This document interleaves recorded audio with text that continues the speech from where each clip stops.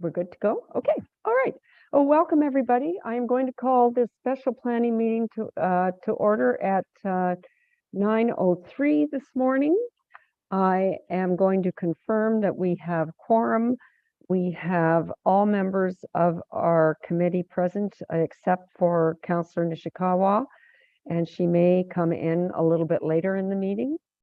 And we have all of our senior people here, and I'm going to welcome Mr. McDonald and Mr. Dyment, who are our consultants, who obviously are playing a big part of today. Welcome.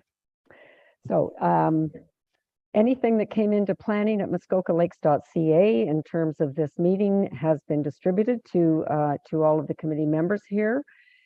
This meeting is being streamed and recorded on the Township of Muskoka Lakes website and YouTube channel.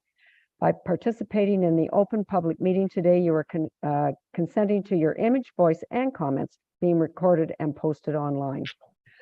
There is a supplementary agenda, which I am recognizing. So for delegation at the 2-minute mark, we have a Mr. John Roberts and Christopher Morgan. Now, I'm going to ask any members of committee if they have a pecuniary interest at all for this meeting. Okay, great. All right, so listen, welcome everyone. This is to review the revised draft of our new OP plan. Sorry, Jim, I was just going to ask you to turn your microphone off, but you did it. Of our new OP plan, and I'm going to let Mr. McDonald take us through briefly his review and what's gone on in the interim. But I will tell you, and anybody who's listening in, I have a list of items that councillors have given me for discussion today. I have references to the agenda package for those who downloaded the package, the page number, and also a reference to the clean document. So we should be able to move through here fairly quickly with people finding things. I think I'll leave the rest of my comments on that until after Mr. McDonald takes us through what's happened since the last meeting. Welcome, Mr. McDonald. Great. Good morning, Chair Bridgman and members of committee. Yes, my name is Nick McDonald. I'm the president of Meridian Planning Consultants. I'm here with Jim Dyment from Municipal Planning Consultants.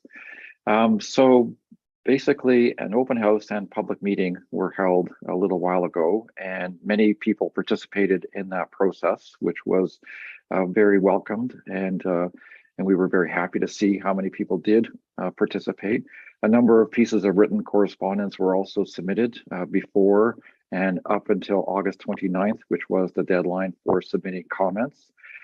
Jim, Dave, and I spent countless hours, if I can put it that way, looking at all of the submissions in great detail and determining what changes were needed to the official plan as a consequence.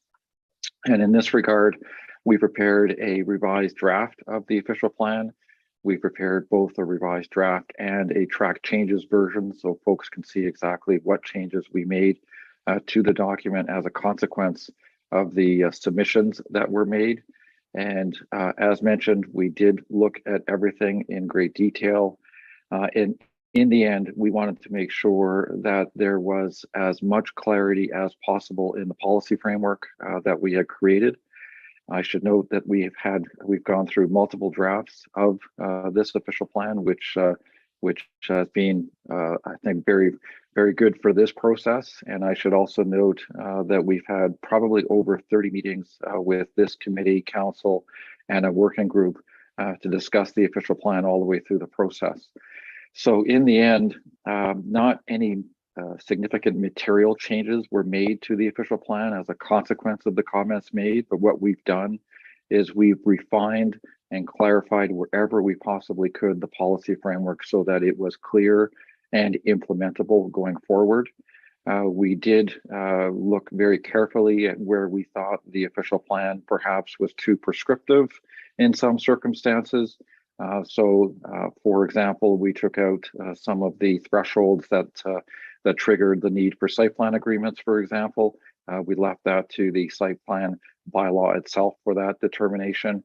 We've made other little changes here and there to reflect the desire and need for flexibility when decisions are being made in the future.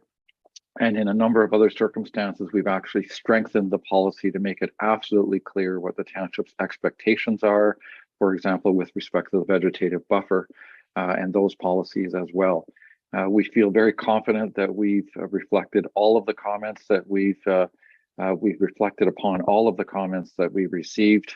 We believe the official plan is in great shape. There's always a thing or two that we can change, and we can do that forever probably. But I think we're in a pretty good place, and I'm looking forward to hearing the delegates today and going through a conversation with this committee to figure out how to finalize this document and get it ready for a future council adoption. So that's all I have today, Chair Bridgman. At this point, I'm certainly happy to unpack any policy change we've made and discuss any policy you want to talk about. We're here all day. So I'm prepared for that, and I'm looking forward to it. Okay, thank you, Mr. McDonald. I'm going to suggest, Alyx, let's bring in all of our delegates if we can do that. We do this in sense of efficiency. And then once the delegates get in, I'll ask them to turn their camera off until they are speaking. So my suggestion to committee is that we listen to all of our delegates. And then I propose that we are going to go through this section by section. If there's anything you wish to raise from what delegates have said, please raise it in the section that is appropriate and give us the page number so that we can all refer to it. So I think that's it for now. We are only speaking to this document. I think, as I said before, no personal comments, etc. We are staying strictly on what's in here and what we like or what we may have concerns with. So with that in mind, I see we're getting some of our delegates in, and Greg Knight, Mr. Knight, you are first on my list. So why don't you start us off? Okay. Thank you, everybody. Good morning. Welcome. Yeah, my name is Greg Knight, 1006 Clear Lake Road in Torrance, Ontario, POC 1M0. You know me from the Muskoka Beer Spa, Clear Lake Brewing Company, but I've also been commenting on resort commercial development policy, mostly at the district level, since I think probably the first time was back in 2004. I, at that time, was working in the legal field and have since represented probably virtually every major resort developer in the township at one time or another since that time, either in the legal field or as a development consultant. I have a fundamental concern when I hear about getting to the finish line with respect to resort development policy, and I'll keep my comments limited to that section of the official plan. And that I'm not sure I've ever commented at the township level on these types of policies before, because it seems to me that, with all due respect, you're doing this backwards.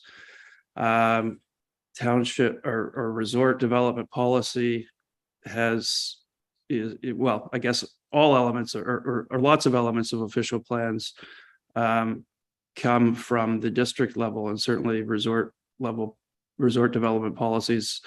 There are a number of important pieces that come from the district level there with respect to servicing that sort of thing. I pulled up a speech I did 4 years ago to the district when they were reviewing resort development policy, and at that time the district removed resort development policy from their official plan, and continue to look at a process to go back and look at those policies. So until they've done that, with the township level policies needing to be in keeping with the district policy, it seems to me backwards to be doing anything in any great detail at the township level without direction from the district process in that regard. And so I don't think I want to get into too much detail on some of the policies other than in that document, although a couple of things that really do stand out. There's a general statement that says that the township would prefer single ownership resorts as opposed to multiple ownership resorts. And again, I'm speaking not from, the properties that I own and operate, but from my consulting background. That seems very odd to me. The fact of the matter is that throughout the world, tourism economies are predicated on real estate sales. And except in the most large urban areas and in third world countries that rely on slave labor to reduce capital and operating costs, every resort town is developed with some aspect of real estate sales. Every major hotel operator in the world has a real estate arm. When the district did their report, they hired PKF Consulting. At the time, it was the largest hospitality consulting organization in the world. That organization has since been purchased by a real estate brokerage. So look, if we want there to be a tourism industry in Muskoka, it stands to reason we're going to have to support resort real estate in one way or another. So I find it baffling that the official plan would suggest that the township would prefer single ownership resorts. It just doesn't seem to make any bit of commercial or economic reality sense. Of the few true resorts we do have in Muskoka Lakes, if we think about the ones that have had the benefit of some real estate component as opposed to those who don't, I mean, Windermere House, the JW Marriott, Touchstone, by contrast to our single ownership resorts like Crestwood, Black Lake Cottages, and Cleveland's House, from a visioning document perspective, I think that speaks to the fact that if we are going to develop world-class resorts in a world-class setting, that we probably need to think about something other than single ownership. So that's just, that's a small point. You really don't get true, it's very difficult to get true resort development without it. We need more than ever resorts with actual resort facilities. In an Airbnb world, you need facilities for people to do things outside of the cottages, and they're being eroded. There are few opportunities left within this township to provide that, and so I think the visioning document needs to encapsulate that.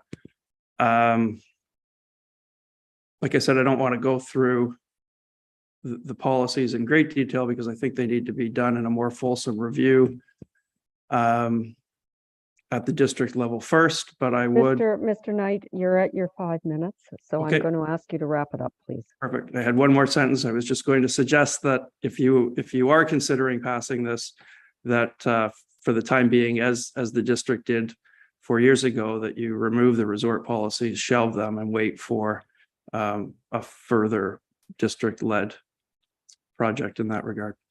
Thank you. Okay, thank you very much, Mr. Knight. Next on my list is Mr. Pearce.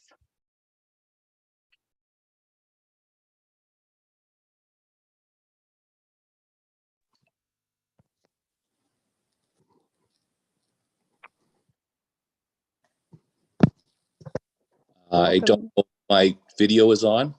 No, it is not on. I can't turn it on. It says the host has to enable it. Oh, okay.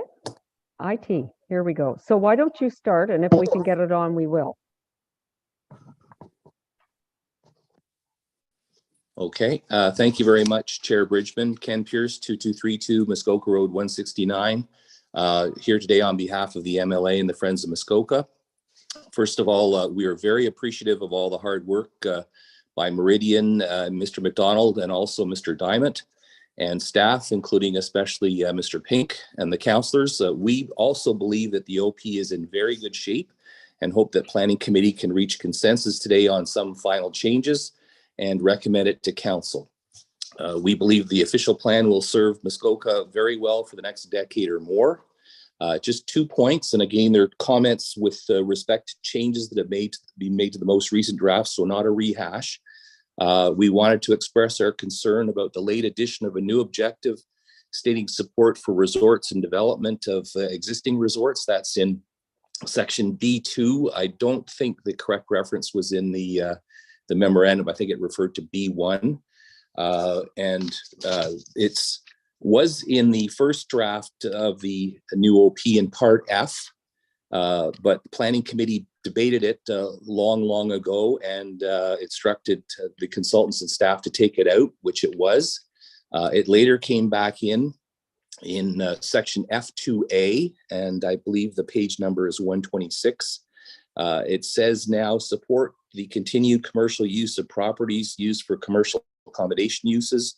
B says encourage, then the words and support commercial accommodation uses were added, and there's also support referred to in subsection C. I did not see any written submissions that I could find in response to requests from resort operators for the change to adding the objective in section B2. So if I missed that, I apologize, but I would note that the language proposed to be added, support the development of new resorts, the redevelopment of existing resorts, is already in there 3 times, as I said, in part F. So I'm not sure why the need. I can only imagine that since it's just an objective, but somebody obviously thinks it's very important. And my understanding is why is that it never fails to get mentioned at LPAT that the township supports resorts and in all their various forms. I recall the LPAT hearings for Villas and Legacy. These objectives matter.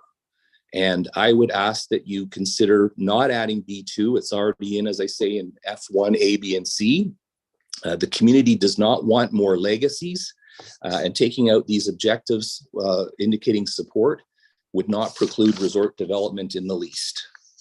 The second point is we support, you're probably going to hear later, I hope, the Small Lakes, Muskoka Small Lakes Coalition comment about requiring lake associations to implement remedial plans resulting from causation studies. I would reiterate that they are simply volunteer organizations with no funding or expertise, no ability to affect development control if required, and the issues may be due to upstream property owners over which they have no control. Just a brief example, if a golf course upstream is causing fertilizer to go into the river, contributing to blue-green algae blooms, I don't see that a lake association has the tools to implement a remediation plan for that. Thank you again. Those are my comments. Thank you very much, Mr. Pearce. All right, now we have Mr. Richards. Hi, can you hear me? I can hear you, Mr. Richards. Are you going to That's turn great. your video on? Well, I can't get my iPad to open. Okay, Um, just carry on then. okay, sorry. Well, you know what I look like, unfortunately. I do. Yes. Madam Chair, Mayor Harding, Councillor and guests. Paul Richards, 2060 Peninsula Road, POB 1J0. Probably to the surprise of no one, I will speak to you today regarding the shocking addition to the previously accepted wording on staff housing. So you'll find it on your page 109 or the document P443 package. I'm speaking on section F 3.4.2I. First sentence reads, and this has been and right along, staff housing on site shall be a condition of development. And now shockingly added, the nature and amount of staff housing provided shall relate to the size and characteristics of the resort and the length of time a resort is open in a calendar year. This sentence has been added at the very last moment and will totally emasculate not only the first sentence, but the intent of the first sentence. And what on earth does the nature mean? Will this qualify farm animals on site to provide dairy products or trained seals to provide entertainment? And characteristics, another big loophole.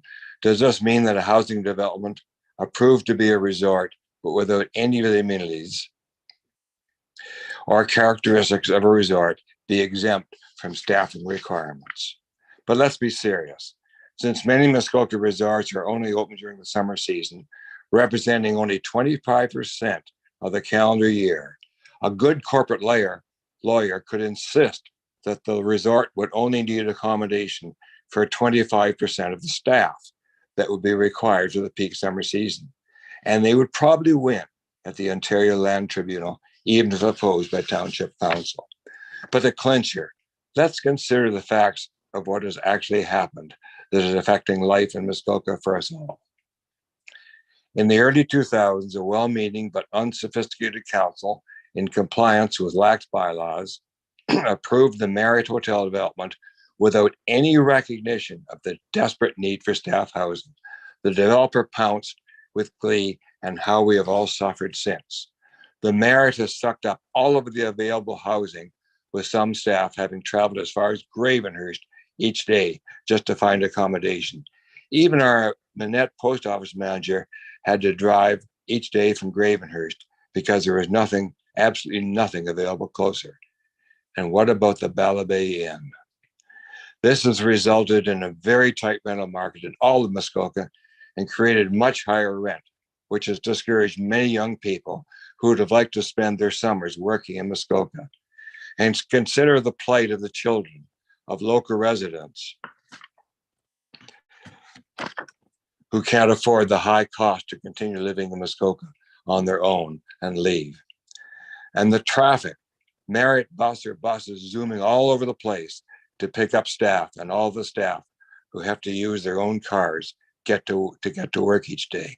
I know of 7 people who've been killed in car accidents between Port Sandfield and Manette in the last 10 years.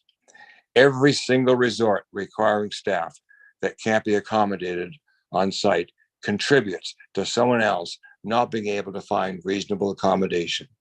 One person living off site means one less available space for a young student or a local resident hoping to stay and live in Muskoka.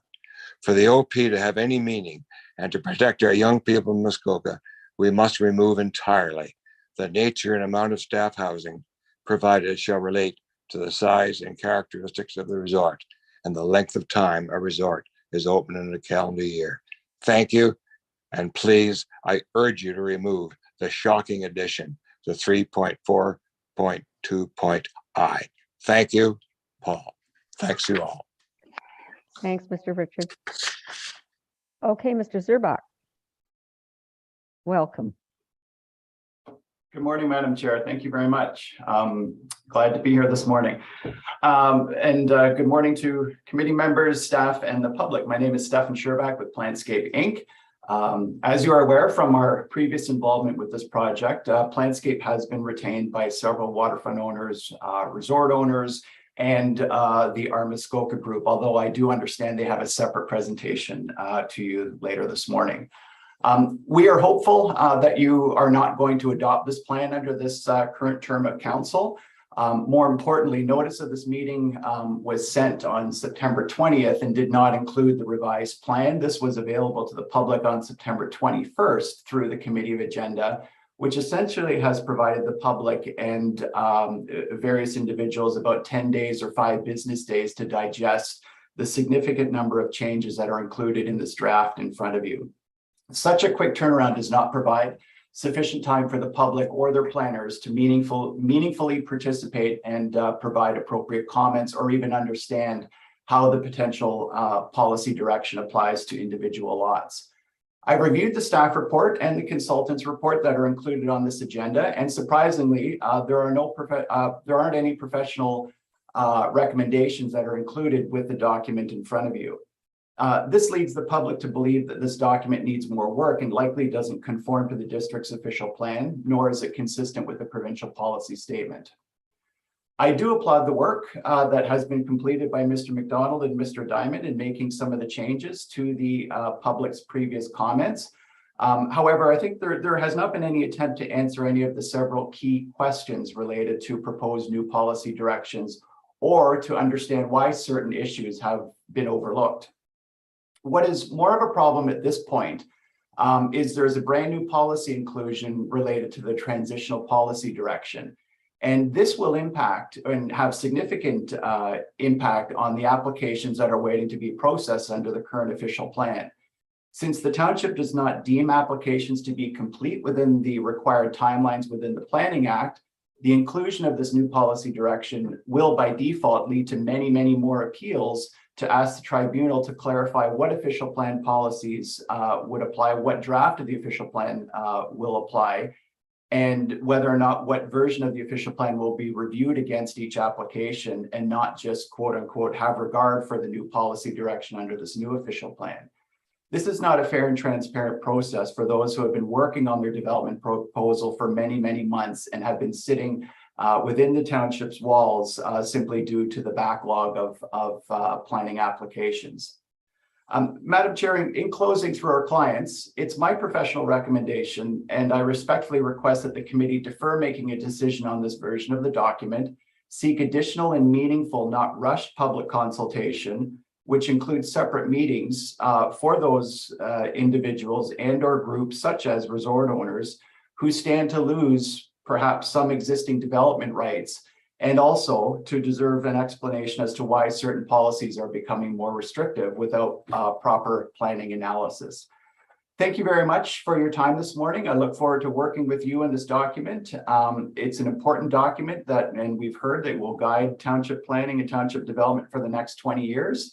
And it would be great to get it right the first time so we can move forward and simplify the planning process. Thank you very much. Thank you very much. Thank you, Mr. Szczerbak. Mr. Scarrow. Welcome, Mr. Scarrow. Morning, Chair Bridgman and members of the committee. My name is Mark Scarrow. I'm residing at 1250 Leonard Lake Road 2 in Milford Bay, P1L0M5. I'm delegating this morning for the Leonard Lake Stakeholders Association, which currently has a paid-up membership of 112 members. So we represent 112 out of 162 distinct property owners on the lake. And recall that folks that have multiple properties or a couple that has multiple properties count as one property and potentially one member. So it covers about 69% of the property owners on the lake. Our membership has been increasing over the last several years throughout the lake planning process and the OP review process. I would like to advise the committee that 3 delegates who were to appear this morning in support of LLSA and our request for amendments to the current draft have withdrawn their delegation in consideration of the time pressure this committee is facing. I'd like to thank the staff, the committee, and the consultant for all the hard work that's been done on the overall OP project and for the cooperative work so far in the Leonard Lake policies, many of which are settled.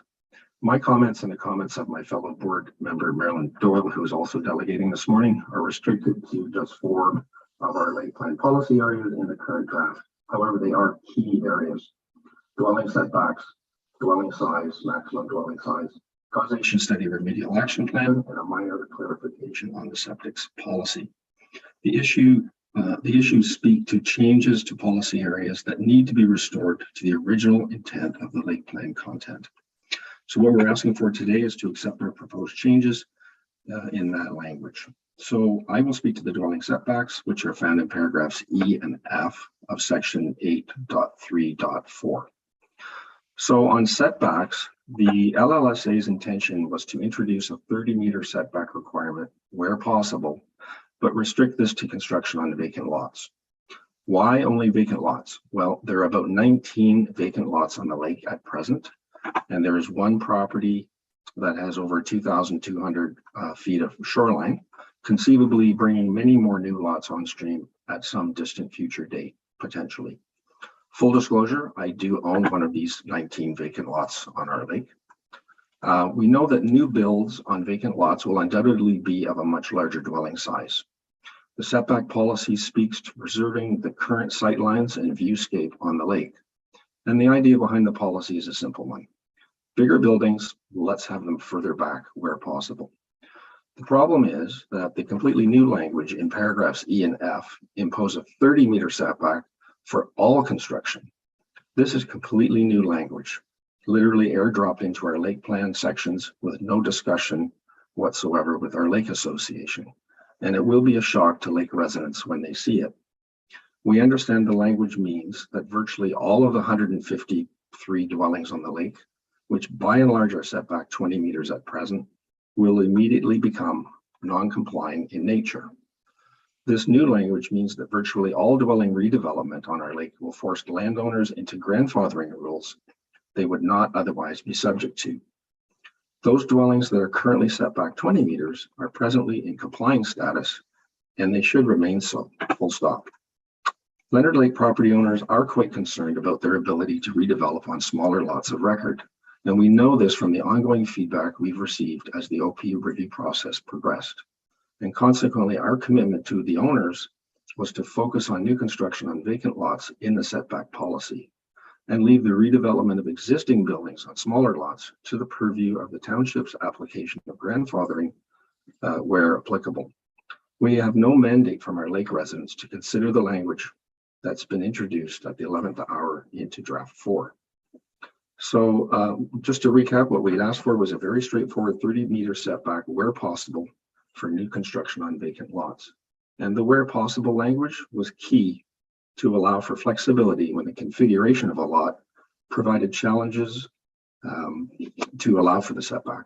So the where possible language is currently used elsewhere, I think still in 5 places in the OP. So it must be considered a viable way to mitigate and soften the provision to make it workable. So how to fix this?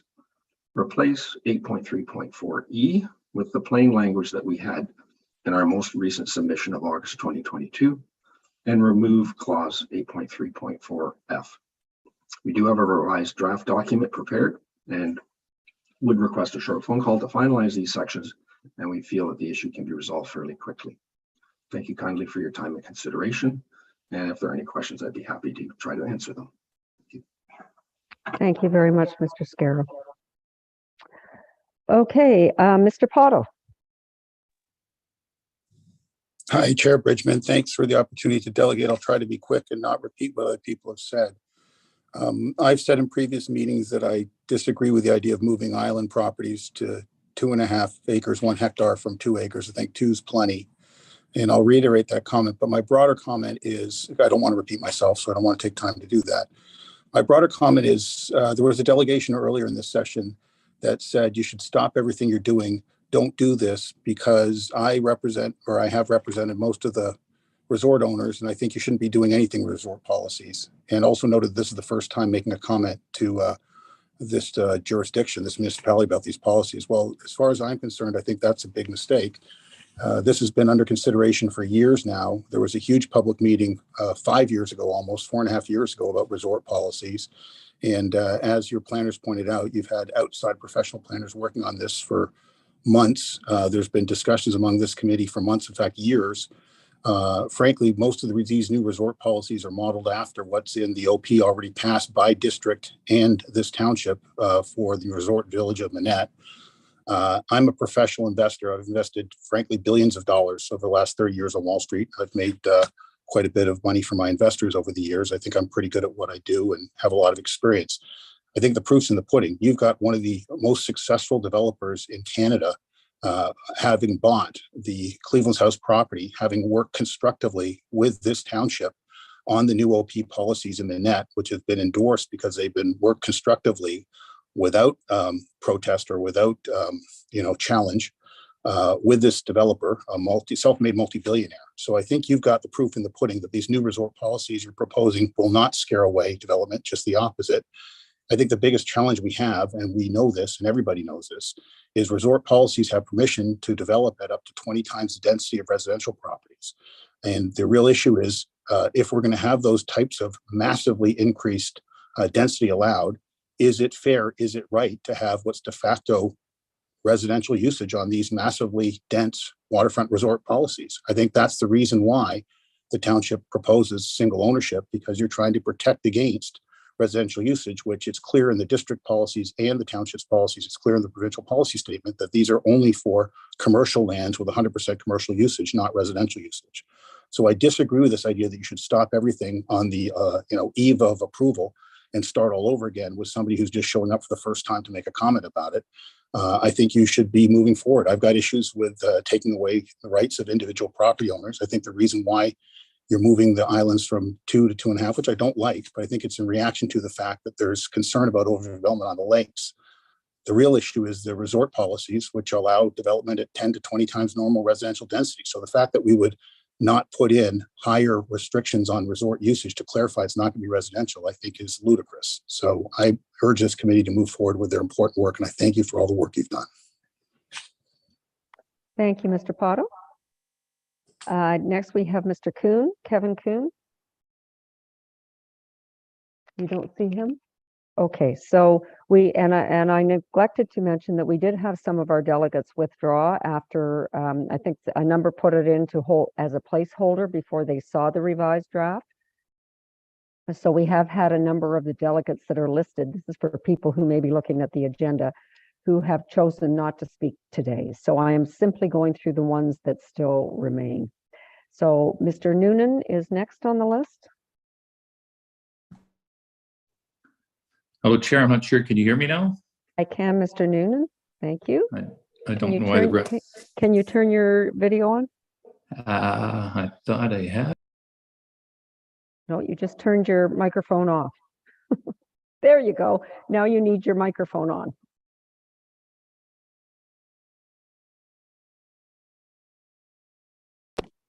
There, I think. How you're about good. now? Okay. All right. Okay. Sorry Welcome. about that.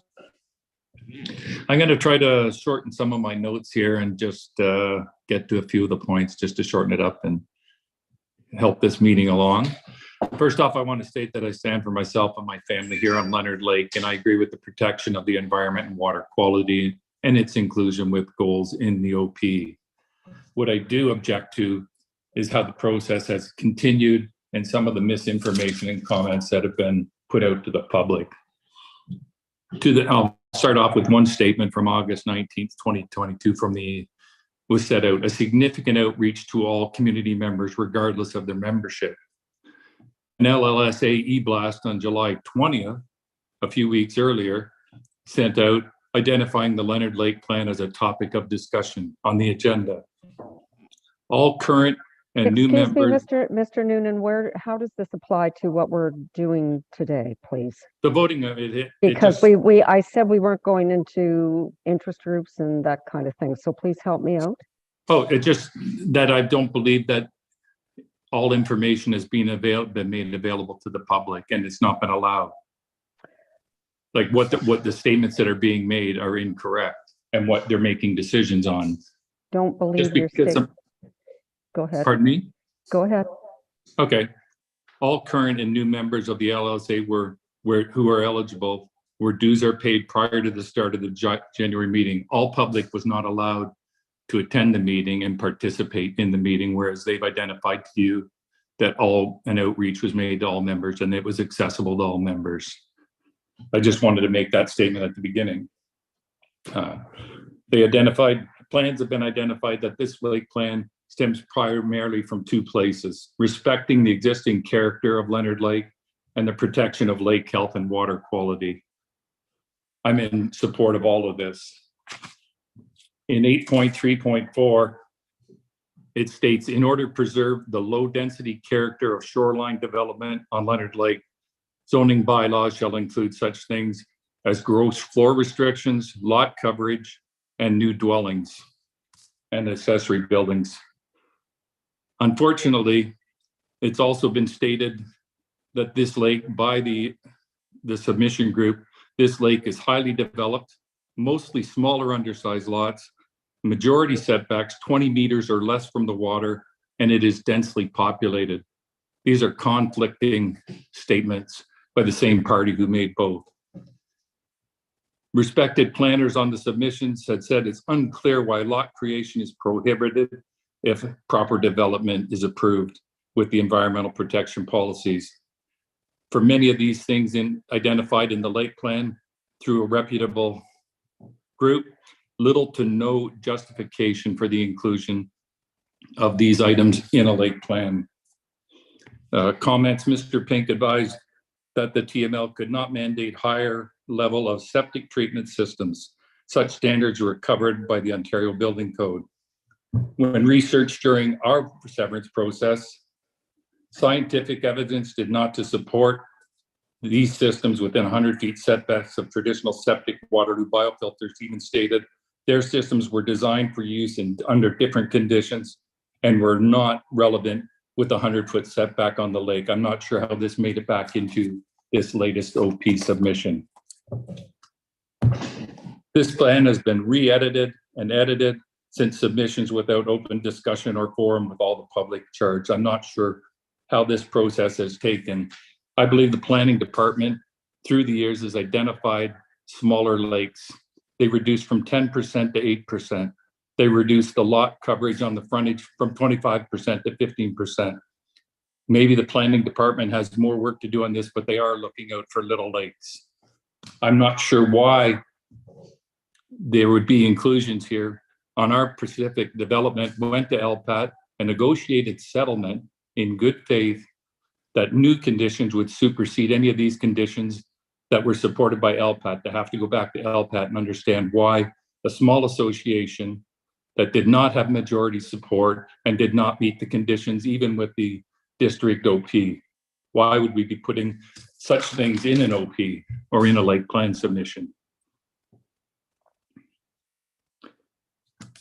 And I'm not going to say anymore. I just like to say that I take exception to E.8.3.4J, where they identify the Lake Association, and I take exception to editing without proper consultation with all people out in the lake and all owners. Thank you. Thank you, Mr. Noonan. All right, we now have Marilyn Doyle. Ms. Doyle? Okay, I'm just doing my video there. That's good. Okay, great. Thank you, Madam Chair. My name is Marilyn Doyle. Start my video, just a sec. I just got a request. My name is Marilyn Doyle, address 1041-3 Alice Avenue, Leonard Lake. Mark Scarrow preceded me requesting a change to dwelling setbacks, and I will speak to 3 other policies: maximum dwelling gross floor space, causation study remedial action plan, and phosphorus removal in septic systems. And I'll begin with clause 8.3.4, C, maximum dwelling floor space. Now, the current clause does talk about low density character, and there is some misunderstanding about low density. As defined, it was a term that was actually added by the township. And if you look up the definition of low density, it does not mean that there are few buildings. It means that the type of building is low density as opposed to high density, which would be a condominium building, apartment building, etc. So low density is quite appropriate in that particular clause. So clause C states the maximum gross floor area for new dwellings is approximately 3,500 square feet. The purpose of this clause is to preserve the natural and built form of shoreline development on Leonard Lake. There is precedence in the district setting floor space area as a method to preserve character and form, and the majority of property owners on Leonard Lake support this method. A simple, straightforward clause has been in the plan since the draft, March 2021. It's been reviewed with Township, with Meridian Planning and Council several times over the past year and as recently as August. The September 22nd draft added the sentence, if there is a desire to construct a larger dwelling, an amendment to this plan shall not be required. This clause was not put forward by the Lake Association, LLSA, and was not discussed with the Lake Association, and we request this sentence be removed.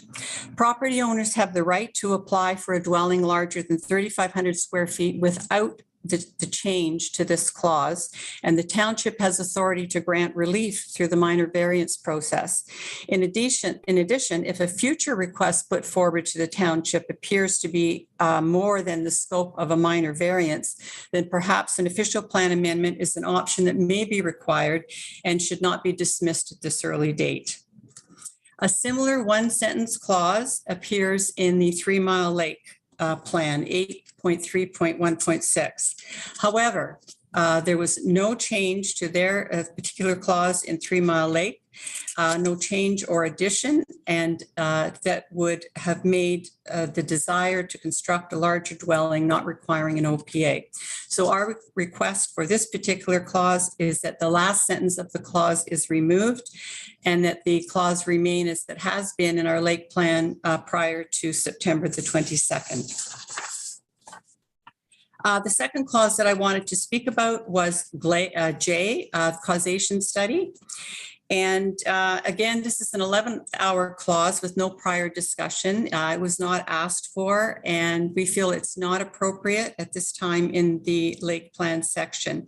During the next term, we hope the township and district will engage with lakes and lakes associations where they exist regarding post-causation study outcomes to improve water quality. There's much to sort out, and it seems premature at this time to be assigning 3 lake associations roles and responsibilities in the official plan, given there was no consultation or agreement prior to the release of the September 22nd draft, and the roles of the district versus the township versus the lake association have not been talked about or worked through at this particular time. So we're asking the township to remain silent on that in the Leonard Lake plan and to remove this particular clause from our plan. The third and last clause that I wanted to speak to, also on page 95, is clause L. And this is just a minor tweaking of words. There may not have been intent that is read into it now. Where redevelopment of existing dwellings and or lots occur, septic systems utilizing phosphorus removal technology shall be removed as a condition of approval. We're very supportive of phosphorus removal technology. We just want to ensure that this particular clause applies to development as well as redevelopment. So development needs to be added into this this particular clause, and we request that it get added in. So this clause applies right across the board to all construction. And that's my 3 clauses. So you're right at your 5 minutes, so that was perfect. So, okay, Mr. Rupert. Do I see Mr. Rupert? No, he's not here. Okay. Ms. Brown.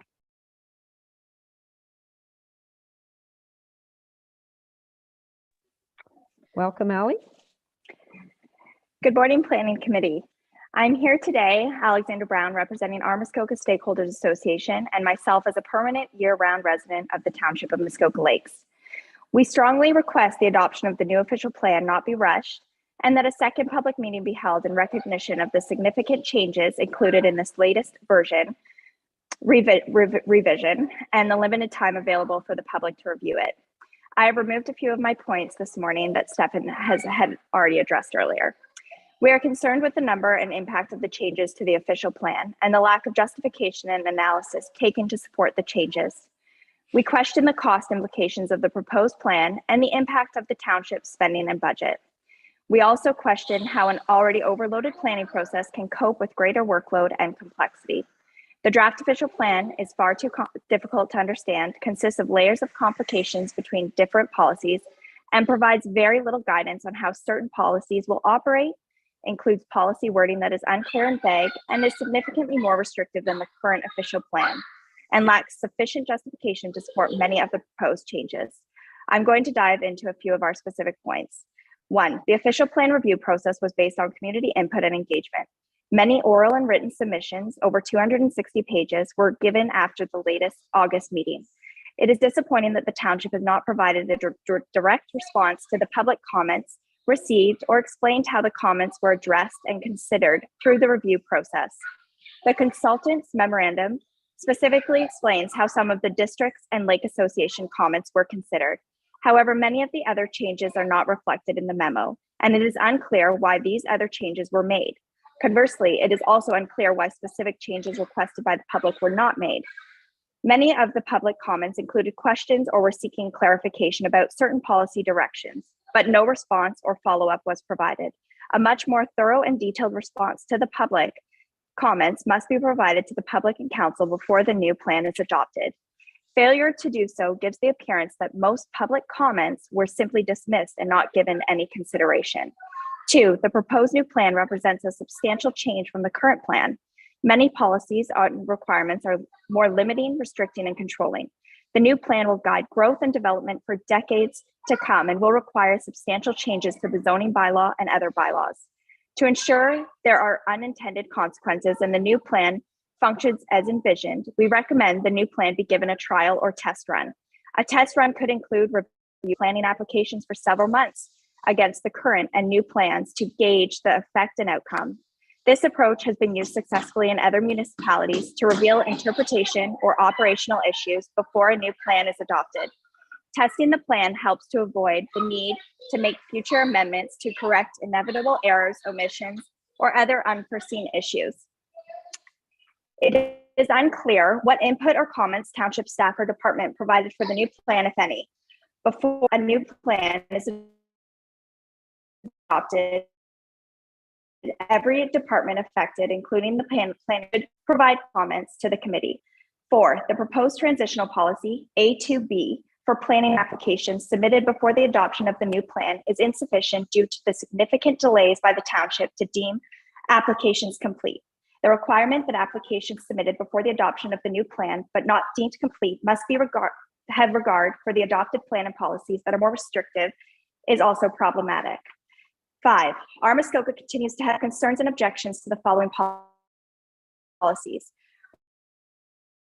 Requiring the cumulative impacts of development, individual planning, new boathouses and boathouse requirements associated with an environmental impact study, requiring net gain to be assessed for individual planning applications, including buffers as part of the natural heritage system, prohibiting lot creation until a causation study is completed, increasing the minimum lot area and frontage requirement for standard lots, lots with steep slopes, lots on an air water body, and water access lots on all lakes, along with a handful of others.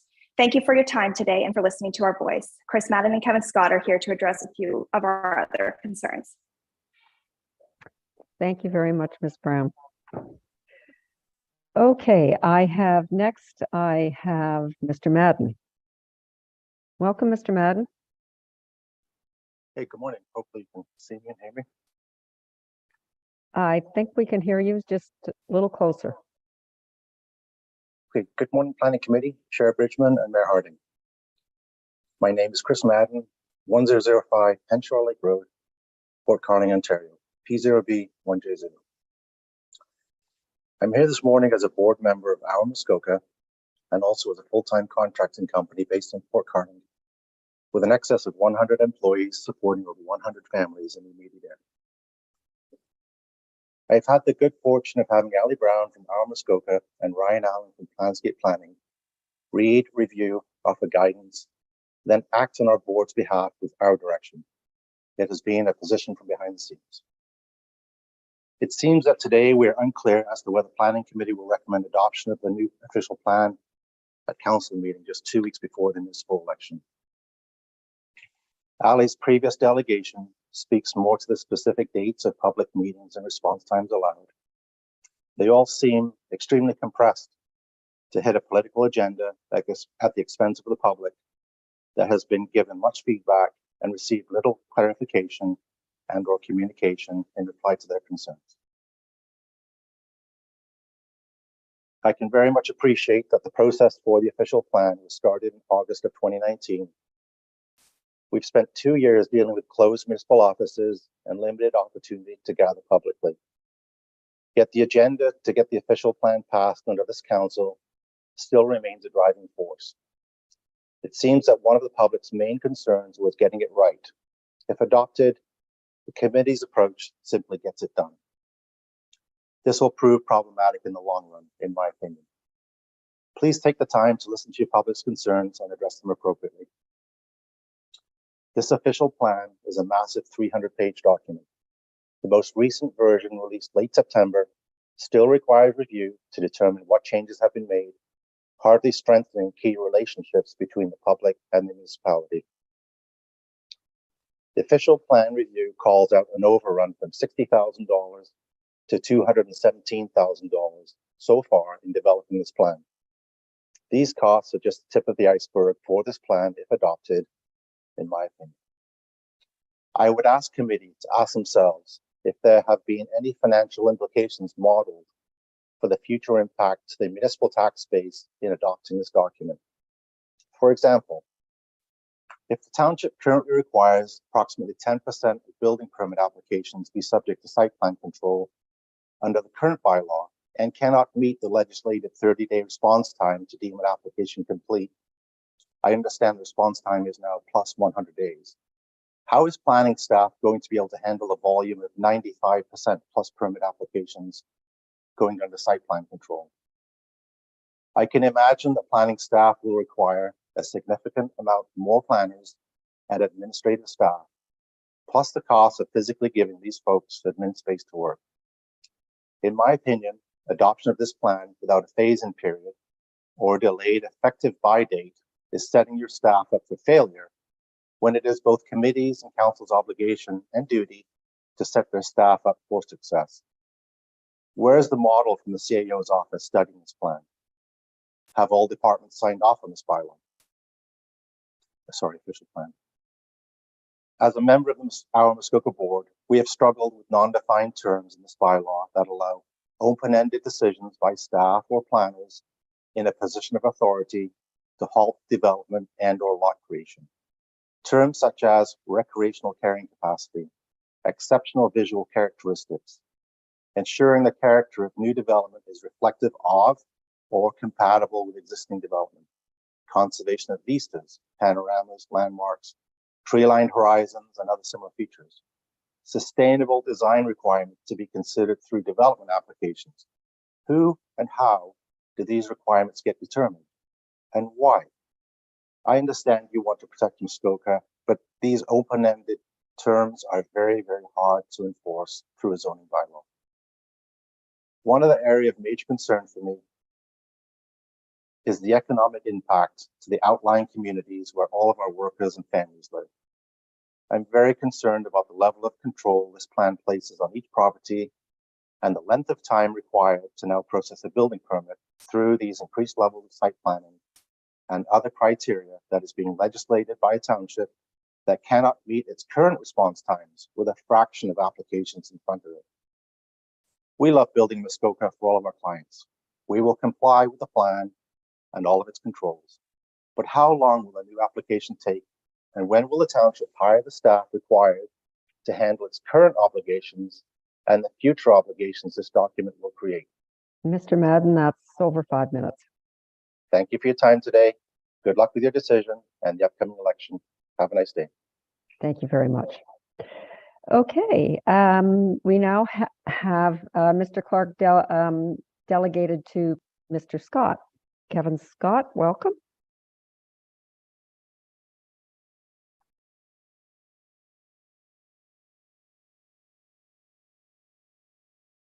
Mr. Scott, your audio is off. You're speaking.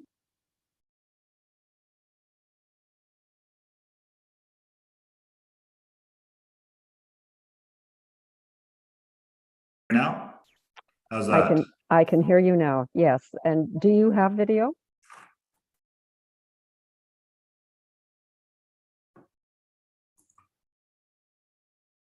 Okay. Sorry about that. Can you hear me?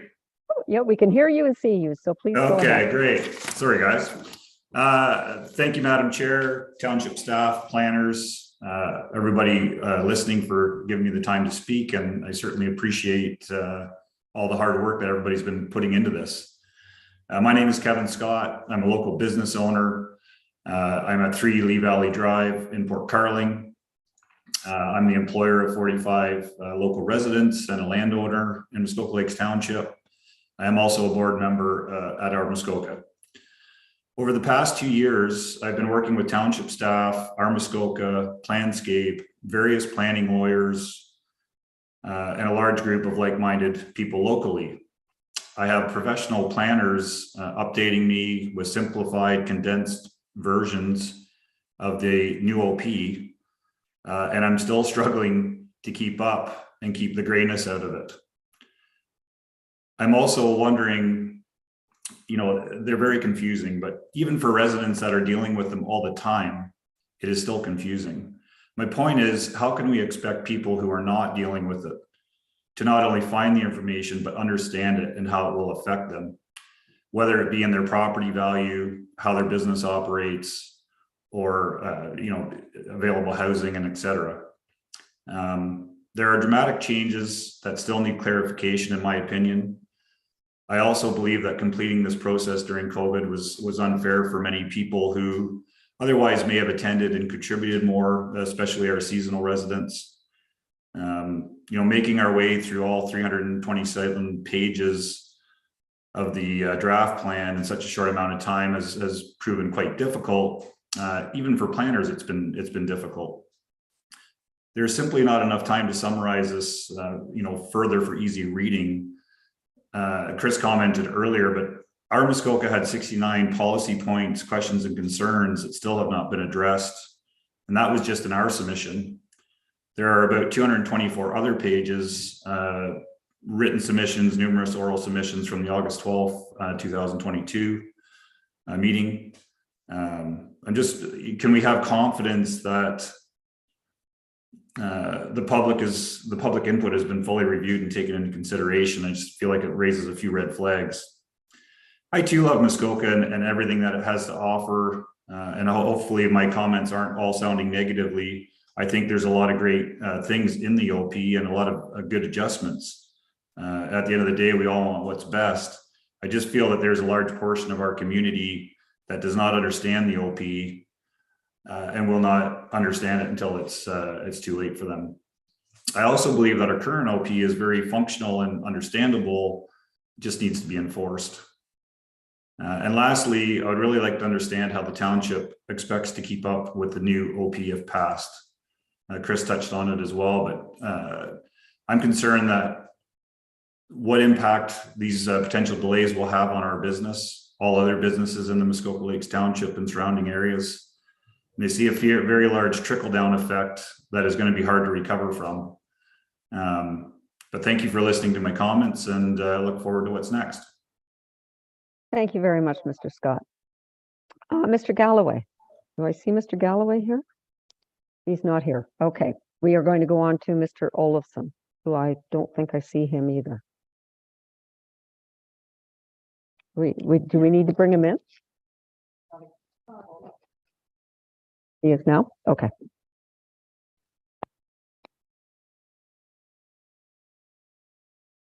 Mr. Olofsson, if you can hear me, welcome.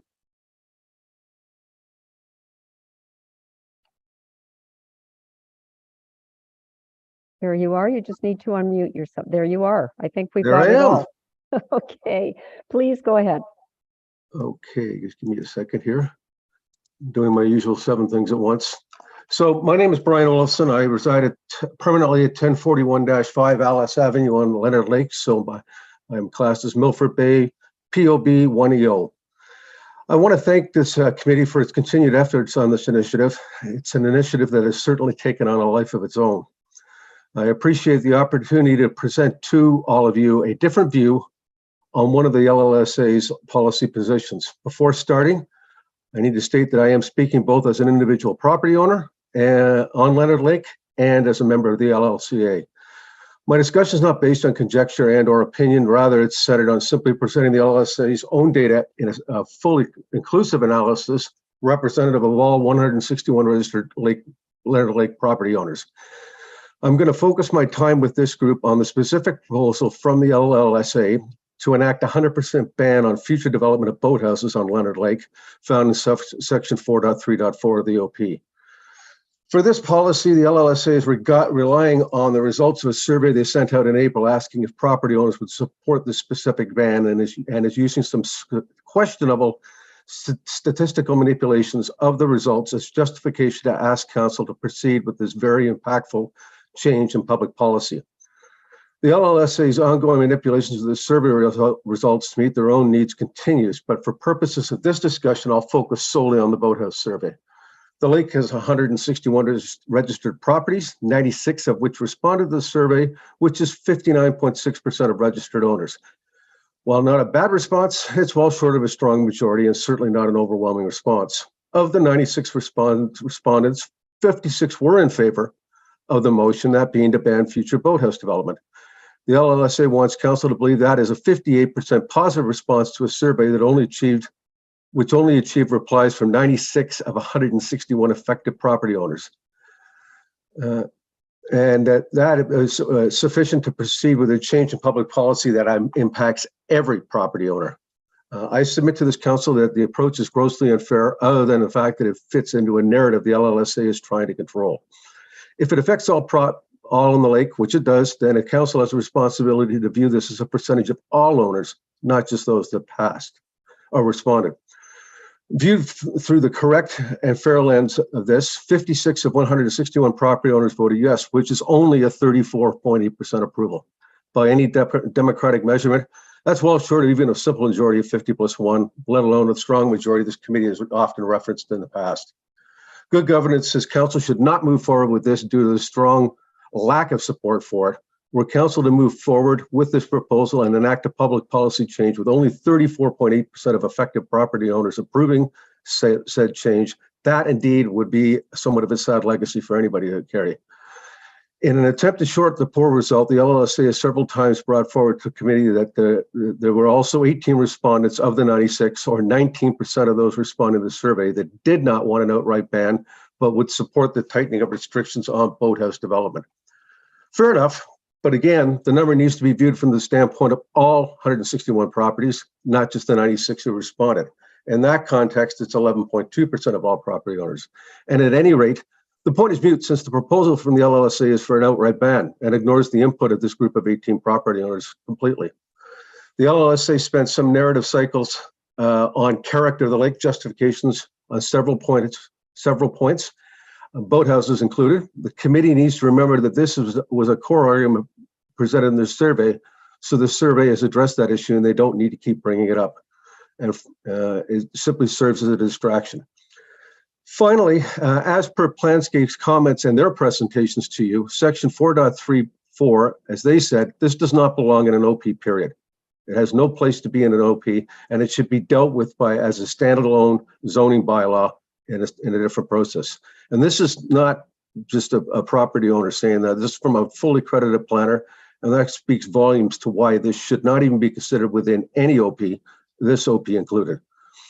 For these reasons and more, this requirement for a boathouse restriction on Leonard Lake in 4.3.4 needs to be removed. This concludes my comments. Again, my thanks to this committee for allowing me to address my concerns with you today, and for the enormous amount of work that all of you have put in to get to where we are today. That ends my discussion point. Okay, thank you, Mr. Olson. All right, we are now going to go to our 2-minute delegations, and the first up is Mr. Roberts. Welcome, Mr. Roberts.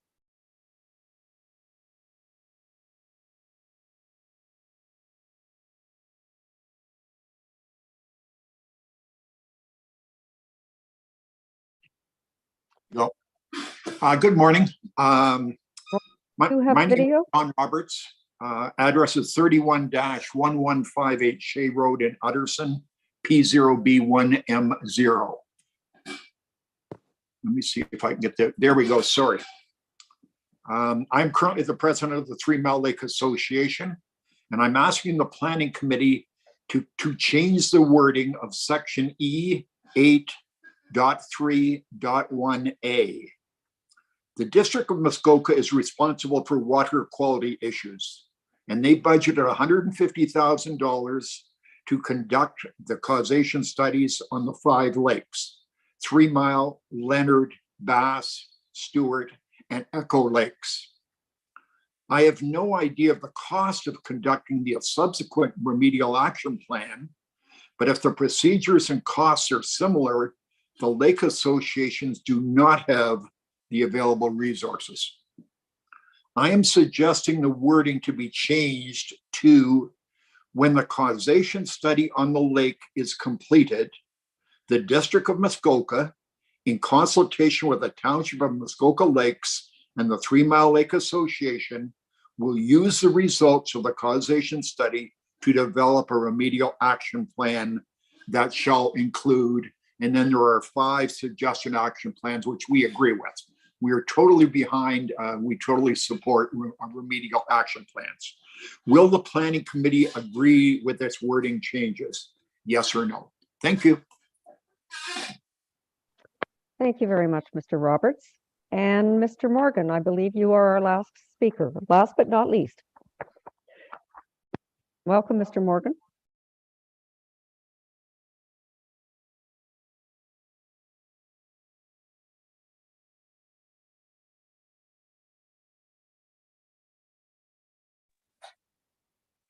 Okay, I think I'm here. Can you see me? You are. So yes, please go ahead. Thank you very much. Chris Morgan, 1045 East Rankin Road, Port Carling. I'm addressing policy E.4.4.4, which has to do with the creation of water access only lots. There are 3 circumstances where this rule requires a lease. They are the marina, the waterfront landing, or individual access points. And what the language says is that where a lease is required, it shall be demonstrated that the lease is enforceable. There has been inserted into this language.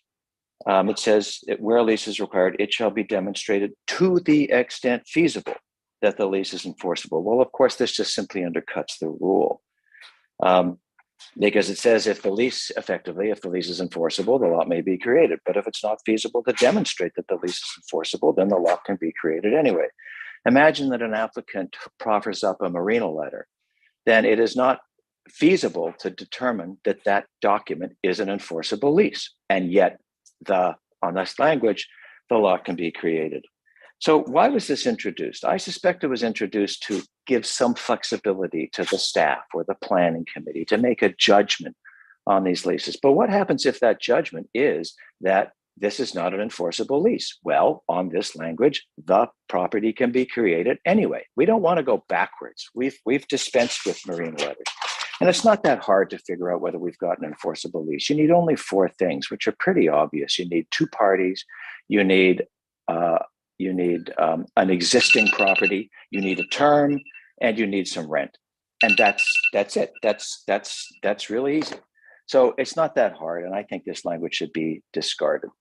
Thank you. Thank you very much, Mr. Morgan. Okay, I want to thank all of our delegates for your input this morning. And then I think we should take a short break right now.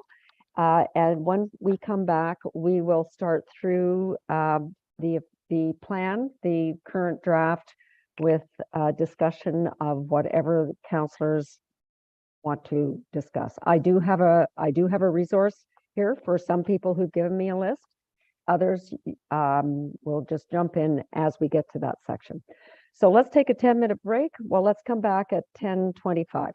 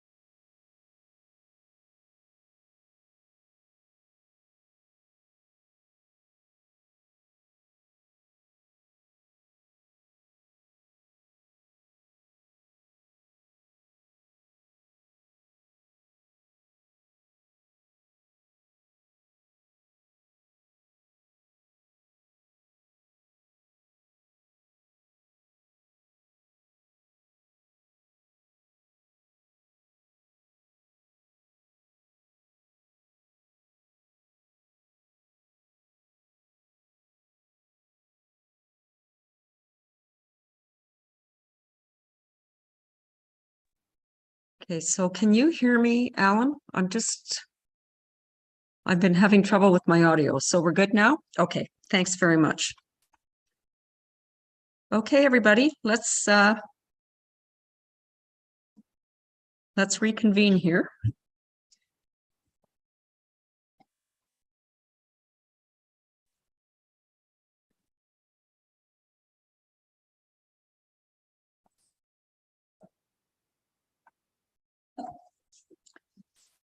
One, two, three, 4, 5, 6, 7. We'll just give it another second. Oh, hi, Mayor Harding. I see you. Okay. And there's Councillor Hayes. All right. So what I would like to do now is I do have a list that I know want to be discussed at this point. So I am going to start out with this, and please jump in when you want to, if you have something you want to add to it. So part A is there anything in part A that anyone wants to discuss? Seeing none, I have in part B, which is general objectives. Councillor Jaglowitz, I believe that it is page 354 of the agenda package, page 20 of the clean copy, and it's B2G, and I will let you introduce it. Thank you, Chair.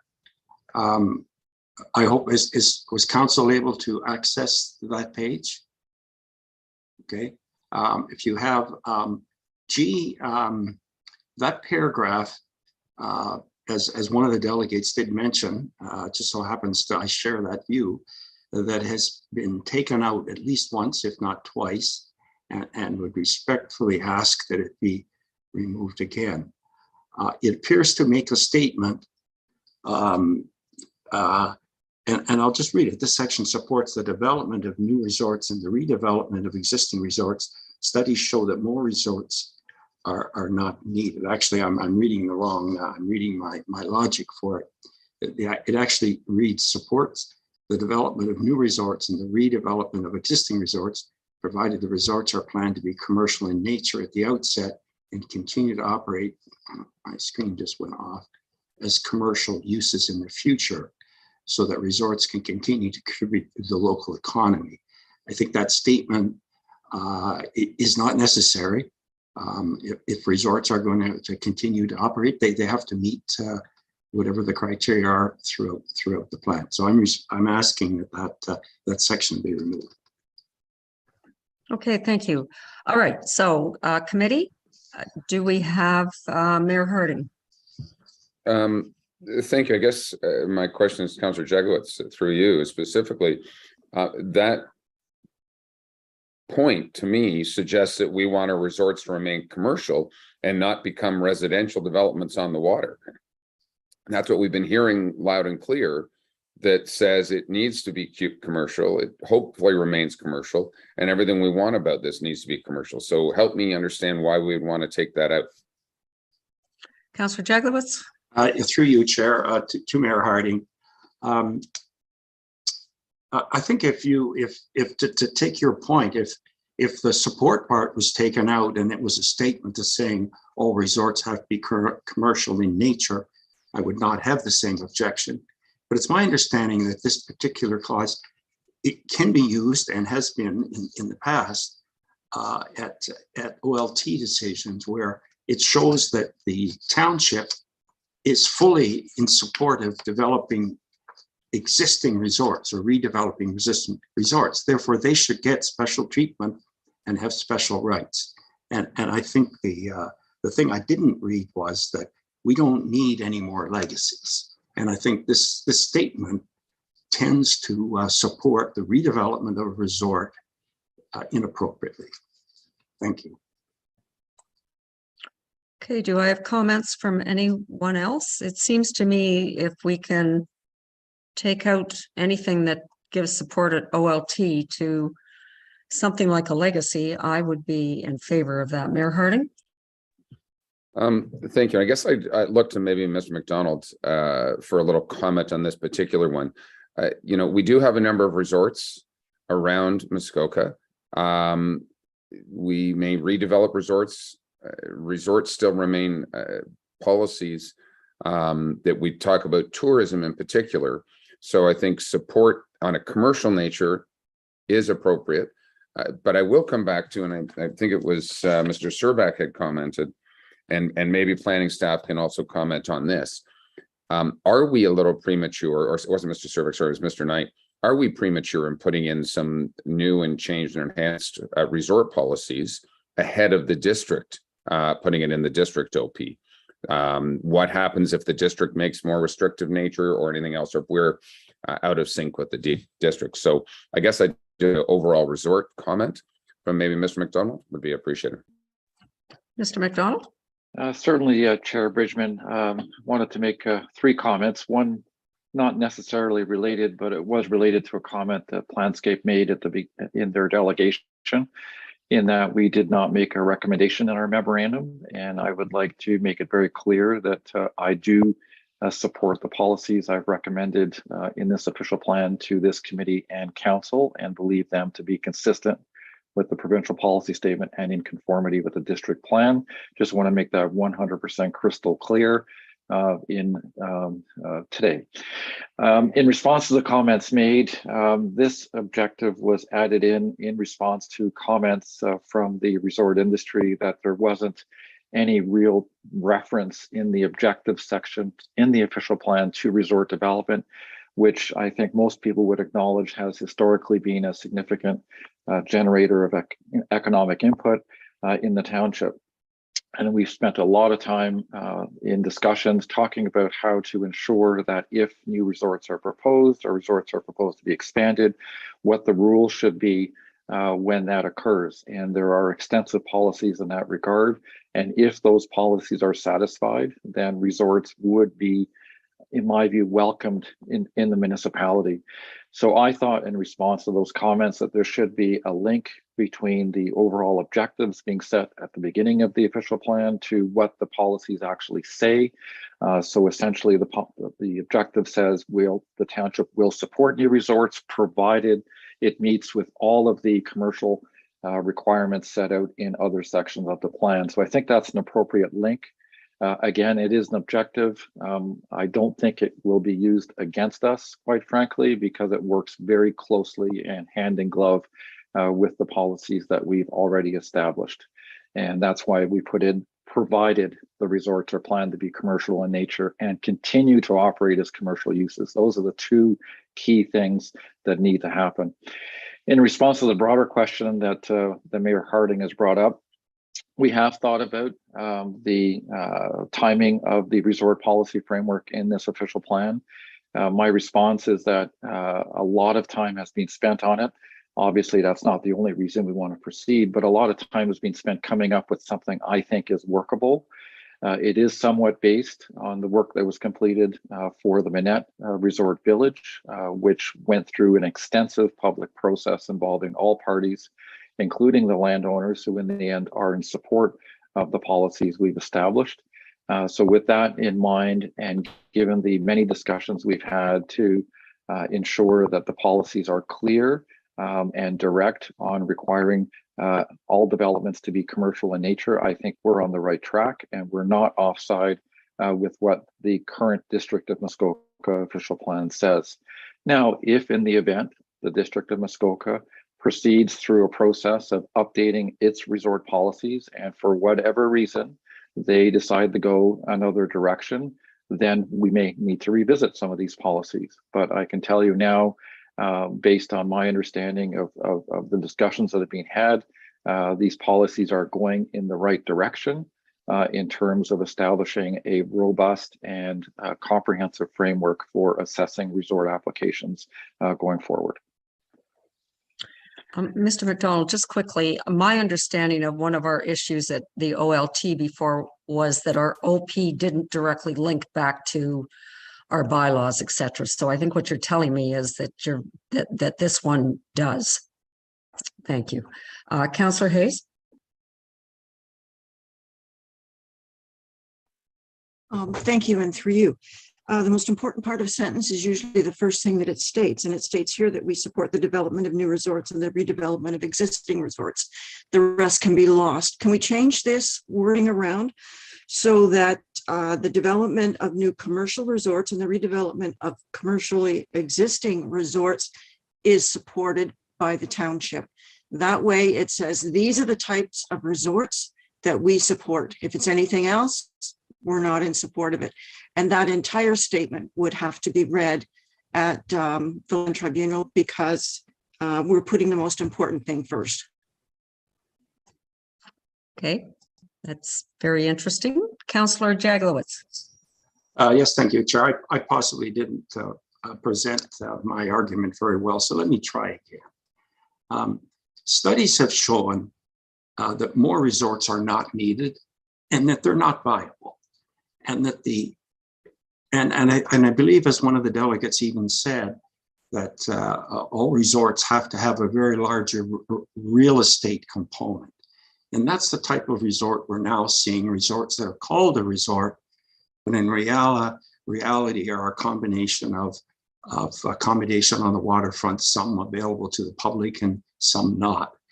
And the reason that that type of resort is coming is because a traditional resort, as we know it, is not viable. It can't make money in this climate. And I think we have to be very careful, especially on the redevelopment, because even though our bylaw, this current draft tries to keep it commercial, it's going to be a struggle. And therefore, I just don't think this comment is necessary. So I still would ask that it be removed. Thank you. Okay, so I'm going to ask committee now. I mean, our job here today, and I believe I should have mentioned in the beginning, I am going to make the assumption that each of you agree with this draft, except where you bring up comments to be able to move it forward.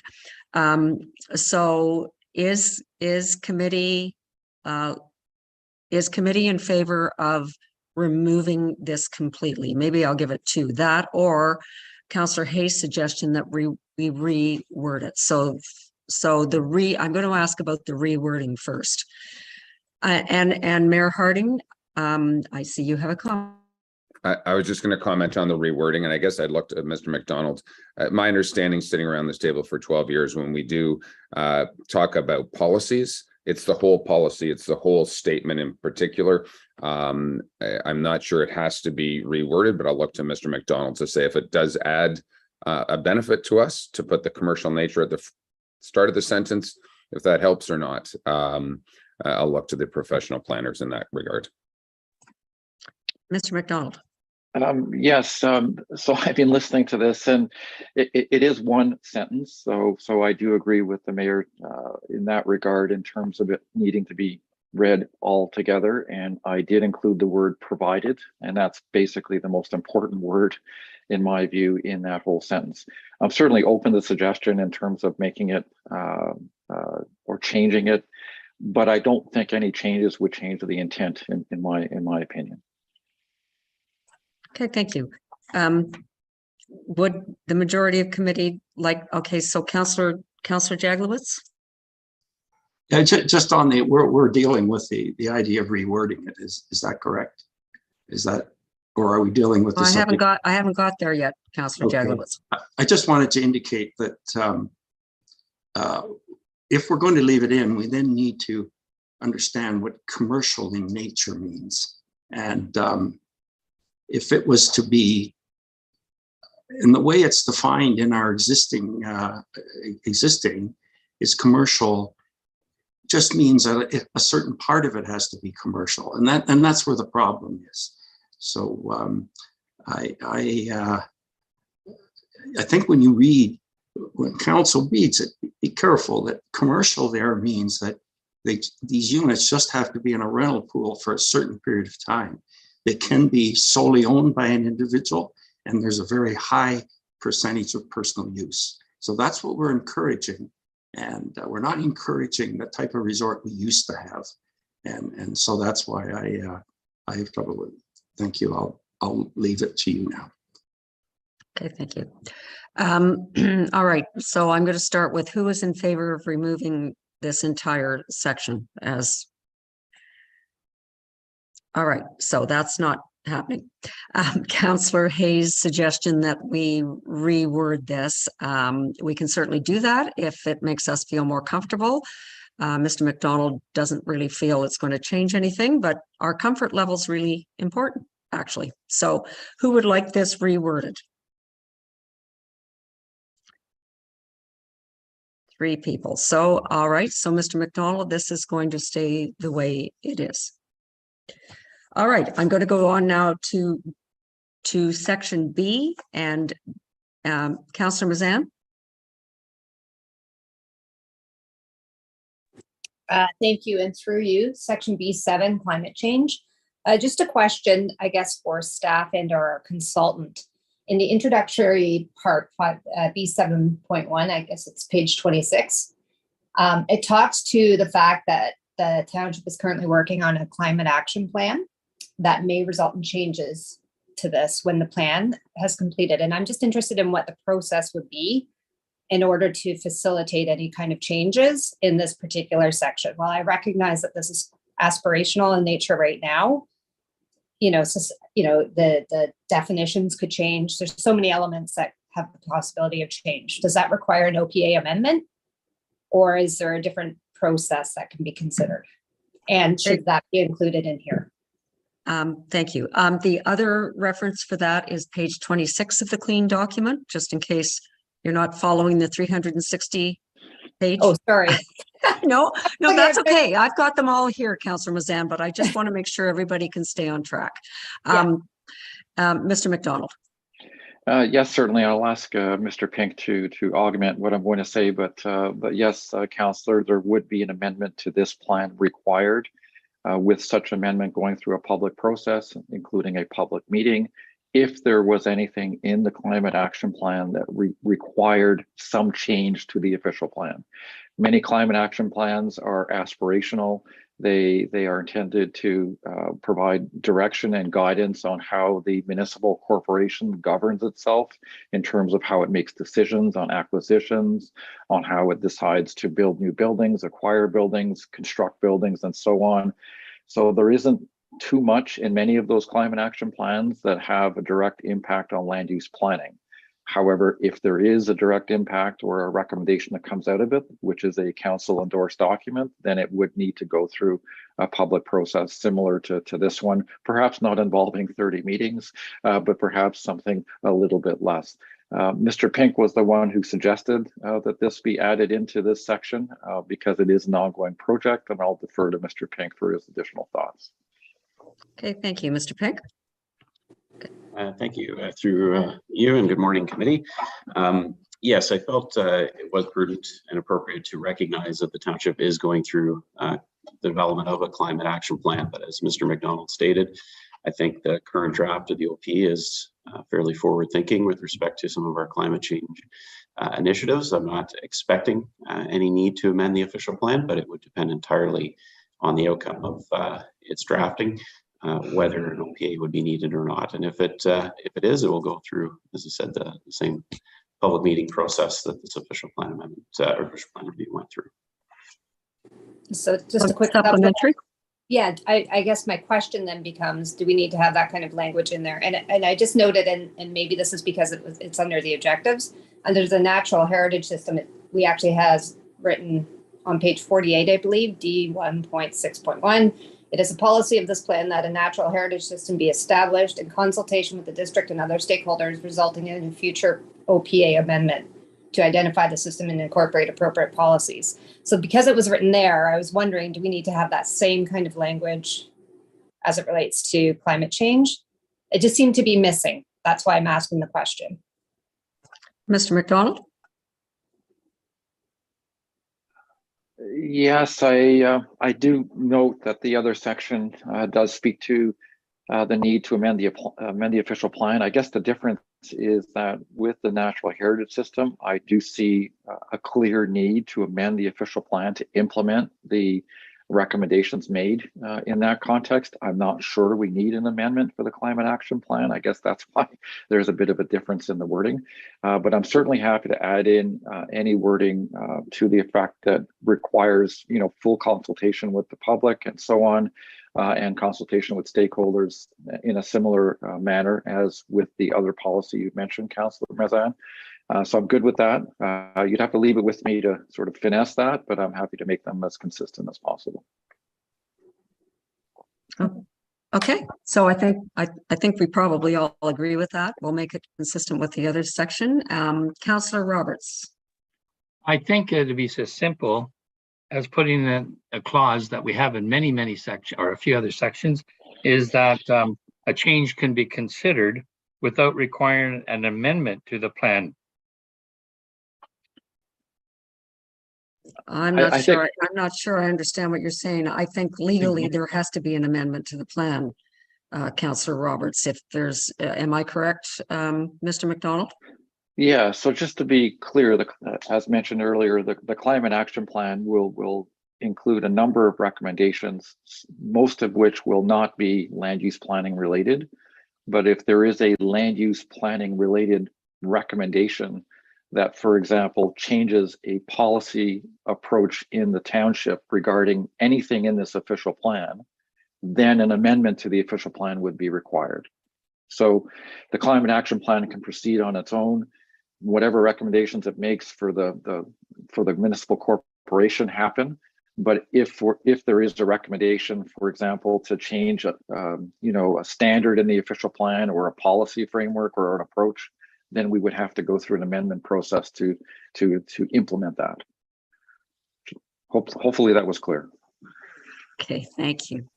Okay, so I think we're good with that. We'll just add in the official plan possibility into that, and we're good. All right, so the next one is, and Councillor Roberts, I know this is your initiative. It's page 361 or 27 on the clean copy, and I'll and it's B71K, and I'll let you introduce it.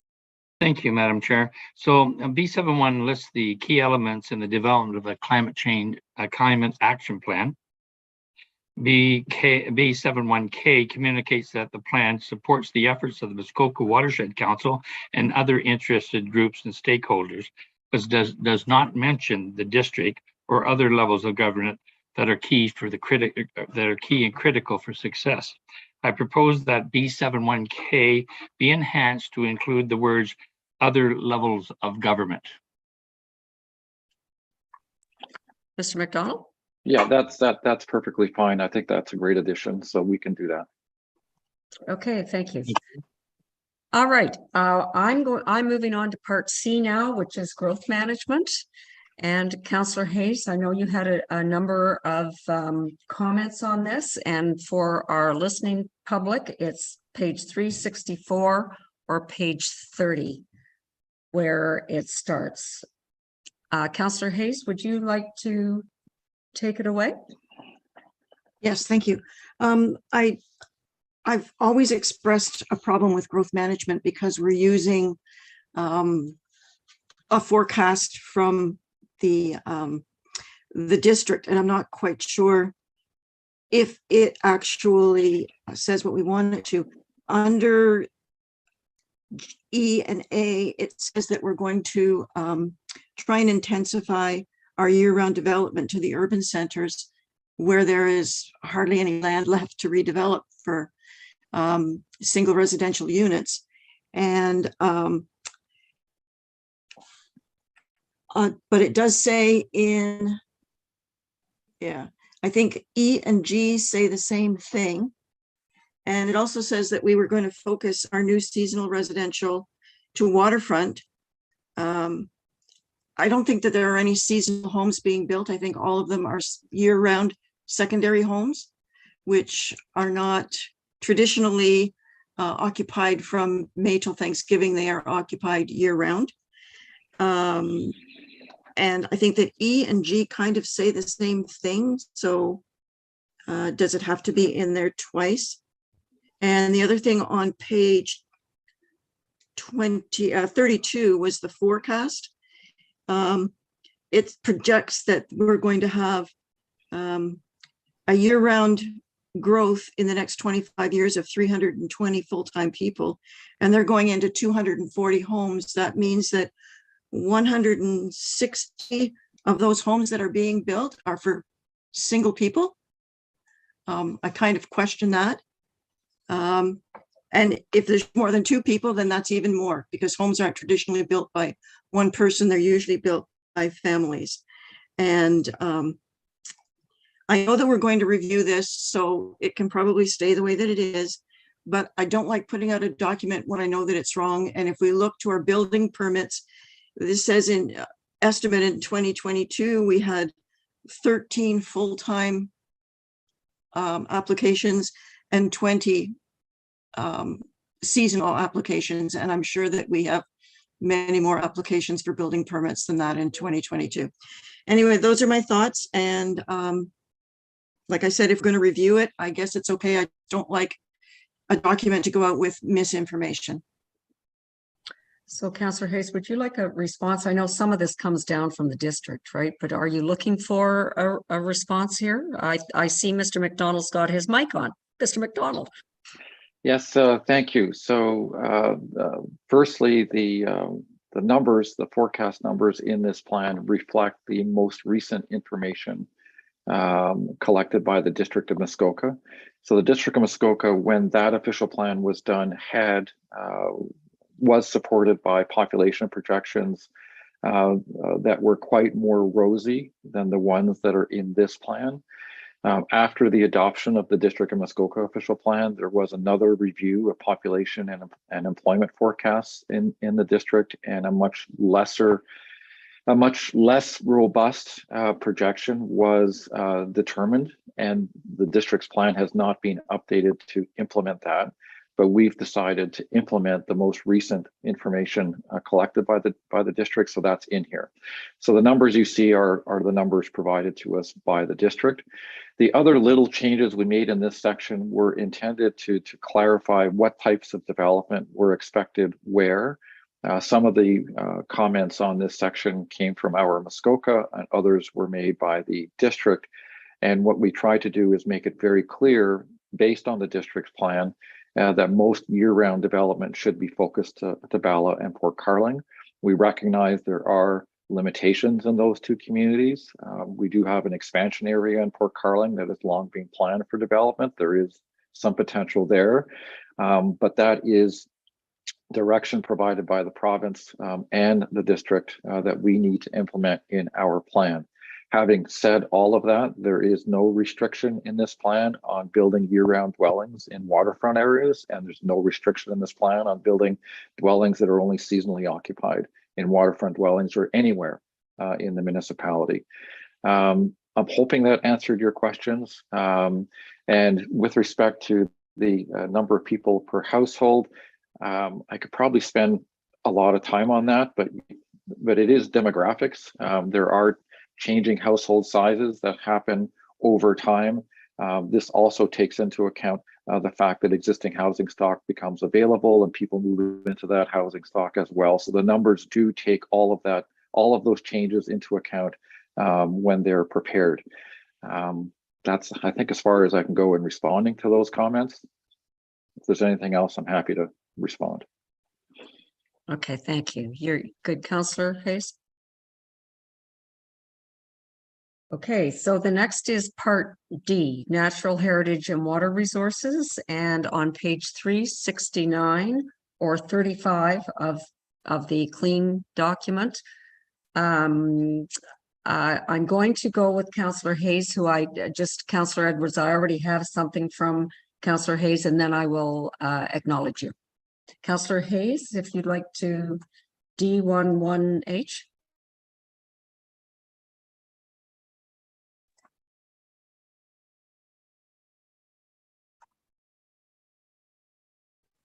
Thank you. The prevent the introduction of planting or use of invasive plants. That was previously prohibit. And I don't know why it's been changed. If you're trying to prevent it, that means you're trying to prevent it from happening in the future. If you prohibit it, that means that it's not allowed. If you put it in, take it out. And I think that that is what we want to say, because there is an impact on the town's biodiversity. Okay, Mr. Dyment has his hand up, Mr. McDonald. If you, Sure. Mr. Dyment? Thank you, and good morning. Councillor Hayes, the word changed from prohibit to prevent to respond to comments that were received as part of the process. The municipality has no ability to prevent someone from, or to prohibit someone from planting a plant on their property. So we can prevent it, which is a lesser level of regulation, through site plan control and through municipal actions on your own property and public works, but we can't absolutely prohibit it legally. Okay.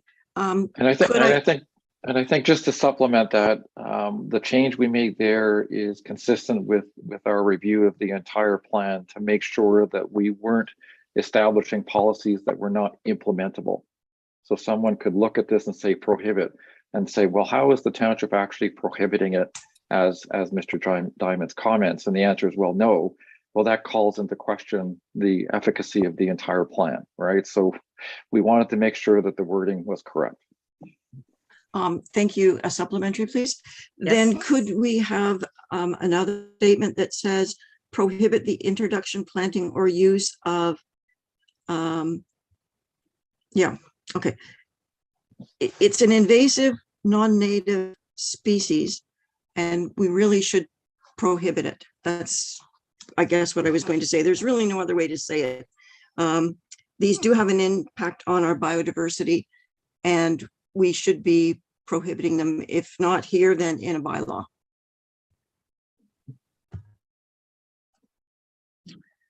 Okay. All right.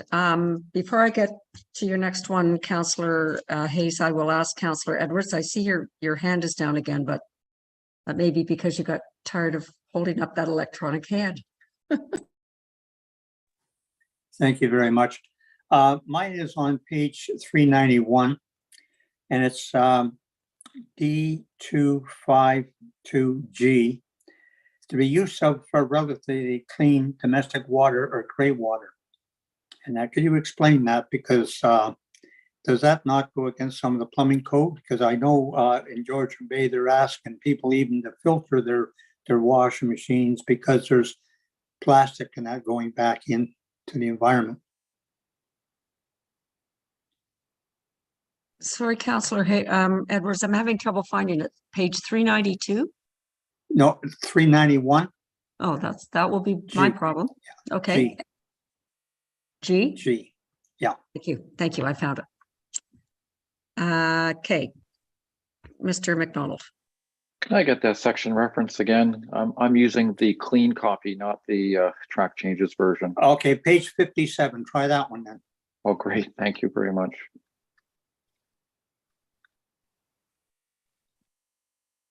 Okay, so you're in section, sorry, D252. G.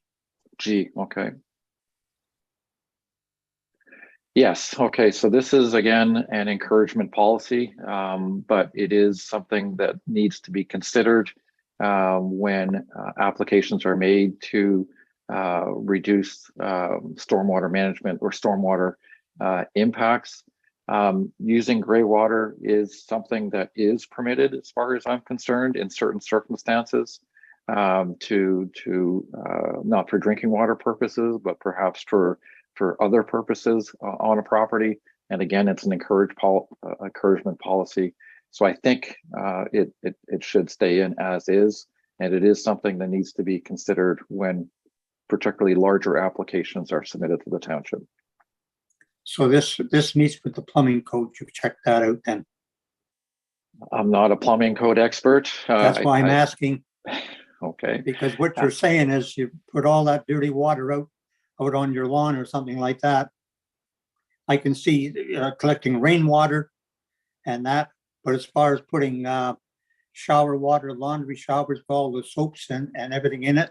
And that, a lot of them have phosphorus. It'll be going back into the water. Just, I'd like that checked out. Please.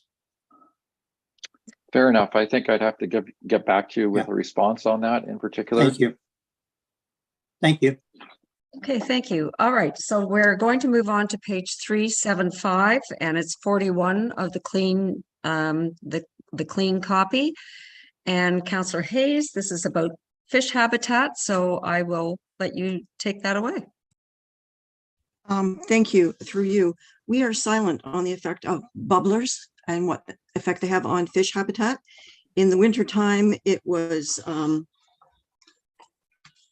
it's dangerous because we should state how much of the lake the bubblers can effectively thaw. But the new one that's come out now is that people are hooking up a new type of bubbler to their dock in the summertime in weedy areas to blow away the weeds that are on the bottom of the area that they want to go swimming. I've actually seen it done for a real estate property, and I also saw them advertised in one of the cottage magazines. And I don't think that we should be silent on this, especially the summer bubblers that get rid of the weeds and change the fish habitat. I think that we should speak out now and say that they are not welcome in our township on any lakes. So, Mr. McDonald, do we have the ability to do that in the water? That's the only question that comes to mind to me. I don't believe we do, Chair Bridgman, but I'd like to ask Mr. Dyment his thoughts on that. Mr. Dyment? Yeah, it's not really a use of land. So I don't actually think that under the provisions of the Planning Act, we can do that. I think that once you have the ability to enter into a site plan control agreement, through site plan control, you can regulate impacts on vegetation. But just in terms of zoning or just a regular regulation by the municipality, I don't believe you have the authority to do it. Again, something I'll look into to confirm, but I'm not aware that you have the ability to regulate that. Supplemental? Yes. These units are attached to the docks. Can we not state in our official plan that these summer bubbler units are not to be attached to any dock or land? Mr. Dyment?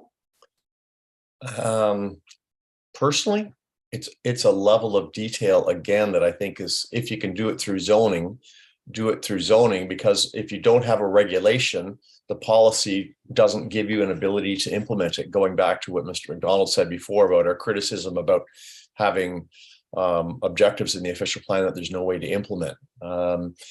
Something definitely I'll undertake to look into further, and if there's a way to regulate it in zoning, we can include it somehow. Okay, Councillor Edwards. Yes, thank you. If we can't regulate and that bubbler, especially the summer ones, could we not approach the government on this, because it's a natural environment and they have the jurisdiction, and maybe bring it to their attention? One, the winter bubblers are dangerous because they don't put a dam around it, and it comes out in the lake, and that is dangerous for snowmobiles. In the summer, I have seen them advertised, and they should have the government banning them. Thank you. So can we write that in, Mr. Dyment? Yeah, I think there's a way to do it. Just to respond to the councillor, if they are damaging fish habitat, that's federal jurisdiction.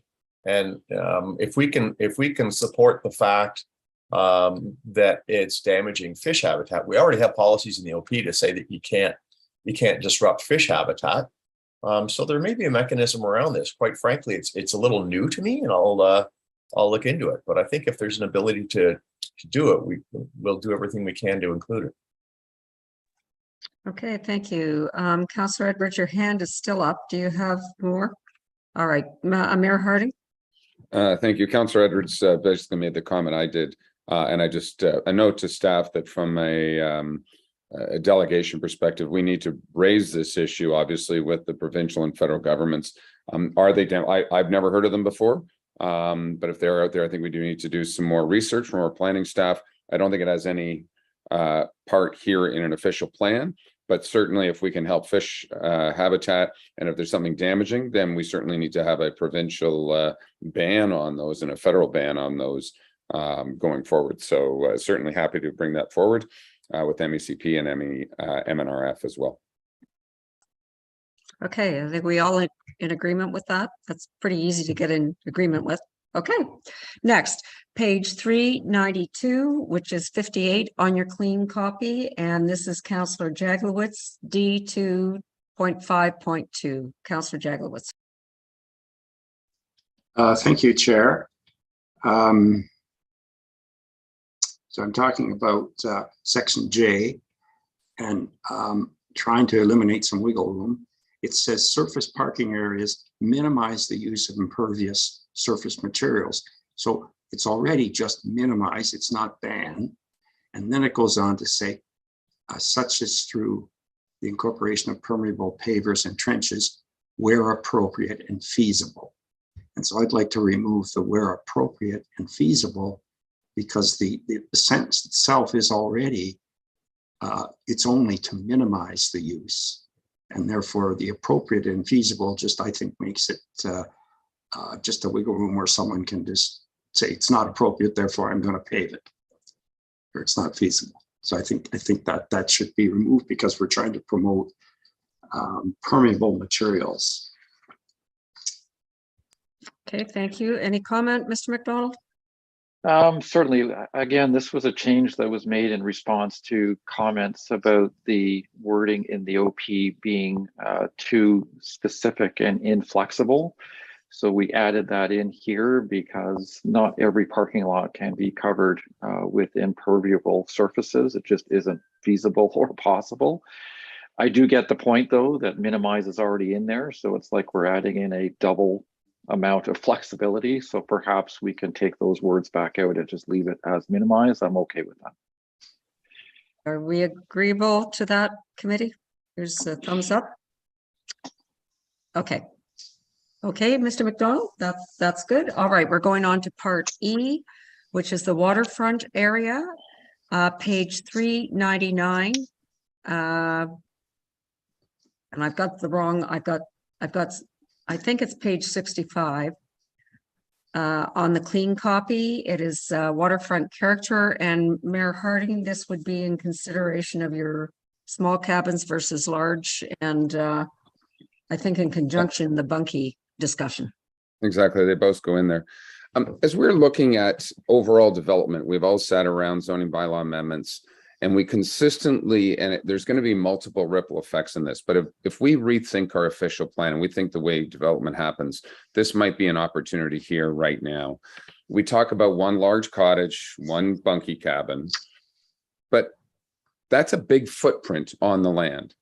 Muskoka was developed years ago with a central dining area, living area, and then little sleeping cabins around, which would minimize the footprint on the land and certainly take away much of the tree destruction. And I'm wondering what council's appetite or committee's appetite would be, or even the public, Mr. McDonald's appetite, to rethink the way we develop Muskoka, to go back to some of our roots. If it was a small little bed in a cabin that would minimize the footprint, take the same 7,500 square foot total, but be able to move it around the cottage. There's been a few around the property. There's been a number of developments. We ask for amendments regularly, and it might be a way to save trees on a property. The second part of this, we talk about allowing a 650 square foot bunkie cottage. If we kept the 750 or 7,500 square foot main cottage and then the 650, we want to talk about moving development off the waterfront. What if we said, if you take away your 2-story boathouse, you get 850 square feet further back and allow for potentially a slightly larger bunkie cottage if it's moved off the waterfront. And I put that out there just to have some creative thinking as we move forward. But if ultimately less tree destruction is the goal of this OP and having more of a natural environment, both of these changes might help support that if we can do it appropriately. And I put it out there for Mr. McDonald's comment. I know it's sort of a new point of thinking in this OP, but I think it's one that certainly can help our environment. Okay, Mr. McDonald, would you like to comment before I ask committee? Yeah, I'll respond first.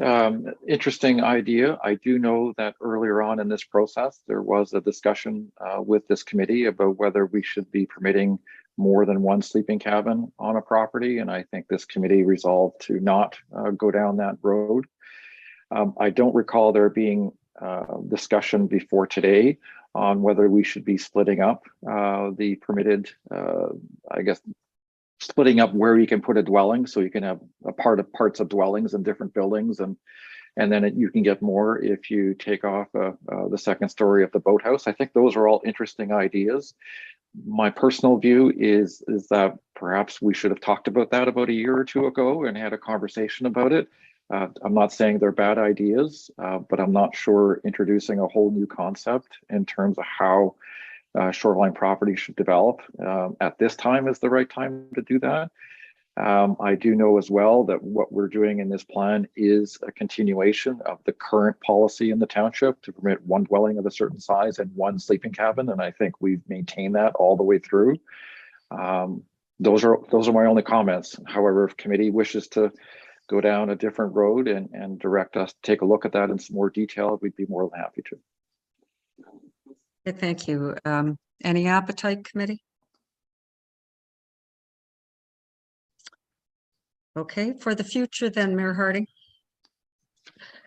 All right, and you also had a comment on the variances with boathouses and docks. Do you want to address that also, Mayor Harding? Absolutely, thank you for that.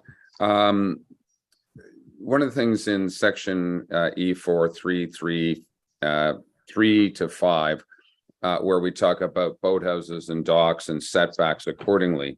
I think it's page 404 of our document. What we find regularly is because of projected lot lines, we end up with variances. And yet, generally speaking, most properties are developed looking straight out onto the water from the cottage, not down the angle or down the shoreline.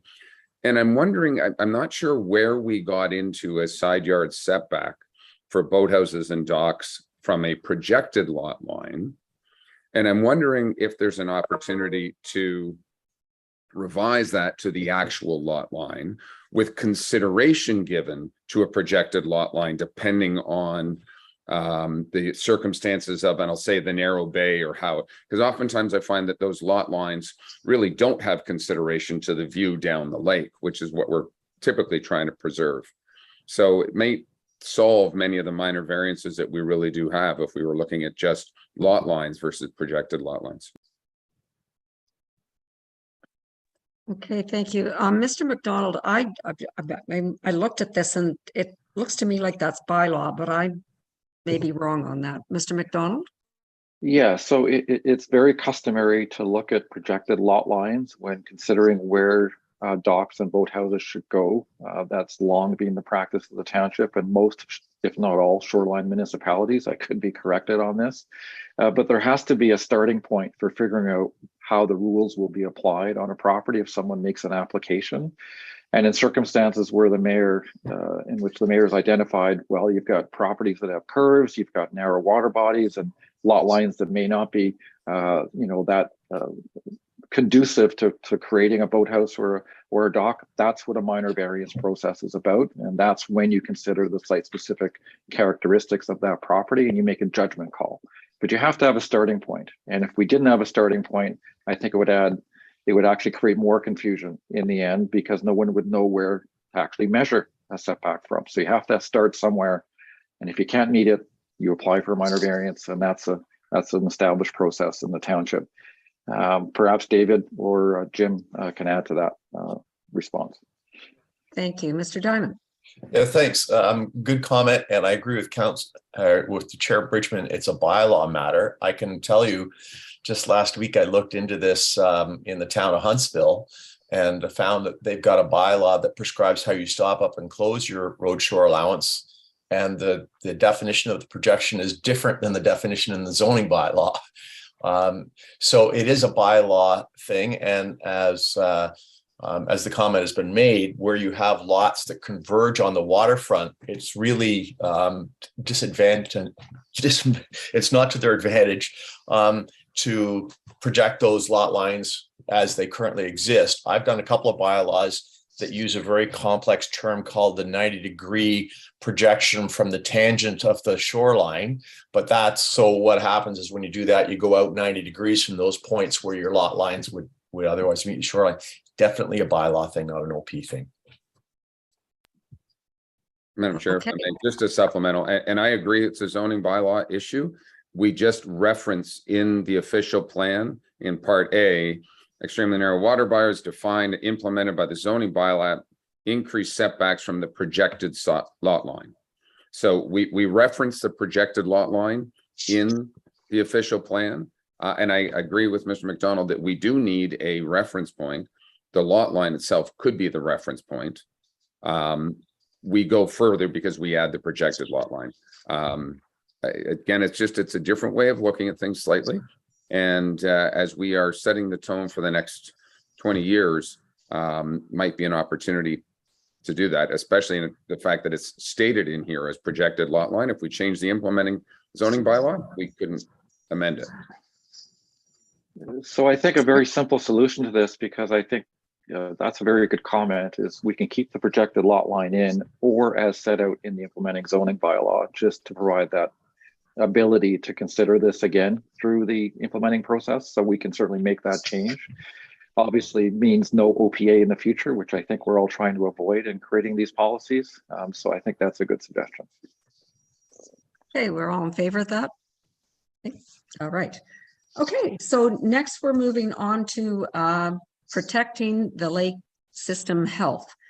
And the first one is page 339 or page 65 of the clean copy, E4.2.2B1. And that's Councillor Roberts. And I think you're, Excuse me, could you just looking for clarification. So I'm sorry, Councillor Edwards, what? Could I just get that page number again on like 300 and what was it? Oh, sorry, 339. Okay, thank you. Okay, and this was just a clarification, I believe, Councillor Roberts. Why you're looking? Yes, I think I removed that. You did. Okay, all right. I didn't get that. So the next is page 407. And it's 74 on the clean copy, and this is the water access lots. There's a 2 or 3 things on these.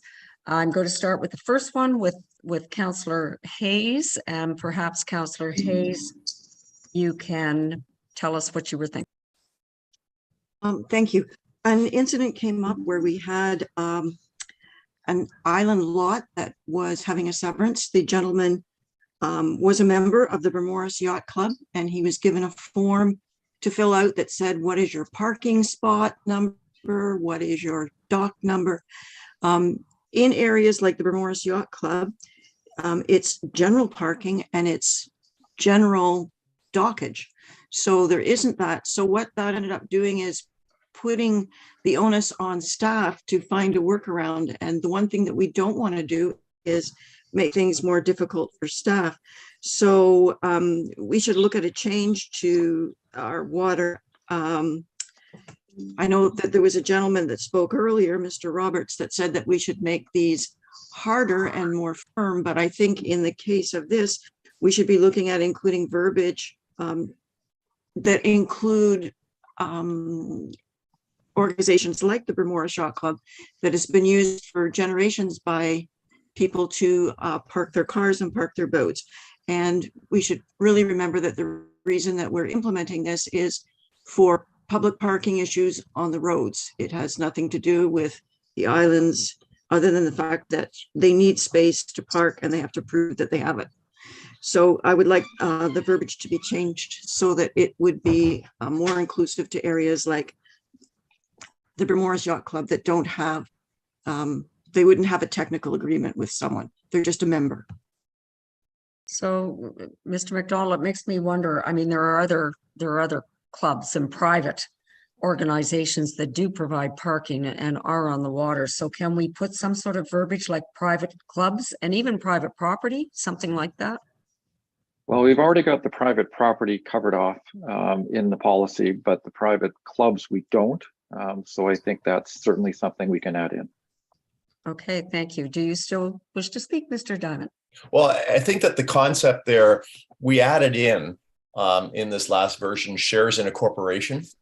That is one of the additions for, it says plan a condominium where shares in a corporation holding rights to park on mainland properties. And I'm not certain of what the membership in these clubs are, but I know my membership in South Muskoka Golf Club is a share.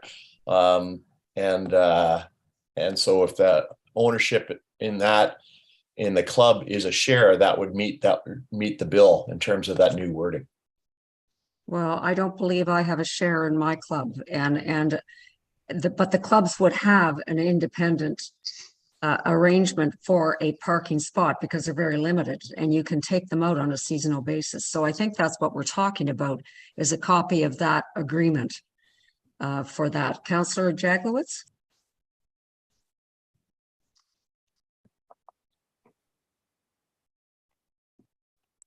Frank, you're on mute. I'm sorry, I'm on mute. Thank you, Chair.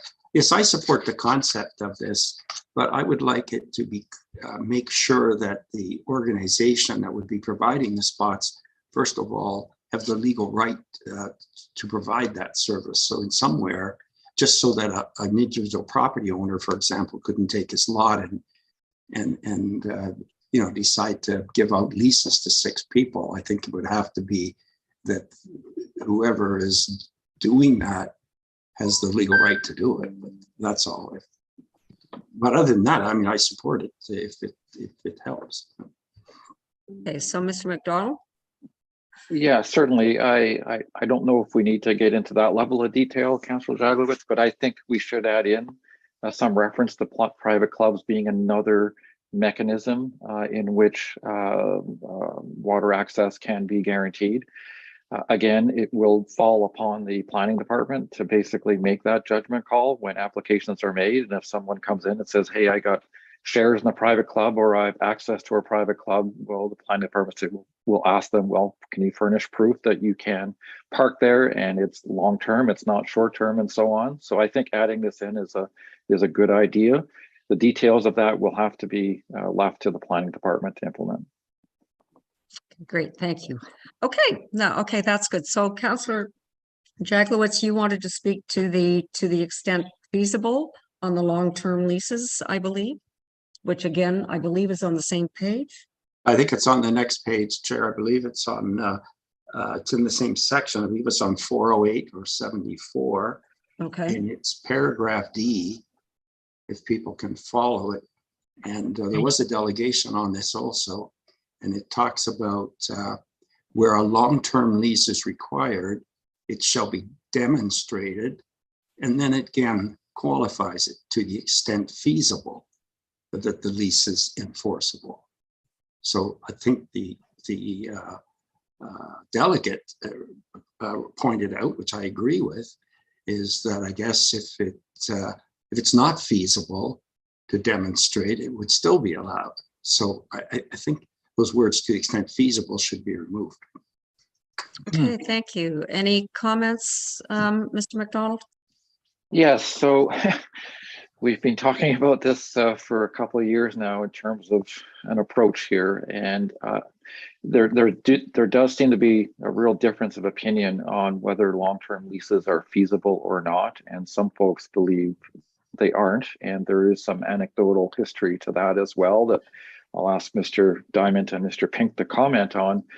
So what we tried to do here, and perhaps it wasn't the best result, but it was to provide some flexibility when applications are made.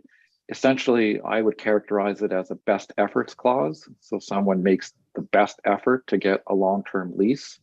And if it turns out that the lease is not available, then the planning department and the committee of adjustment have to make a decision as a consequence on whether to grant a lot or not. The policy is not written in a way that if you can't get the lease, you still get the loss, you still get the lot. It basically means you use best efforts and you make a determination on whether those best efforts were satisfactory or not.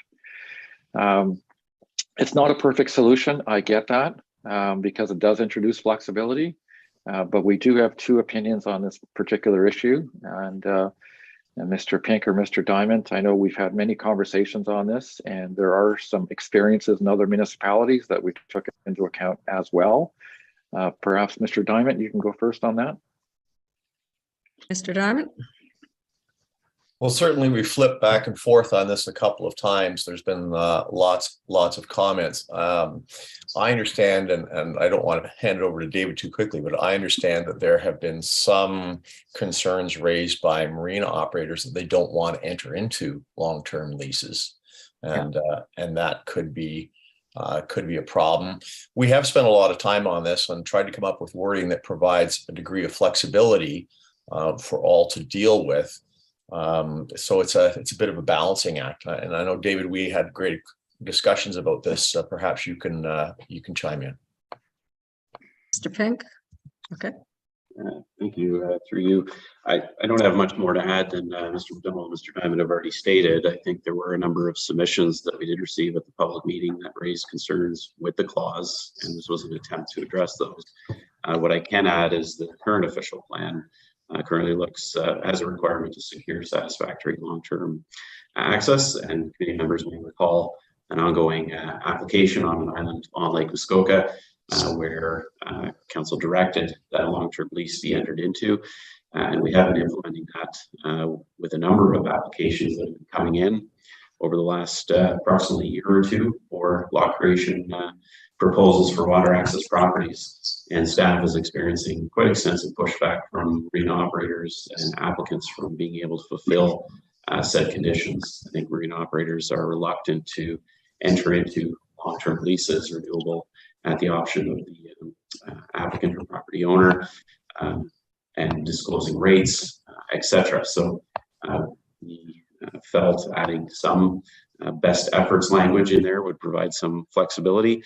However, if council wishes, as per the request of, I think it was Mr. Morgan, that language can be removed. But I think council needs to be cognizant that that is a fairly significant hurdle for applicants to meet, and it may result in an inability to meet conditions and fulfill those applications for consent. Right. Hey, thank you. Councillor Edwards.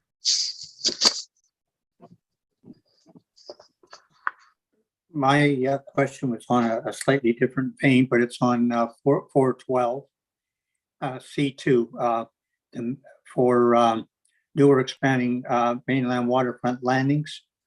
Councillor Edwards, Councillor, can we finish this discussion first, yeah, and then we'll go to that, if you don't mind, because we're going to have to get a consensus on this. Yeah. Thank you very much. Councillor Kelly. Thank you. On this long-term lease issue, and my understanding of the delegation from Mr. Morgan and my reading of this is the issue comes down to what is it that is to the extent feasible? Is it the enforceability or the existence of a lease? The way I read this, it's to the extent feasible, it's that the lease is enforceable. Maybe I'm misunderstanding or overthinking this thing, but it seems to me that you know, our staff shouldn't be in a position where they have to evaluate whether there is I'm just not sure the way this is drafted. It looks to me like it's saying that to the extent feasible, that the lease has to be enforceable. I don't know what that means. Fair enough. Mr. McDonald. It's a good question. I think it can certainly be read that way. So maybe it's not meeting the intent. The idea here is that efforts are made to secure a lease, and if a long-term lease, and if those efforts are not satisfactory, the ability still exists for the Committee of Adjustment to consider creating a lot. However, we are going into territory of the unknown, because what does that mean exactly? I don't know if I have an answer to that right now. We were trying to provide some flexibility, and it is in the entering into of the lease itself. And as Mr. Pink indicated, marina operators do not want to enter into leases for a whole bunch of reasons. So the idea here is that if a lease was not able to be entered into, but there was some information furnished that, you know, there was availability for parking and docking, that could be considered instead. What that looks like is a discussion item, and I think it would be left to the discretion of the planning department on a case-by-case basis. It's a very tricky situation with no easy answer, and we're trying to thread a needle here and trying to figure out a path that works. Anyways, that's my answer to that question. Okay, we'll get some other thoughts here. Mayor Harding. Thank you. And I guess my question is to planning staff and, you know, the somewhat flexibility. You know, from the owner's perspective, I want to divide my island lot. I want to provide a long-term lease, but I don't also want to commit to a 20-year lease when maybe in 5 years I buy a mainland piece of property and that becomes my access point. And now I'm stuck to a 20-year lease. There's got to be some severability of that lease by one or either party. So I'm not sure how we would actually execute that going forward.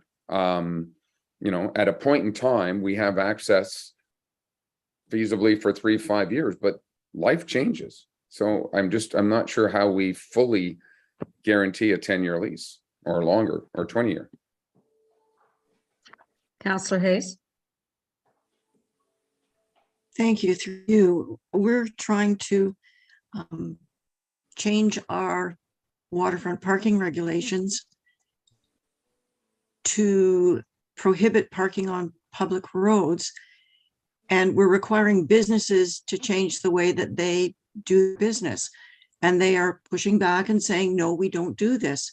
So I think that we have to relook what we require of these developments of the lots, because if they're not going to get long-term leases, but there's parking available and they will give you a note saying, yes, there's parking available and this person has paid for it this year.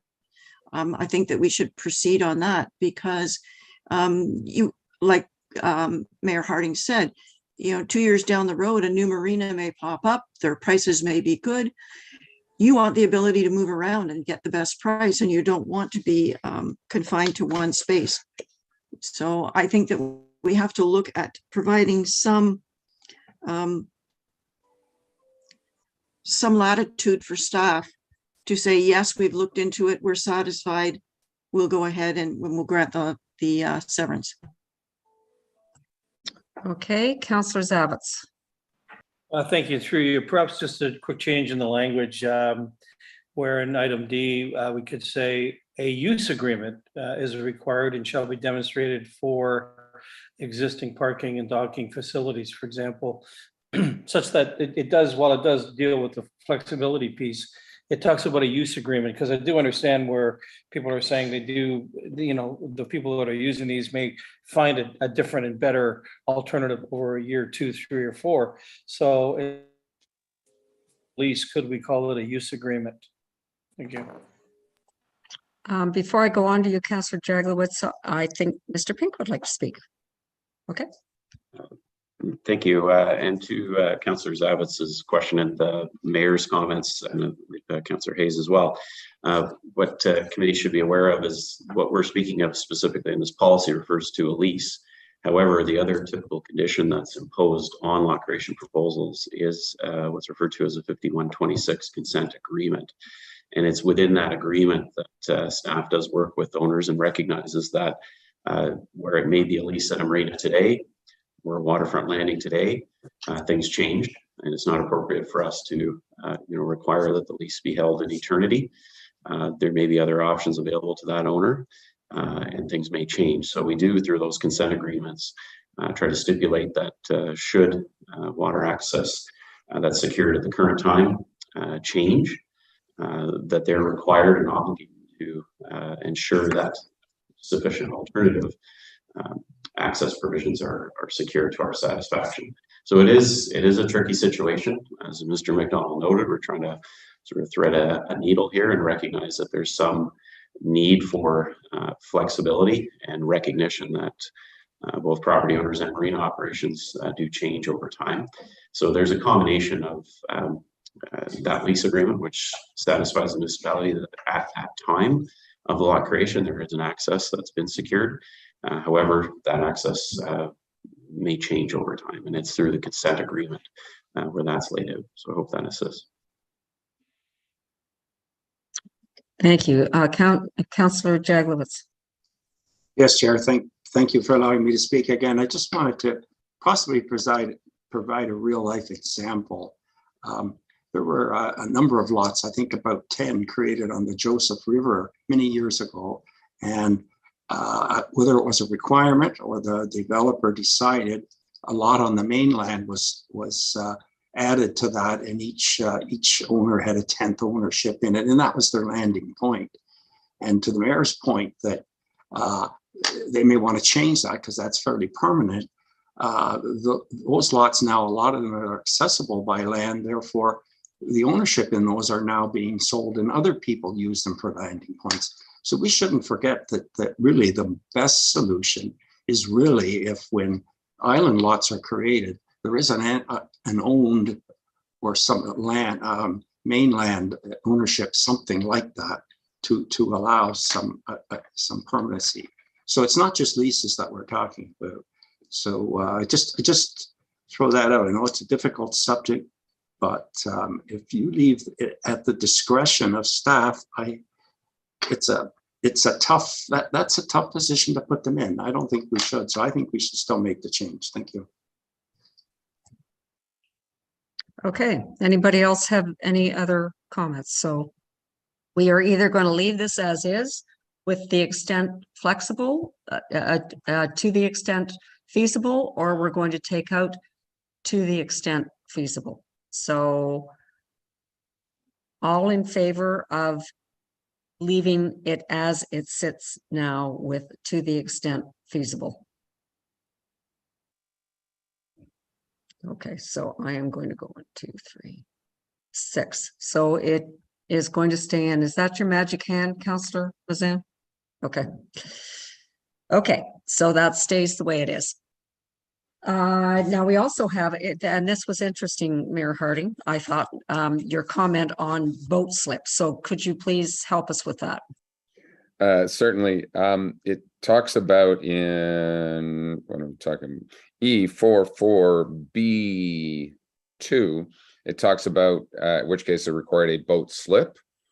I would define a boat slip as having dockage on both sides. Some of the boat slips may not have docking on both sides, or I may just parallel park beside the dock. Do we interchange those two? I just want to make sure that we're not being too prescriptive talking about a slip when the side of a dock may also apply. I think we're going to be okay, but I just thought I'd ask it, especially considering that language is in an official plan.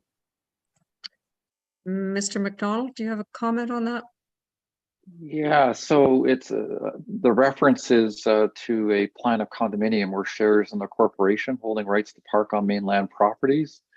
So in those kinds of circumstances, there is a very specific description included within whatever tool they are using that identifies where the boat slip is. So I don't think we're being overly limiting in terms of how that works. I think the common understanding of what a boat slip is would prevail. Mr. Pink, any thoughts on that? But I don't see any concerns with that. Mr. Pink? Okay. Through you. I don't see any concerns either. I don't believe boat slip is defined in the OP. It is defined in the zoning bylaw. And I believe simply side of a dock, or a boat on one side, docking on one side would be sufficient. I don't believe it needs to be completely circled or a traditional full slip.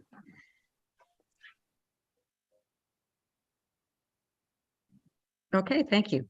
All right, we're going to move on, unless I've got anybody else in that area. We are, oh, Councillor Edwards, I'm sorry, you did start before. Please go ahead. Thank you. On page 412, see new and expanding mainland waterfront landings. Number 2 says minimum waterfront frontage shall be 23 meters, 75.4 feet. I just wondered if somebody had something that's smaller than that. Like I'd figure if you have a 15-foot setback on either side to a dock, there's 30 feet, and 10 feet for a dock, there's 40. So if we could get even down a little bit less than the 75 feet, I just wonder what people were thinking, because if there is a small parcel of land that somebody could use for mainland parking, I don't think I would have a problem with that. All right, Mr. McDonald. So in response, this minimum water frontage is currently the policy in the township. So we are carrying forward an existing policy, and quite frankly, we've not had any discussions through this process on making it any smaller. Perhaps Mr. Pink can comment on the history of this, but certainly the more frontage you have, the less of an impact the waterfront landing will have on neighboring properties. So I think that's where the 23 meters was originally developed.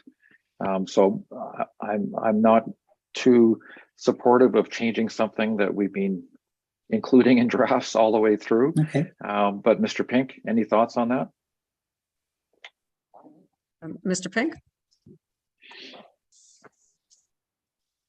Do you want to speak? Okay. Through you. I just trying to jog my memory. I don't recall an application ever proposing a waterfront landing on less than 75 feet. So I don't believe it's been a common issue. As Mr. McDonald said, I think you want to at least preserve a bare minimum size to ensure that there's a proper setback from those projected side lot lines to protect neighboring properties. So I don't feel we need to go less than 75 feet. Certainly, when you compare it to some of the new lot requirements we're proposing in other zones, 75 feet is fairly minimal. If council does want to consider a reduction, I would suggest it would be quite nominal. I don't think you want to get much less than 75 feet as a minimum. Okay, thank you. All right, so that's that part. So we're going to now move on to page 416, which is page 82 of your clean copy. E4.11 flood hazards. And this, Councillor Jaglowitz, it's basically C, I think, the bottom floor of a boathouse. So please go ahead. Thank you, Chair. This is an important subject. It has been debated before. I supplied a one-sheet page to Director Pink and staff, and it would have been possible to actually show that on the screen at some point. I'm proposing a change in the wording, and the reason I'm proposing a change is not because I'm unhappy with the way this was worded. I just don't believe it accomplished the intent of what staff was after. I believe the intent here was to allow some recreational use on the lower floor of a boathouse, as long as it wasn't that large, and it was very difficult to determine what size it should be. And there were two things. One was the amount of space used for non-marine purposes, and the second one, how much of it should be open to the water below. And the reading of the way it was worded, by saying that the bottom floor of a boathouse is intended to be used primarily, which means primarily means 51%, predominantly means more than that. And therefore, I think that was the intent, that it be used predominantly for the storage of boats and other recreational equipment. The implementing zoning bylaw may permit limited recreational use floor space on the bottom floor, provided the majority of the bottom floor, a majority again being 51% of the boathouse is, and then I've struck out these words, open to the water below. If you leave those words in, as long as a majority, which is 51%, is utilized for the storage of boats and other recreational equipment, it infers that 49% can be for the non-marine use. So I think just cleaning up the wording gives the same intent. It just changes the amount of space that the zoning bylaw will be allowed to permit is where it will be defined. It wouldn't be, it's not endorsing 49%. And I just wonder if anybody, staff might have a comment on that as to whether I've misunderstood their intent or whether they have, what their comment is on this change.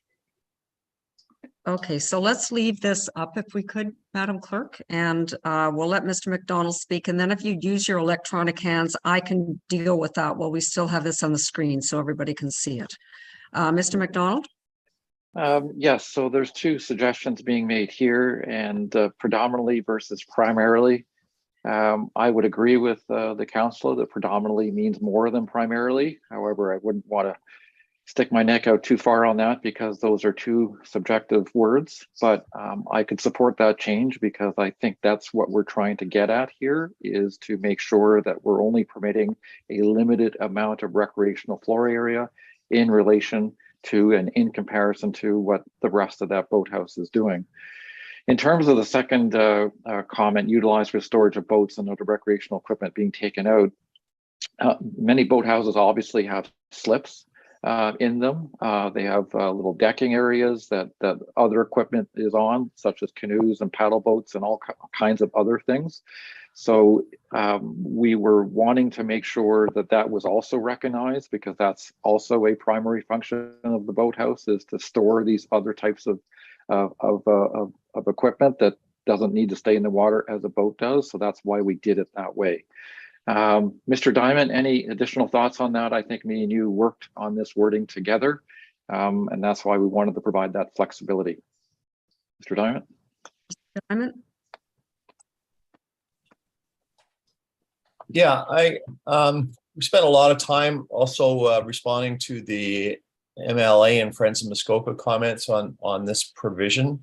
Certainly, I don't think that there's a big difference between the predominantly and primarily, but if it would resolve a bit of an issue, I can see changing that word. Otherwise, I think the language, the way it is appropriate. I think it's important to recognize the storage of boats and other recreational equipment in the language of the policy itself. After the time we spent on it, I think that it's appropriate the way it is. Other than I don't mind changing the word primarily to predominantly, if that's helpful. Okay, I have a comment after Director Pink speaks. Director Pink. Thank you, Chair, and through you. As Mr. Dyment and Mr. McDonald stated, I also have no concerns with changing primarily to predominantly, but I think there may be some concern with striking out the other portion of the sentence. Committee will recall that staff has brought forward previous reports trying to address this issue through a zoning bylaw update, and Mr. Sharp and myself did sketch out some typical boathouse designs that one would expect in a traditional boathouse. And when you factor in just the basic amount of dock space that is on the side of slips and a basic amount of storage and walk-around space at the rear, I think you'll be surprised that actually, I don't think it would be accurate to say a majority will be simply open to below. I think the typical percentage we saw was a little bit under majority. I think what I could suggest, because I'm not disagreeing with the concern of Councillor Jaglowitz, and I think staff's intent here is to ensure that the predominant use is for the storage of boats and that only a limited area of recreational space is permitted. I would suggest that perhaps we, instead of striking out that language, because I do think the use of boathouses can be for storage, purposes, not just open to below, but perhaps let's concentrate on the word majority and maybe change it to something, because I wouldn't want to imply that 49% can be used for recreational space. I don't think that was the intent of committee or council, but I looked to council for input on that. But perhaps we can change the word majority as opposed to striking out that second sentence and perhaps strengthen that word. Supplementary, Chair? Please go ahead. Yeah, I think there's a misunderstanding here. We have to read the whole paragraph. The first part, like the storage of boats and recreational equipment is referred. The bottom floor of a boathouse is intended to be used predominantly for the storage of boats and other recreational equipment. So that's the first stage that says predominantly. So the majority of the space should be used for that. The second part in the revised says that a majority of the bottom floor should be open to the water below. As soon as you leave that phrase, utilized for the storage of boats and other recreational equipment, and is open to the water below, now you have the majority. But if staff is prepared to change majority to some other limiting thing, but then you're limiting the amount of the space that's open to the water below. So I just thought this was a good compromise, that 50% is to be open to the water below, and the space is predominantly intended for the storage of boats and other recreational equipment. But I'm interested, David, what would you change majority to? If you say predominantly, then you're saying, and you include both the storage and the open together, you're maybe mandating too much open space. So that's why I think those two thoughts. Now, in our conversation, David, you also, I believe, said to me that you thought it would be more appropriate to have an amount specified for recreational space, like 250 square feet. Don't dwell on a number, but a number. And then your comment was, yeah, but we'll never get committee to agree on that. And I took that to heart. And that's why I took this approach and say predominantly it's used for the storage of boats and other recreational equipment, as long as the majority is open to the water below. So anyway, that's my explanation. Thank you. Director Pink, would you like to respond to that? Thank you. Certainly, I would hope committee.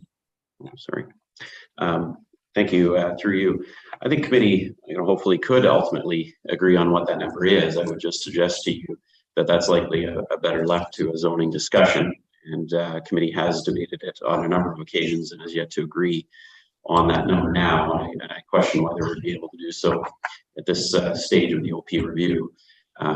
That was the suggestion. I think, again, certainly boathouses can be designed in many different ways. The slopes within. My only concern, really the main concern I want to point out with the suggested language, is when it's left to the majority has to be open to the water below. I think you'd be surprised that most, typical boathouses, the actual open water would not be over 50%, even when it is, again, predominantly has slips within. So again, perhaps largely the first two sentences are saying essentially the same thing in different ways. Again, changing perhaps majority to a predominantly used for the storage of boats and open to the water. That may be better, not to imply that it's 51% is sufficient, but that it be predominant. Or perhaps a different approach is to make it very clear that that recreational space, instead of limited, again, different language can be used for limited, but to make it clear that only a small area of that first story of boathouses is to be used for recreational space. So that type of language, if we want to change what Nick, Mr. Dyment, and myself have crafted here.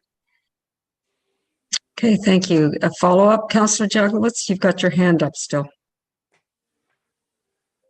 And you are also muted. Yes, actually, Director Pink, in reading it now, I do see your point. I had not read it the way you are, that by taking those words out, I'm now saying the majority has to be open to the water below. And that was not your original intent. Your original intent that the majority has to be utilized for the storage of boats and open to the water below. So what we're doing is saying the same thing twice. So I do accept that. I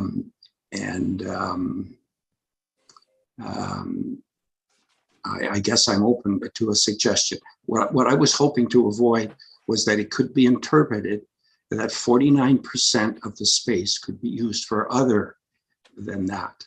And that's what this says if you leave it the way it is. So I'm open to other suggestions. Okay, so I believe that we have all agreed on predominantly replacing primarily, that everybody's okay with that. So Councillor Edwards? I believe that he also, Director Ping also suggested he'd be open to changing majority to predominantly also. And if he did that, I would likely accept that instead of removing those words. Okay, so are you good with that, Mr. McDonald? Yes, I am. I was just about to say that. I think I'd have to finesse the wording a little bit, but because predominantly doesn't work in the place of majority, so I'd have to recraft the sentence a little bit. But I think that works because that's exactly what we're intending all along. Okay, thank you. Councillor Edwards. Yes, thank you very much. We had talked about a square footage or something like that at one time, and that could be done with a zoning bylaw. I mean, we're looking at patios near the water at 200 square feet, or gazebos at 150. So, you know, we could come up with that, something like that, that you can use, say, 200 square feet, and that's it.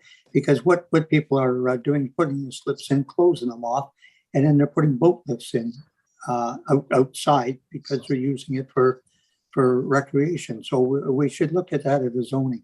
Thank you. So I think what I'm hearing you say is that in our zoning bylaws, we will be doing those things. Am I correct? Okay. Mayor Harding? Thank you. I don't have an issue with the word predominantly for storage of boats. I do have an issue with taking out the words utilized for storage of boats. In no circumstance can I ever see the majority of the inside of the boathouse being open to the water. In round numbers, a 3-slip boathouse, a 10-foot wide slip by 25 feet long is 750 square feet open to the water. In a 40-foot wide by 50-foot boathouse, that's 2,000 square feet. That makes only 30% of the boat of the inside of the cottage open to water. And I want to store a tube and a water ski. I'm going to have a mechanical room down there. May have a 2-piece bathroom. And I don't want to get overly prescriptive. I like the language of this, and I don't mind changing from primarily to predominantly in the first section, but not the second. So I think just to recap, I think where we are is that we're going to put back in what has been striked out and utilized for the storage of boats and other recreational equipment. So just so that everybody's clear on that, the only thing we're doing is predominantly is okay. And at this point, Mr. McDonald is going to look for another word rather than majority. Councillor Hayes. Thank you. And through you, is there any way that we can state that minimally, perhaps right after his Councillor Jagowitz's strikeout, minimally 1 slip is open to the water below? So at least we are saying that there has to be 1 slip in there that has to be open water, because some of these boathouses don't have anything open to water. And if they can say that predominantly they store all of the marine equipment inside, that it doesn't require it to be open to the water because they're not using it for that. So is there any way we can put in minimally 1 slip to be open to the water below? Mr. McDonald, does that complicate things? Does that change things? I don't think it does, but just to make it clear for Mayor Harding, so the second deletion proposed by Councillor Jagowitz, we're going to leave in. So we're not taking that out anymore. And instead of saying provided the majority of the bottom floor of the boathouse is utilized for storage of boats and other recreational equipment, it would say something like provided the predominant use of the bottom floor. I'm just kind of thinking out loud about that. So I think there's agreement on that. With this later suggestion, or this latest suggestion to specify at least one slip, I think that's something that should be left for the zoning bylaw, where we're trying wherever we can to not be so prescriptive that we're starting to write zoning provisions in an OP. However, it does make some sense for there to be at least one slip with water open to below. So if committee wants to direct us to do that, I think we can include it. But I think we're getting into a level of detail that should be left to the zoning bylaw. Okay, thank you. So, but do we not have is open to the water below in there already? Does that not mean that we have to have open water? Yes, it can. Yes, it does. And I guess there's a concern that someone will skate around that and do something nefarious and open it to the water below, but not store a boat in there, or it's not suitable for a boat parking. Who would do that? Councillor Mazan? Thank you. And through you, I was just listening to Councillor Hayes' comment and thinking that perhaps while you're wordsmithing, you just put it open to water below in as the first thing. And the second priority is or utilized for the storage of boats and recreational equipment. It just implies then a set of importance that there is an open water. So I would leave it with our consultant to figure out how to best wordsmith all of this, but maybe putting it ahead is it sets it as a priority. Thank you. Director Pink. Okay. Thank you. And sorry to interrupt. I didn't know if that wrapped it up, but I just wanted to point out there was another request to move this section to L15, which I believe is appropriate. What we're debating is really within currently a flooding hazard section. This may be more appropriately placed in the shoreline structure section that talks about docks and boathouses, because keep in mind, moving it from the waterfront section would also then make it applicable to any boathouses constructed in Ballaport, Curling, and our other communities such as Milford Bay and Foots Bay. So I just wanted to clear direction if there's agreement to move it to section L15. I don't think that was discussed yet. I apologize for that. Thank you, Director Pink. Okay, I think do you have another comment, Councillor Mazan?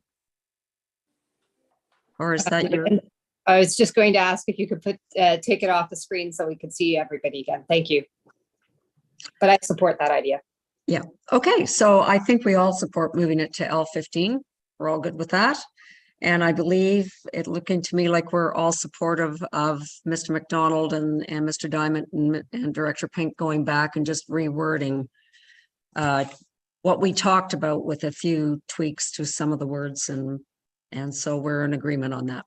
Okay, terrific. All right. Well, it just happens to be noon. So I am going to suggest that we take an hour's lunch and we will come back. And the next section will be site alteration. Thank you. Oh, Councillor Kelly. Thank you. Can you hear me? Yeah. Thank you. Just a real quick question over the lunch break. I heard Mr. McDonald talk when we were talking about E4.4.4, the long-term lease. I think I heard Mr. McDonald agree that the language was somewhat ambiguous, and I was wondering if it's also going to be the subject of some fine-tuning over the lunch hour. Oh, well, I didn't realize this was all over the lunch hour, but or over whatever. Take as long as you want, but I still think I think it's problematic the way it's drafted, even based on how he thumbs it up. I don't think it accomplishes that goal. So I would encourage somebody to have a look at and see if they could make it represent what I think we've agreed to. That's all. Thank you. Thank you. Mr. McDonald? I wasn't planning on looking at it over the lunch hour, but I think it, I did make the comment that it could be read a couple of different ways, and wanting to make sure that the intent was clear, which was to provide flexibility on a case-by-case basis. So if the committee wishes us to take a look at that, we're happy to do that and come back with some updated wording. We may come back and say it works fine as is, but if committee wishes us to look at that, we're happy to do that. I probably would do that anyways, only because I want to make sure the plan is implementable when it gets adopted by council. So I'm happy to do that. Okay, thank you, Mr. McDonald. Okay, that's great, everybody. So let's come back at 1 o'clock.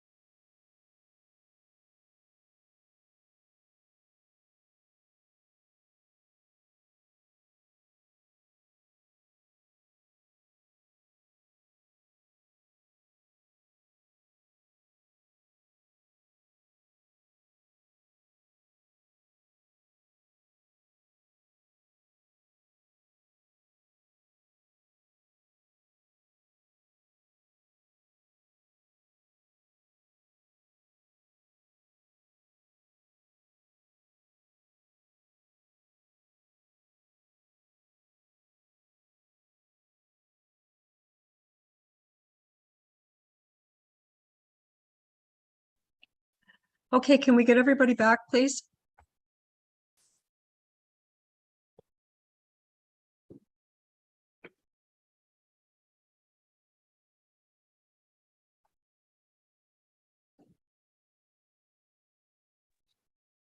Barb, I'm here and listening, but I've got to have my camera off for a few minutes. Just, I have a contractor here. Thanks. Okay, thank you.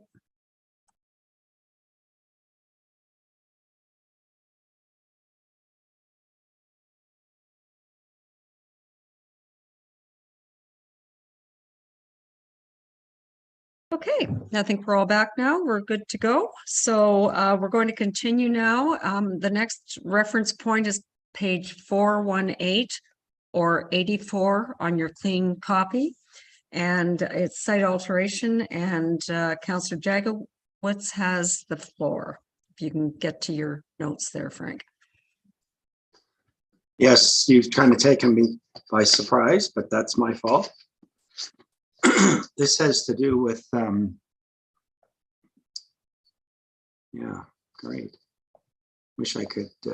It's remove the words to the extent feasible relative to the size of the lot. Yes, I understand that, and and I apologize to council. I'm here, but I'm just trying to get my thoughts focused. So it's A, right? So if you look at page 418, under site alteration, you'll see it is a policy of this plan that site alteration be minimized to the extent feasible relative to the size of the lot. I agree with the first phrase. It is a policy of this plan that site alteration be minimized, but to the extent feasible relative to the size of the lot is so much wiggle room that I can't support it. I don't even know what that means. It means that site alteration doesn't have to be, you know, so I guess I'm asking that phrase be removed unless staff has some logical reason why it's there. Okay, Mr. McDonald, could you help us understand this? Yeah, certainly. So we did have similar language in a previous iteration of this when the section was a little bit more lengthy and it actually had numbers in it and so on.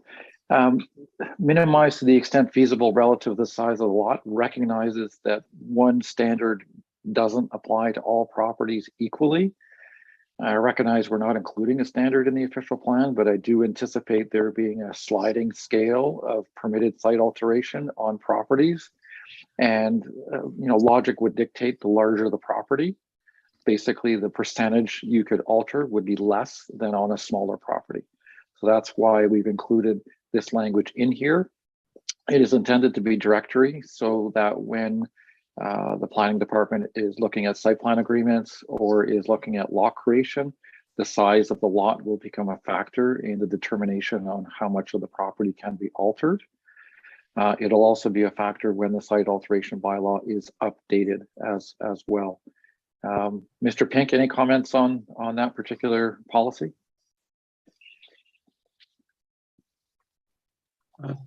Mr. Pink? Sure.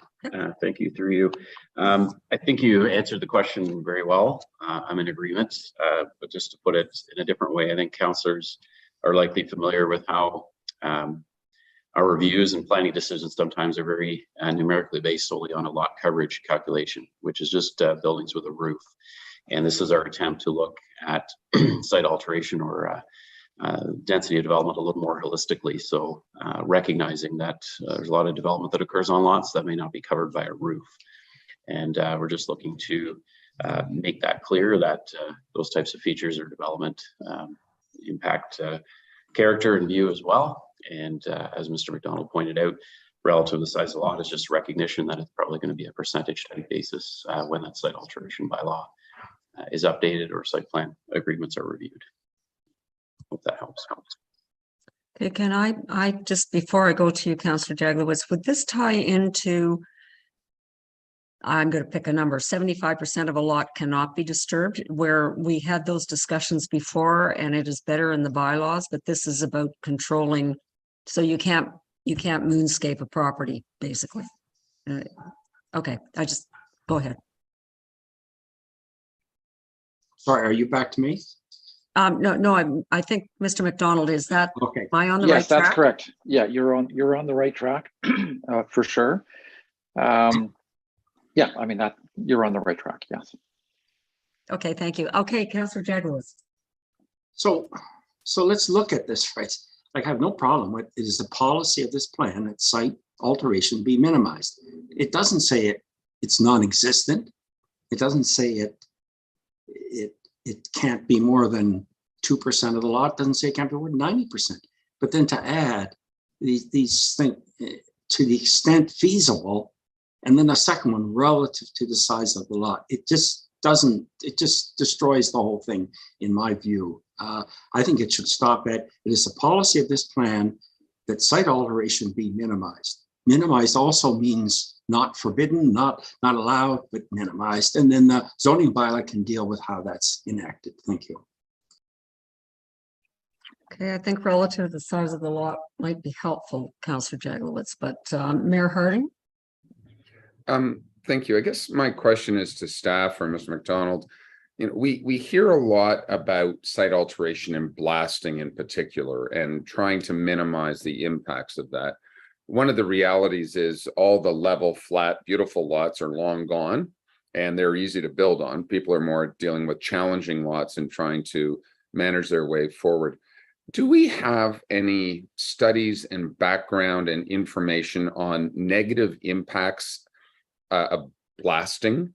And you know, I've seen some developments where they've taken, as opposed to putting the new cottage up high, sitting perched on a rock and right in everybody's face, they've been able to lower it down in behind the tree line. That has obviously utilized some blasting at times.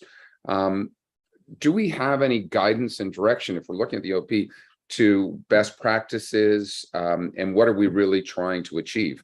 Is removing a 10 by 10 rock nub bad for the environment or good for the environment? I honestly don't know. If I had to move a cottage back and take down 30 trees, I might suggest getting rid of a rock nub might be better. I don't know. Help. Mr. Pink? Thank you. Through you. I think it's important to note that I don't believe the intention of this policy is to prohibit any site alteration for the installation of permitted buildings and structures, of which, you know, property owners obtain building permits. And you're correct. I'd say not only the more challenging lots are being redeveloped, but the existing lots are being redeveloped. And sometimes certain locations work better than others than forcing further back.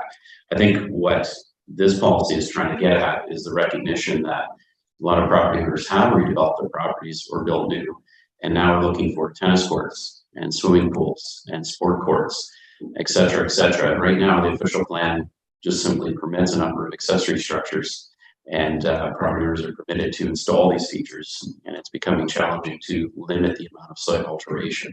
So this policy is giving direction to look at matters not simply very strictly on a lot coverage basis, but also on a site alteration basis, and factoring in things like parking areas, driveways, septic systems, pathways, etc.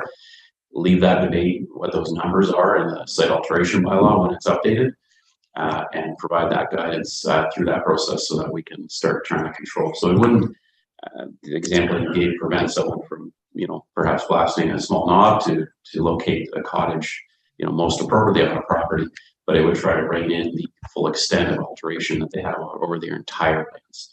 So I hope that helps council understand the purpose of this policy set. Okay, thank you. Councillor Jaglowitz.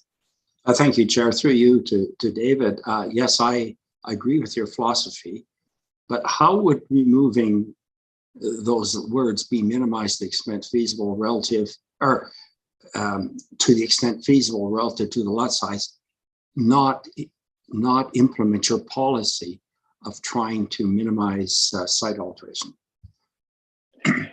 I'll try to answer that if you don't mind, Chair Bridgman.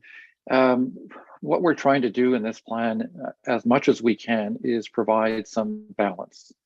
And when we look at statements like this one, where site alteration shall be minimized, yes, that's a great policy, but there are factors to consider in implementing that. And one of the more significant factors is the size of the lot. And that's why we're including this proviso. So it provides some direction to the planning department that when a smaller lot is proposed to be redeveloped and it's going through a site plan approval process, that perhaps a more rigid set of standards be applied in that kind of circumstance. Whereas if it's a larger lot, it might be different, or vice versa, right? So the idea here is to recognize that not one size fits all, and that we're looking for the best outcomes possible. And those outcomes will be generated through site plan agreements, through updates to the site alteration bylaw, and so on. And those decisions made on a lot by lot basis will depend on the character of that lot, whether there's significant rock outcrops or not, what is the best location on that property for a building, what is the best location for a pathway and driveway, and so on and so on. So it's our attempt at providing some balance and recognizing that there's a lot of things to think about in making decisions on development applications. Hey, thank you. Councillor Jaglowitz. Just a quick supplementary, and I'll be brief. So could we remove to the extent feasible and just leave it relative to the size of the lot? Would that not achieve your objectives? Mr. McDonald? Yeah, I can see removing the extent feasible out. Extent feasible does provide flexibility, but what we're really trying to get at is relative to the size of the lot. So if we kept in the idea of it being relative to the size of the lot, I don't think I'd be too concerned about removing those words. Okay, Councillor Kelly. Thank you. I was just going to suggest exactly the same thing as Councillor Jaglowitz on the theory that to the extent feasible is really a it's a non-standard. It's not a standard at all, to my way of thinking. Relative to the size of the lot, I understand what that means. So if we could take the feasible part out, it would make sense, and I think it would give meaning to what we're trying to accomplish. Okay, so committee, do we have support for taking out to the extent feasible? Yes, Councillor, or not Councillor, sorry, Mayor Harding. Thank you. I guess I'm just trying to understand extent feasible, that, we don't want to do anything, generally speaking, and another provision is the size of the lot.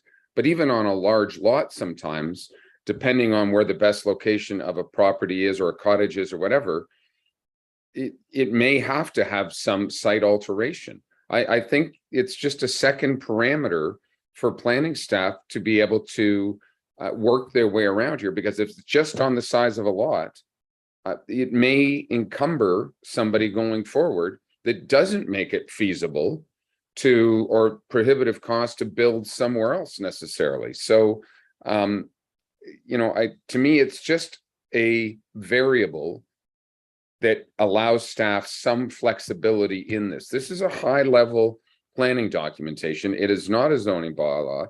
It's not thou shalt in everything we do. So that's my only comment to staff, that feasible, I think, is appropriate personally. Okay, so we've already basically been said that this is what we want in, because if you're going to answer again, Councillor Jaglowitz, I don't think we need the debate back and forth at this point, unless you have something new to add. Well, let me just add that it already says be minimized, which means it doesn't mean it can't be done, and minimized means taking into consideration. So I think to the extent feasible shouldn't be there. Thank you. Well, I believe we already have that. Everybody still agrees that it comes out? That I have a yes. Okay, Mr. McDonald, we have that going forward. Okay, the next one is page 420, page 86 on your clean copy. And this is recreational carrying capacity. And Councillor Hayes, you had, I believe it was basically a general comment, and you may have more than just that, but I'll let you open it up with that. No, it's just a general comment. I'm just being consistent. I really don't believe that that I can support RCC as a standalone tool to control development, but it's still in here, so I'm assuming everybody else does. So I'm just stating that I think it should be a tool in the toolbox, not the only tool in the toolbox.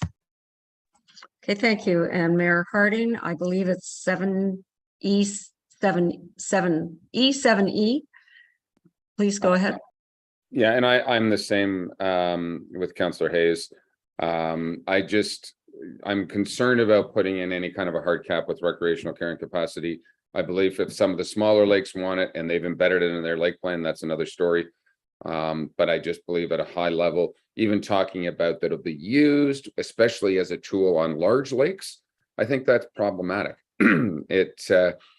Nothing would ever be developed in our commercial downtown cores where we're talking about intensification of use, because it could say we've got too many boats in the area on the waterfront. And they might be conflicting policies at the end of the day. I'm concerned. And again, we've had it in, we've had it out. It was out at one point, it's now worked its way back in. I believe if an individual lake plan wants it, that's the appropriate place for it, but not at a high level, broad strokes. Okay. All right. So we've heard, as it sits now, do I have support for the wording as it is now in this document? 1, 2, 3, 4, 5, 6, 7. That carries. So we're not going to change anything, Mr. McDonald. Okay, lake plans. That is page 422, 88 on your clean copy. Councillor Hayes, you had I think it's an interesting thought. So please go ahead. Thank you. Through you. I'm going to agree with Mr. Olofsson. I don't believe that lake plans should be included in our official plan. The reason being is that lake plans are fluid and they are at the whim of the changes of owners, and they may be frequently changed. OPs are not fluid, and OPAs are very difficult to get through. They are timely and they cost the taxpayers money. So I would like to see lake plans be set up as a bylaw, and the OP refer to, once the bylaw has been accepted, it becomes something that is referenced by the OP. That way, if changing a bylaw is not difficult, changing an OP is. So I would like to see the lake plans given bylaw status and included in the OP by reference only. Donald, I'd love your thoughts on that. Yes, interesting suggestion. I can't support that only because it's a matter of fairness. When a lake plan is done and the township decides to incorporate portions of that lake plan into its official plan, that policy then becomes the policy of the township. And if that policy is going to change based on new information, then the policy requires a further amendment to the official plan. It also provides anyone with the ability to appeal council's decision to incorporate parts of lake plans or change a lake plan policy later. So I'm not a big fan of incorporating something by reference because I don't think it's as fair as including it within the official plan itself. Having said that, we have made some efforts to make it clear that some of the policies and restrictions in the lake plan section, for example, maximum dwelling unit size, if someone wishes to have a larger dwelling, they don't need an amendment to the official plan to do that. So we've made efforts to minimize the impacts on folks if they want to change any of the policies that we've created. Lake plans, in the end, they contain much more than just land use planning policy. They deal with, how you govern yourself on your property and how you act as good neighbors to each other, kind of thing, which is really not land use planning. And we've extracted only those parts that have a direct impact on folks making applications for development and included those in the official plan. So we feel we've taken the right approach in terms of going forward. But if new information comes along and a lake association requests that a change be made, then it should go through a formal process like this one with a formal public meeting and council involvement. Supplemental, that would mean that every lake that currently does not have a lake plan, it would require an OPA for every single lake plan. that is, OPAs are very onerous and they take a lot of time and they cost the taxpayers money. I still feel that this could be better handled at a bylaw, as a bylaw, because the bylaws remain fluid. The OP should not be a fluid document. Okay. And I understand that comment, but it's the way it's being set up, at least currently, is that any new lake plan wanting to be incorporated and has to be done through an official plan amendment. Certainly, the township can consider, how those are processed and what the application fees are for those kinds of applications in the future. That's something the township could look at and consider. But I do think the fairest way of incorporating policies that do have an impact on the ability of folks to create lots and to do other things on their property should be dealt with in an official plan where all of those big decisions are made. Okay, Councillor Edwards.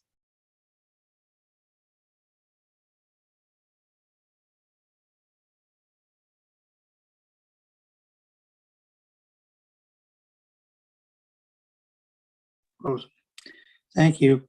I don't have a problem leaving them in, but what I did notice on page 424, 3 Mile Lake E, and there's other lake plans. When the costation study on the lake is completed, the Lake Association, consultant with the township and district, will use the results of the study to develop a remedial action plan that shall include.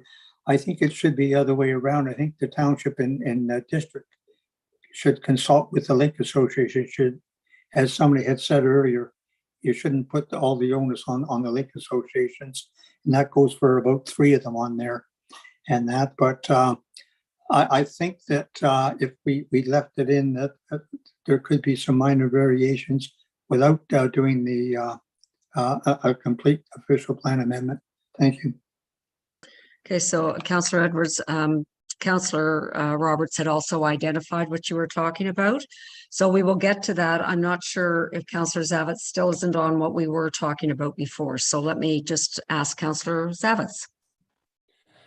Thank you, and through you. I think as Nick probably best put it just recently here, this plan is where the big decisions need to be considered and pondered. I think bold decisions as well. So, here we are, we're looking at recreational carrying capacity. Here we are talking about lake plans. I think these are kind of bold, and I think this council owes it to our public to include these and consider these elements. And I just think it's time to not include them would be to deny the problems that we're seeing on the smaller lakes. It's not just about Lake Muskoka, Joseph, and Rosso. There are many, many small lakes identified that could well be in trouble, and we need to help them. Thank you. Thank you. Mayor Harding? Thank you. It's an interesting concept, and I certainly agree we want to help and support lake plans. I'm wondering, throughout this document, we have policies that become directed to our comprehensive zoning bylaw. I wonder if there's a possibility for lake plans E81, E82, the contents, specific lake development policies, for that all to be referenced under lake plans, but then there's a separate section that creates its own comprehensive lake plan zoning bylaw that could be updated annually or biannually.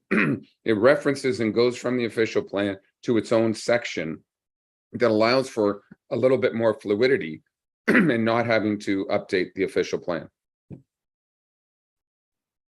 Mr. Dyment.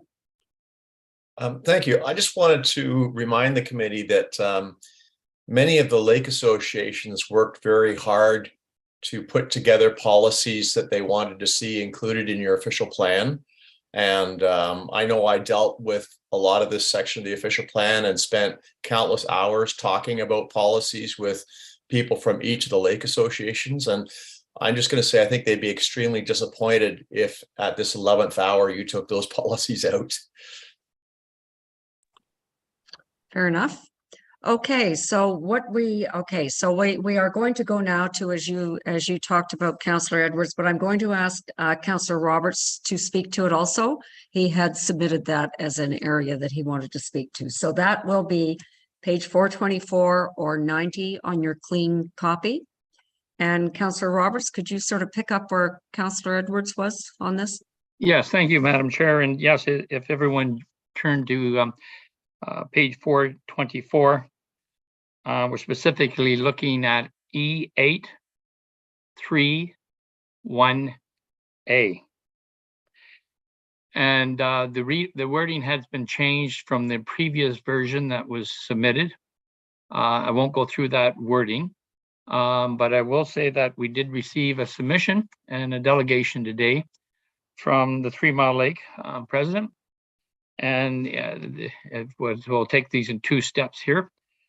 He proposes that he wants the words changed in E831A to when the causation study on a lake is completed, the District of Muskoka, in consultation with the Township of Muskoka Lakes and the 3 Mile Lake Association, will use the results of the study to develop remedial action plans that shall include, and I won't go into the shall includes. So that's the suggestion from the 3 Mile Lake. And back to you, Chair, and I do have another thought. It depends how this goes on what committee's feeling is on that change. Okay. Mr. McDonald, I'm just sitting here wondering if we can direct district at all. Mr. Mc That was exactly what my comment was going to be. I don't mind changing it because it needs to be done. And I certainly understand lake associations don't have the resources in all cases to do the work. I'm okay with switching the order of this, and we'll see what the district says when they get it and see what they have to say about it. I just took a quick look through their official plan to see if there was anything in there on that, and I couldn't find anything, but I'm okay with that. I think in the end, it ends up being a partnership in any event. And if the district, even if we change the wording, didn't have the resources or was unwilling to move forward, then I'm thinking lake associations and perhaps even the township would still do that anyways, because it's in everyone's best interest to figure out these plans. So I'm okay with changing the order with that. Okay, thank you. Councillor Edwards. Yes, thank you. I don't think the district will have any problem with it at all, because they have the watershed council they're working with. They have an environmental officer. We're trying to improve the environment. So I don't think that I would be very shocked if the district didn't go along with it. Thank you. Okay, Councillor Roberts. Thank you, Madam Chair. Then I'll say silent on my on what I had going to propose, because this is exactly what the 3 Mile Lake and I think it is the right way to go. So let's see if the district will approve it. Okay, Councillor Jaglowitz. Thank you, Chair. I too support this change, but I think if we're going to support it for one of the lake plans, we should maybe support it for them all, which I believe it's similar wording. So I would propose we support that approach for all the lake plans that are in this OP. Thank you.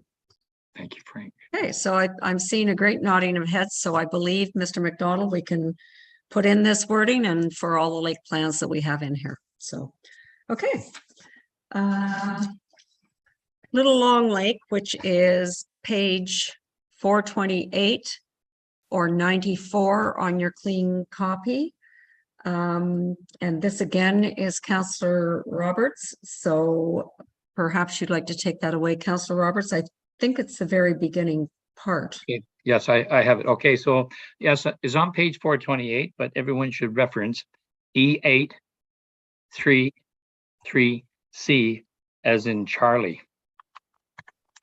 And this is Little Long Lake. So preserving the shoreline vegetation is very important for the protection of the beaver. I'm on the right one. And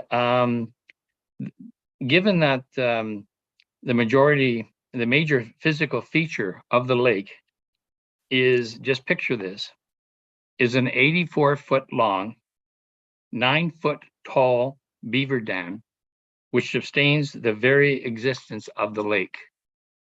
So if that dam disappears in any way, Little Long Lake would become just a little mud pond. Because of the flow that would come out of the watershed.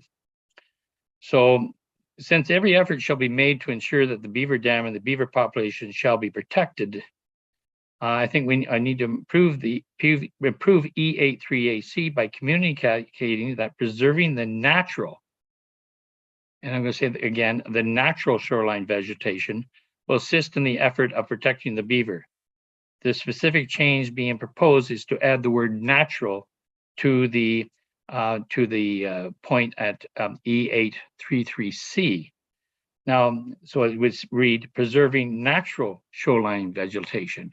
Now, I know we talk a lot in many of our meetings about shoreline vegetation, and it has different, when we talk about it, we really, we don't talk about the little shrubs that are on the shoreline. We are focused more on the trees and such. But in the case of this lake, the beaver needs to have that undisturbed shoreline. It doesn't need to have someone cutting down anything there. So I would like that change to be made. Thank you. I don't, in response, I don't have a problem with that. I think that makes a lot of sense. So we can certainly make that change. Okay, thank you. Thank you. All right, Councillor Roberts, we're on to E8.3.3F, which I think is the same page, is it not? Yes, you're again on 428, it just flows through. It says where redevelopment of existing dwellings on a lot occurs, septic systems utilizing phosphorus removal technology shall be required as a condition of approval. And I propose that that we add to that is required for new construction as well. I think that was always the intent, so we can make that that change as well. Subject to Mr. Pink having any concerns about that addition. Okay, Mr. Pink, no? You're good? Okay, he's fine. So we're going to move on now again, Councillor Roberts. It's page Yes. 429.95 on your clean copy, and this is E8.3.4C. Yes, thank you, Madam Chair. Okay, so as was mentioned earlier, the LLSA, or the Leonard Lake Stakeholders Association, represents a very strong majority of property owners who support a maximum dwelling size. And so the clause this clause was changed in September 22nd with no prior discussion after a year and a half. So this has never come up before, and it was parachuted into this version with no discussion with the Lake Association. And what I'm talking about, the specific line says, if there is a desire to construct a larger dwelling, an amendment to this plan shall not be required.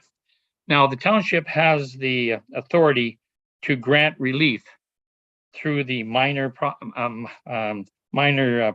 zoning processes. An addition of a future request, or if someone wants to do a first request, it could be put forward by anyone for consideration, but for a minor variance. At this time, we're requesting, there's Leonard Lake Stakeholders Association requesting that they remove the clause pertaining to an OP is not needed, and that we just should be following the processes that we have in place right now. So the request is to remove it, and I'll mention that this is not in any other area in the other lake plans. Thank you. Okay, Mr. McDonald. So I think we're saying the same thing, and because when we put policies in an official plan, for example, a number, and we say this is the maximum size of a dwelling.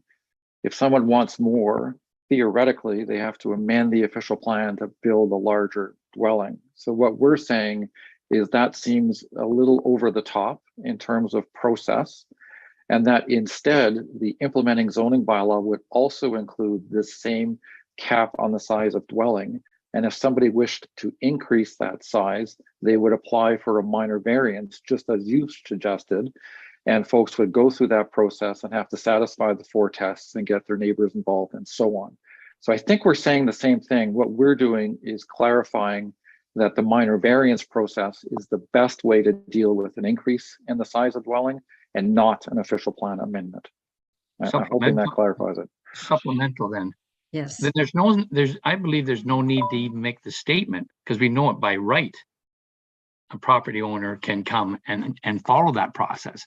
And then by right, once that process does not go the way they want, they can go to somewhere else, maybe LPEP. But I don't think we should be repeating this obvious thing in the lake plan. I think that leaving it out and leave it, and it would need an OP amendment if they wanted to go into a larger. The size of the property that has been in that the Leonard Lake has put in there for a year and a half or so is to stay with the character of the lake and the low density that we have mentioned in here. So I don't think that it brings any value to this. So I still would like to see it removed, and I'll pass it back to the chair. Okay, thank you. So, Mr. McDonald, are you opposed to removing this?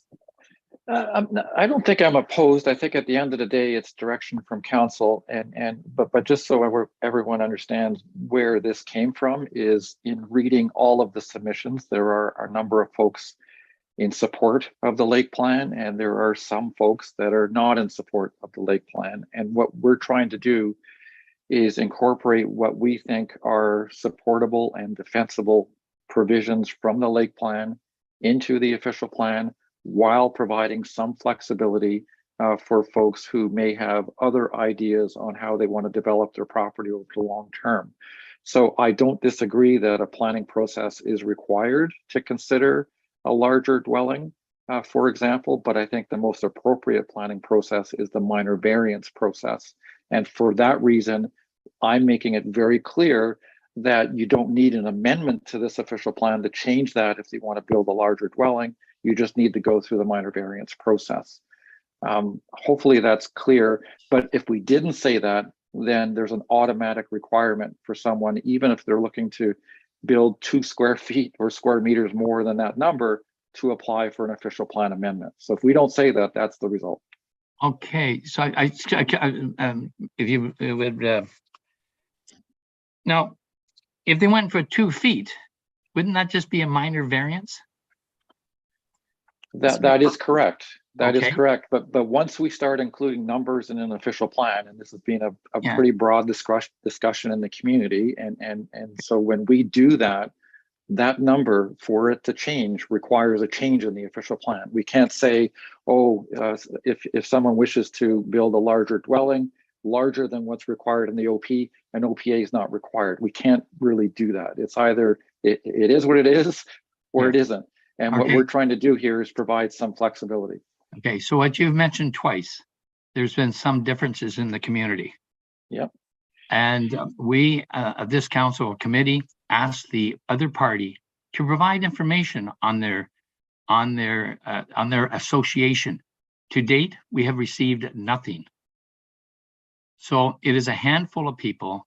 When you have an association with 115 paid up members, then you are talking to the greater majority of representation. So we should take that right off the plate. There is no other recognized association on Leonard Lake. Thank you. Okay, because the association wants this out, just to re-clarify that, Councillor Roberts. Mayor Harding? Thank you. And, just to fully understand, Mr. McDonald is saying that without the line, if there's a desire to construct a larger dwelling, an amendment is not required. Without that line, then it takes an official plan amendment to go through. So all that line does is allow for a minor variance to actually occur. So I'm certainly in favor of that line in this particular case, and I wouldn't be pulling it out. The only one question, and this came from our morning delegates, and I am somewhat concerned. I appreciate that the majority of people are members of the Leonard Lake Association. Round numbers, I think there's 160 properties on Leonard Lake. There are 96 or 100 people represented by the Leonard Lake Association, so that's the majority. But if only 60% of the Leonard Lake Association want something to go forward, I'm not even at 50% potentially of the lake. And I'm just, we're making some very sweeping changes here, and I'm okay with them. So I guess that's why I'm more inclined to allow a minor amendment to some of these versus being hard, fast rules without ourselves, this township, actually surveying every property owner. And if they choose not to respond, then that's another story. I don't disagree with the direction of the Leonard Lake Association, but I just want to make sure that we're not, we do know that it may not be 51% of the lake and the property owners. It's 51% or 60% of the Leonard Lake Association. So that's all I want to make a comment on. Thanks. So, Mr. McDonald, maybe for those listening in, if it gets beyond a minor variance, there does have to be an OPA. So we're only talking about the difference of a minor variance. Is that not correct? That is correct. And perhaps something we can add to this is to say, if there's desire to construct a larger dwelling, an amendment to this plan shall not be required. However, the approval of the Committee of Adjustment shall be required by a minor variance, just so it's 100% clear that there is a process to be followed. And obviously, if somebody comes in and says they want to build 3 times the size, that's not a minor variance, and the Committee of Adjustment would turn it down, right? So, because it's not minor anymore. So there is a threshold beyond which something is not minor, and that's up to the committee to determine. But minor variances are for minor changes in the standards. So we could add that wording to provide some comfort that there is a planning process required. But the key thing in my mind is not to require an official plan amendment for dwelling unit size. Okay, thank you. Thank you for that. Councillor Edwards.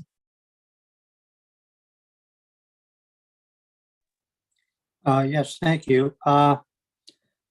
I think I agree with Councillor Roberts that it should come out, and I'll tell you why. Because if it does come to a minor variance, and staff are approving it because and that, then we're just about stuck with it. This way, if it has it, they can ask for it. I would say, like our other things, you could go to maybe 1% without an official plan amendment, just the same as we do on lot coverage and that. But I would not just say a larger dwelling. Somebody can say, well, I need 6,000 square feet. And if planning staff approve it, chances are it will go through. And that's not what this is for. They've spent a lot of time on this, and I think we should follow what they're asking for. Thank you. So, Mr. McDonald, would that be possible to say a 1% increase, or you need an OPA? I just want to make sure we all understand. Right. So currently the 1/10 or I guess it's the 10% sort of policy applies only to lot coverage within the township. And I suppose the same idea could be applied in this particular case to provide some flexibility.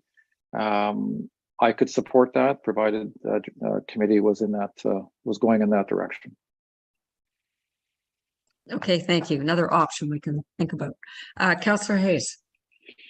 Thank you, and through you. Either it's in the OP, and if you want to change it, you have to have an OPA, or it's bylaw and it's a minor amendment. I don't think there's any place else in the document where it says this is a rule, but if you want to change the rule, then you just go apply for a minor variance. It's either in the OPA or it's a bylaw. And if it's in the OPA, if it's in the OP, then you must have a official plan amendment in order to change it. And if it's a bylaw, minor variance or an application for relief. But you can't have it both ways. Okay, Councillor, I'm going to let Councillor Jaglowitz speak. Councillor Roberts, before we get back to you. Councillor Jaglowitz.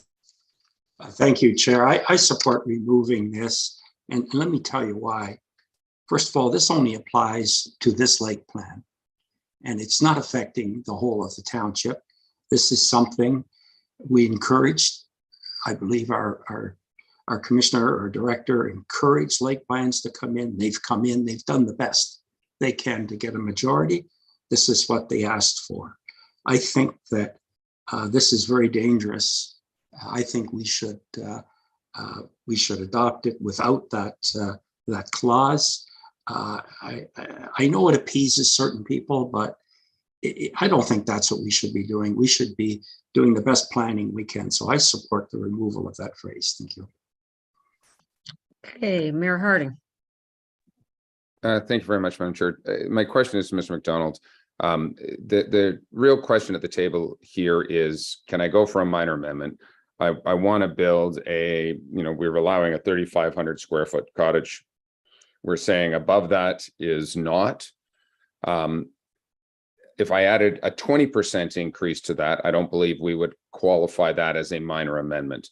We do talk about lot coverage allowing for a 10% increase to go from 10% to 11%. That does qualify. I think that's where you were going in this perspective, that if anything under a 10% addition to this, or 340 square feet, which is not very big, would qualify as a minor amendment. And if that, or potentially, we're not even guaranteeing that that's going forward, but this as an ability to have a minor amendment go forward with a 340 square foot addition on top of the 3,400. But otherwise, I'm not necessarily at a hard cap on this particular point. I do like some flexibility in this. And again, the same as our 10% to 11% lot coverage. So I can support it if we wanted to put some of that language inside. Thank you. Councillor Jaglowitz, are you? Oh, your hand is down, I gather. Mr. Dyment. Just wanted to remind the committee that you already have a clause in your official plan, Part A, the very last section. It says where numeric values are included in this official plan, minor variations to those values do not require an amendment to this plan unless the plan states otherwise. So you can still, deal with the minor changes to the plan by minor variance without making a reference to whether or not an official plan amendment is required. And it would still work. I will also just point out that in my younger life, I did a number of hearings for the Township of Muskoka Lakes arguing the 11% lot coverage. Sometimes they were 12.5, sometimes they were 13. And the tribunal, then the OMB, was never very happy with the fact that I made the argument that the official plan said you could go to 11, but you couldn't go to 12. In fact, I think I lost most of those hearings. So it's just a little bit of words of old wisdom for you. Okay, all right. So what we have before us is through Councillor Roberts, that the Leonard Lake would like this removed, taken out.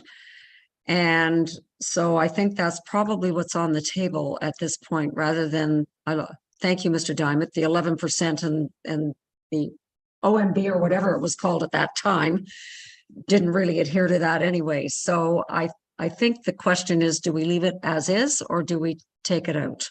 So all in favor of removing the reference to the OPA? All right, it's coming out. Oh, Councillor Nishikawa, welcome. Okay, so the next one is, I believe it's 429 and 95 on your clean copy. And again, Councillor Roberts, I believe this is the 30-meter setback. Yes, thank you, Madam Chair, and for the audience. I really did work hard with the lake associations to do lake plans. That's why I've got the brunt of this, or the pleasure to talk to it. Okay, so we're now speaking to E834E as in Edward on page 429. And the Leonard Lake asked that the all construction be replaced with on vacant lots of record where possible. Leonard Lake also asked that the sentence stating that without requiring an amendment to the plan be deleted. Now, the intent to imply setback clause to a vacant lots and new constructions only. This is all they wanted. General application of the 30-meter setback for all construction would unnecessarily place most properties on Leonard Lake in a legal, non-conforming status. This was not the intent of the policy. The OP E422 speaks to setbacks and redevelopment. And so why don't we just go with what Leonard Lake is asking, to replace all constructions with on vacant lots and records, and it would alleviate the fears they feel of many of the majority property owners on Leonard Lake. Mr. McDonald, do you have any comments on that? Yeah, I guess my initial reaction was, and perhaps we didn't get the request entirely correct. I certainly understood it to be 30 meters for everything. And that's why we included in this draft words to the effect that allowed for reconstruction and additions within that 30 meters, in recognition of the fact that many dwellings are at or close to the 20 meters setback. So basically the way it works across the township is that 20 meters applies to everyone.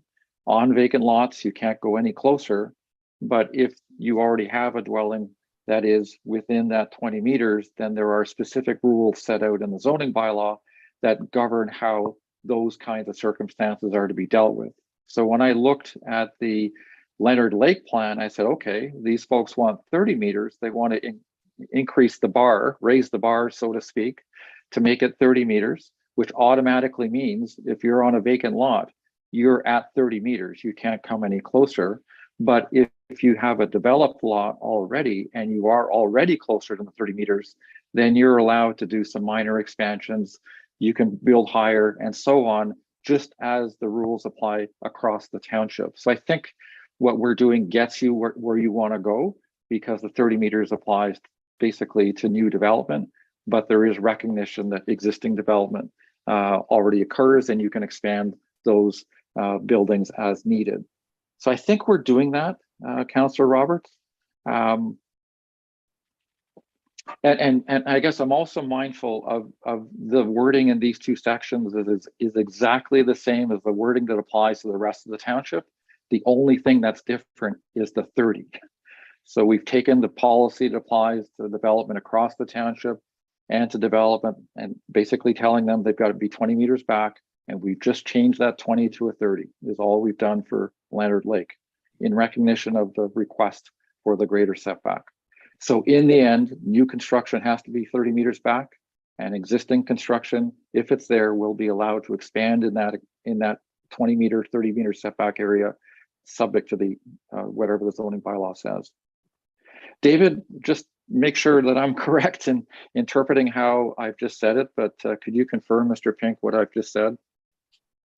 So before you speak, Mr. Pink, I think, help me, Councillor Roberts, if not, but I think the concern here is that by putting in the 20 meters, it means that those properties are now grandfathered and can only do what the grandfathered, what the undersized lots can do. Is that not one of the concerns, Councillor Roberts? That is definitely the concern. As definitely they and the stakeholders were very explicit, saying that they want the lake plan to stay the heck away from redevelopment, so that grandfathering discussions with TML are not further complicated. So they wanted to stay right away from this, and so is Okay, there, okay, that's enough. Maybe the question, Mr. Pink, is those ones that are less than 30 meters back, they don't fall into the grandfather category. They are still allowed to develop as they can today. So I think we need some clarification on that. Thank you.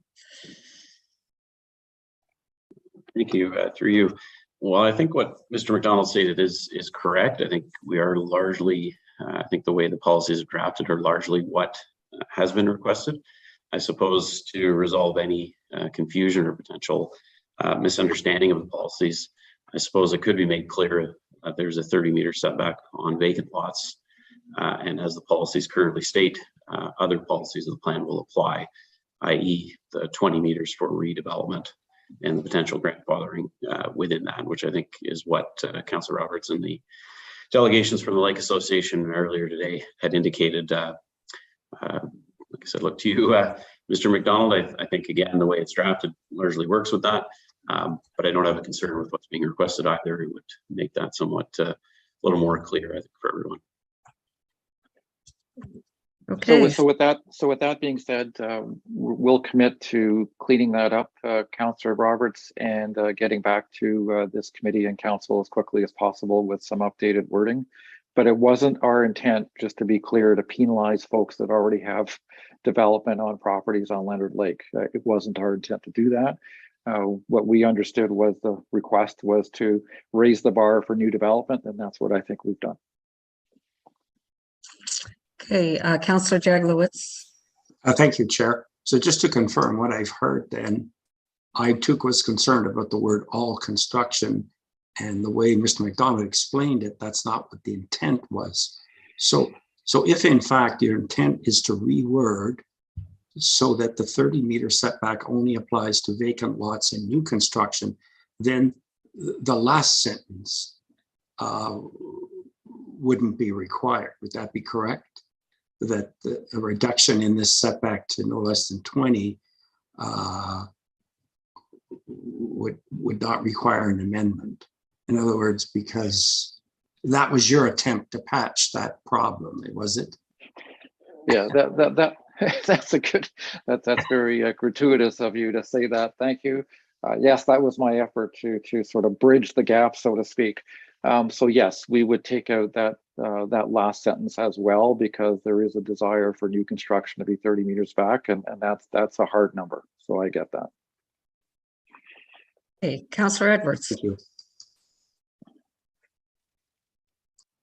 Yes, thank you. I don't think anything in this would penalize them. It would come up to our other and that bylaws that they can go a certain percentage larger if they're closer, and that the same as if they're within 66 feet now, and that's so I can go either way with it. Thank you. Okay, so I think we've settled on a path forward on this. I believe so. Yep. Okay. All right. So Roberts, on to your next one, and I think we're on the same page still. Yeah. And I only have two, this one and then one more left to go. So I believe we're on to F. As the next one, just let me change my notes here. F. Okay, on F here. So we are on page 429, E8, 34F. And Leonard Lake asked that this section be deleted. The general OP specifically E4222 speaks to setbacks and redevelopment. And it appears to be a duplicate now added into the Leonard Lake plan. This clause is new and was never discussed. Again, one of those. The clause speaks to existing buildings and redevelopment, and it's the same concern that the stakeholders have asked the lake plan to stay right away from anything to do with redevelopment. And the intent of the clause again is focused on that the 30-meter setback on vacant lots of record and new construction only. So just take this right out, and that is the request. Well, I understand that it's being granted. So Okay. Mr. Pink just told me that it will be deleted out. Thank you. All right, Okay. so I'll just move right along, if you don't mind, Madam Chair.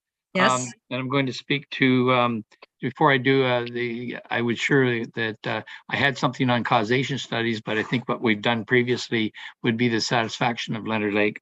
So now we're going to talk about page 430, E834. Is it J? My eyes are J or I. Think it's L. L, okay. All right, so again, L, second, turn the page here. I think we already talked about this with Little Long Lake and including Development. phosphorus. Yes. So that is fine. That will move forward. All right, good. Thank you. Then I'm going to try to stay silent the rest of the meeting. That may be impossible. Thank you. Oh, so many things I could say, Gord, but I won't. Okay. Then I believe we're on to commercial accommodation. And Councillor Jaglowitz, you had a number of things that you wanted to look at on this. Page 440 or 106 on your clean copy. And actually, I think you can carry it on from there, Councillor Jaglowitz. It's the same theme. Thank you, Chair. You move so quickly, it's hard for me to catch up with you. That's a good comment, by the way.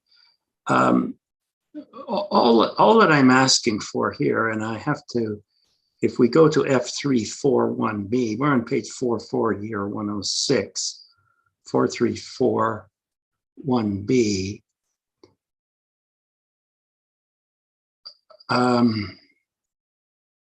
4341B. All we're asking is that we add the words or redevelopment.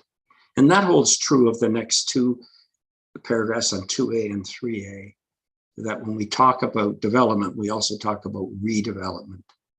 And I just wonder if staff could comment whether that was the intention, that development or redevelopment would be covered by these sections. Mr. McDonald? Yes, I can confirm that any application would be subject to these policies. So I'm content and happy to add in the word redevelopment where needed to make that 100% clear. Okay. Yeah, so we're happy to do that. Chair, do you need to get any approval on that? Because there is one other section that's not on your list, and I apologize for it. So that's applying to F341B, F342A, and F343A. But if we look at F342I, and this only came up today, F342I, GH, let me just get to it so I get the proper reference. GHI, which is on page 443 or 109.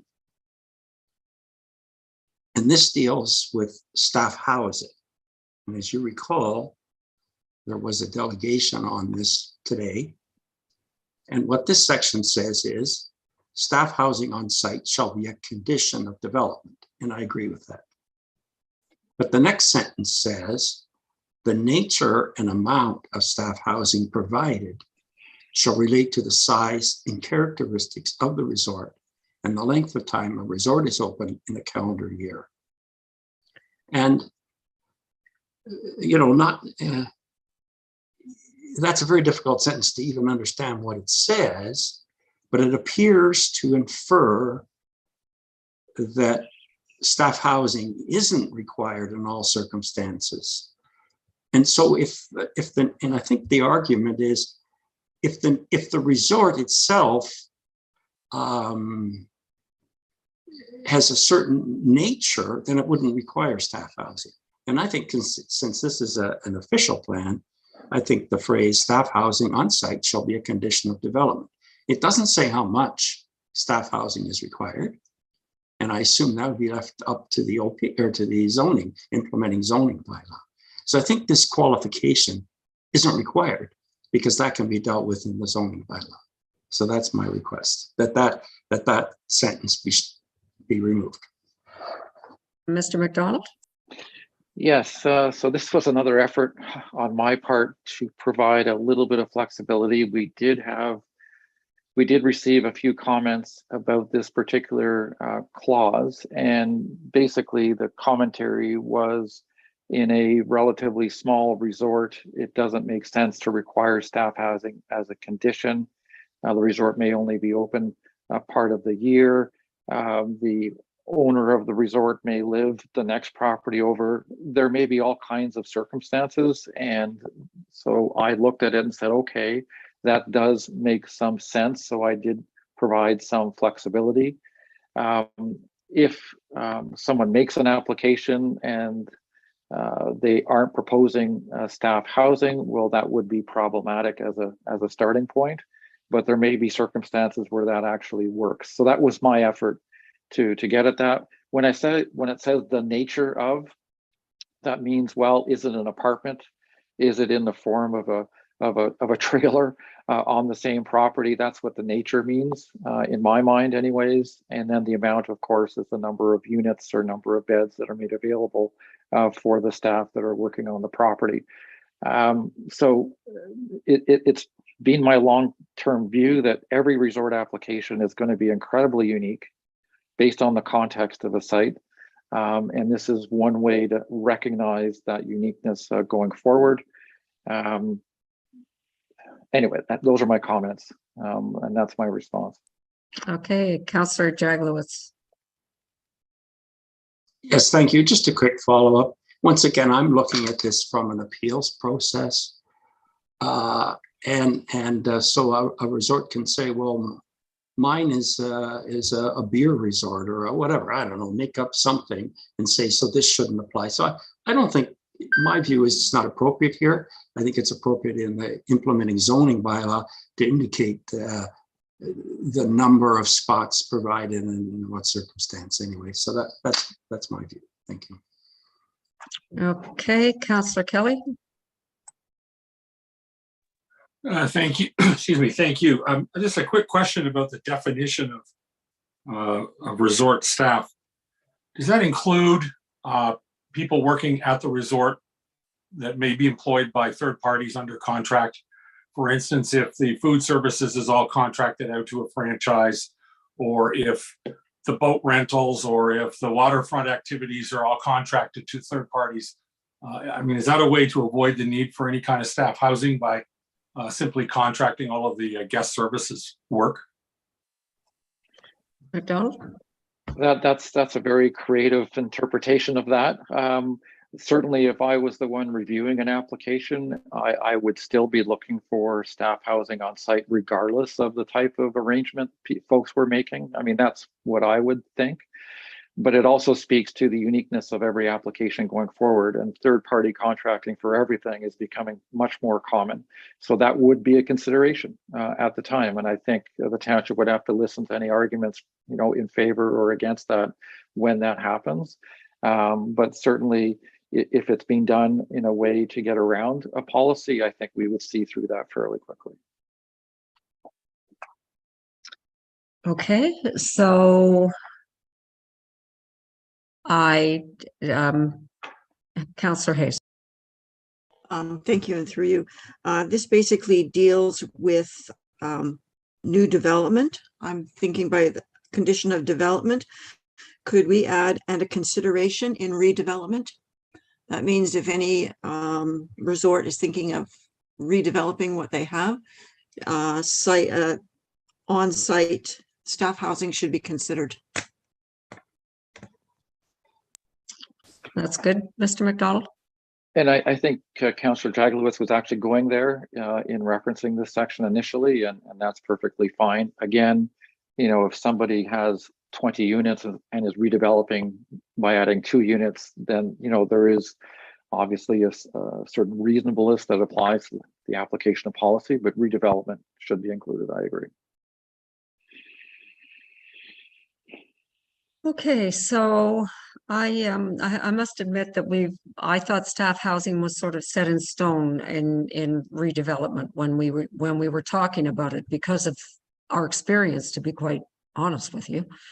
But I do get if it's a 3-cabin small development, are we going to need staff to be on there? So I'm assuming in the bylaws, we're going to define some of that.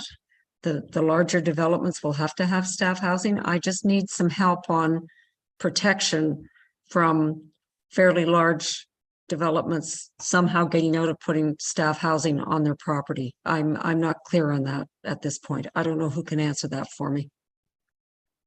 Well, I can start. Certainly it's not our intent to allow proponents to not provide staff housing. It really is to allow for a conversation to be had on a case-by-case basis when applications are submitted, keeping in mind that most, if not all, applications will be coming in front of this committee and council for a decision, and you will need to be satisfied that the intent and the policy framework and the plan are being met as well. We've heard loud and clear about staff housing. We understand it, but really, when it comes to smaller resort developments, it may not be a requirement, and this is really intended to recognize that moving forward. Okay, thank you. Mayor Harding. Thank you. Again, I think the language is appropriate. Ideally, we want to have staff housing, but certain resorts, and I'll say Shamrock Lodge, for example, they don't have any room to build additional staff housing. Owners are on site, but to try and put some housekeeping staff or some cook staff or anything else on site probably just doesn't work for them. And are they going to have to give up some of the room revenue? And I'm not sure what qualifies a redevelopment. I decided to tear down and rebuild my buildings. Is that a redevelopment of the resort or not? So I like the language that we have here. I think it protects everybody. Okay, thank you. Councillor Jaglowitz. Yes, thank you, Chair. I have to disagree with the mayor, in particular Shamrock Lodge. If it stays operating the way it does, it won't be required to have any staff housing. But if it decides to redevelop, then it would. I think it's important. And I guess I have a question. Chair, I'd like you to actually call this question at some point. But I would like to ask Nick or staff or whoever would like to, if we remove that last sentence, how does that, is there still not going to be flexibility in the zoning bylaw to deal with all those things that you mentioned? Okay, Mr. McDonald. I suppose there would, but again, I think what I'm trying to do is be reasonable where we can be reasonable in response to requests that have been made for clarification and clarity. And in this particular case, it was a smaller property owner with a smaller resort that was looking for clarity on how this policy would be implemented going forward. I believe that correspondence is in the agenda package, and it was in response to those concerns that we wanted to make it clear that there was flexibility up front. Having said all of that, I agree that there is flexibility inherent in any planning process and in any application process involving a decision, so I get that. But I thought it was appropriate to add in a sense of reasonableness in the policy up front. So that's my judgment call. If planning committee says no, that shouldn't be in there, that's fine. I think in the end, Councillor Jaglowitz, the same result will be the result. But my thinking was to be more upfront about it. Councillor Jaglowitz. So if committee is prepared to accept that and remove it, I'm okay with that. But as an alternative, then I hear what you're saying. So the alternative might be to just change the paragraph to say the amount of staff housing provided shall relate to the size of the resort, if that's what you're trying to get at.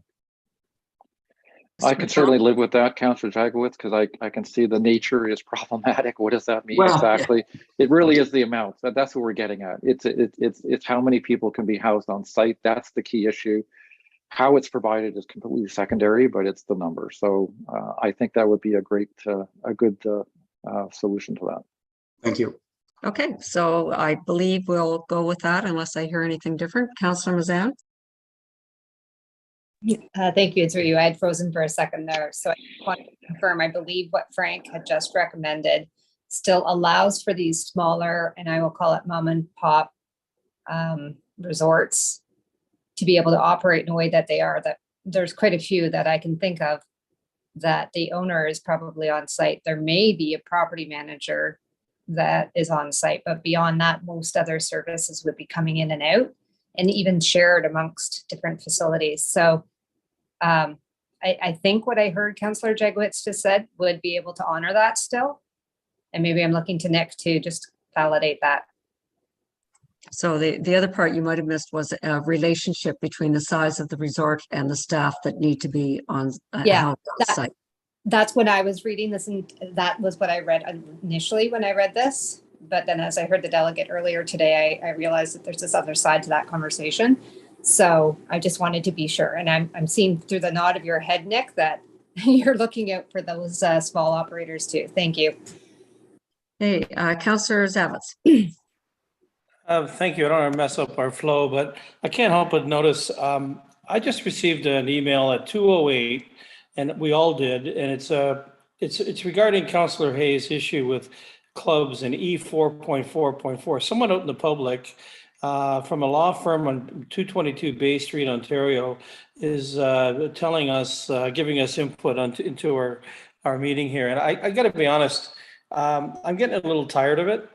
I understand the days before and input the morning of, but while the meeting's on, people are actually out there witnessing this in real time and giving us their input, and actually we should thank them. I do understand that this is not a public meeting, although we are in the public vein. Thank you. You could just turn your phone off, Glenn. Kidding, just kidding. Okay. All right. So what I am gathering is that we are good with staff housing on the site, and then we're going to relate it to the size of the development in terms of the need for staff housing on site. And I believe I'm getting a thumbs up from everybody on that. At least a majority. Okay. Okay, so the next area is rural area land use designations, and I'm going to, this was Councillor Hayes, and I believe I'm going to refer you to page 458 or 124 on your clean copy. Go ahead, Councillor Hayes. Thank you. Through you, if you remember, there was some discussion as to whether or not aquaculture would be included in agriculture. It was suggested that by its description of goods for sale, that it was. I've been advised by someone in the industry that no, it's not. That agriculture actually is defined as land-based operations. Aquaculture is not. So I would suggest that we just add aquaculture to the definition of one of the uses of agriculture, but specifically to make it private aquaculture that would occur on private lands, because we don't want to encourage the big pen fishing that they have out in Georgian Bay on our three big lakes. So if we could massage that in, that would be wonderful. Mr. McDonald?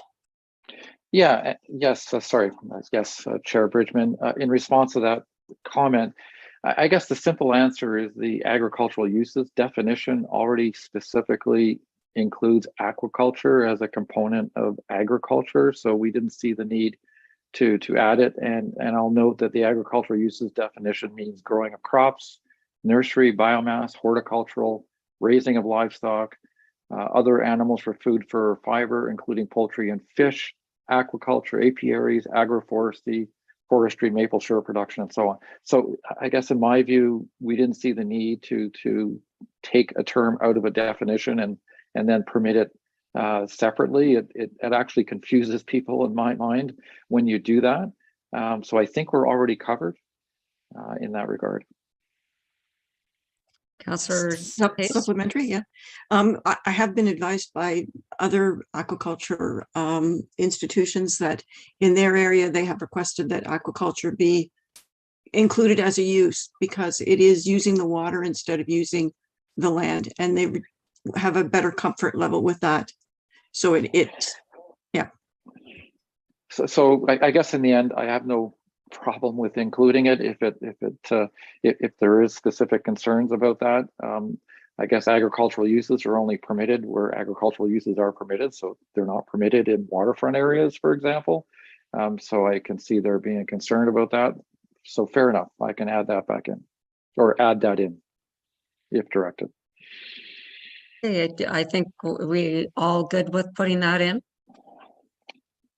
Think there's any harm in that, so.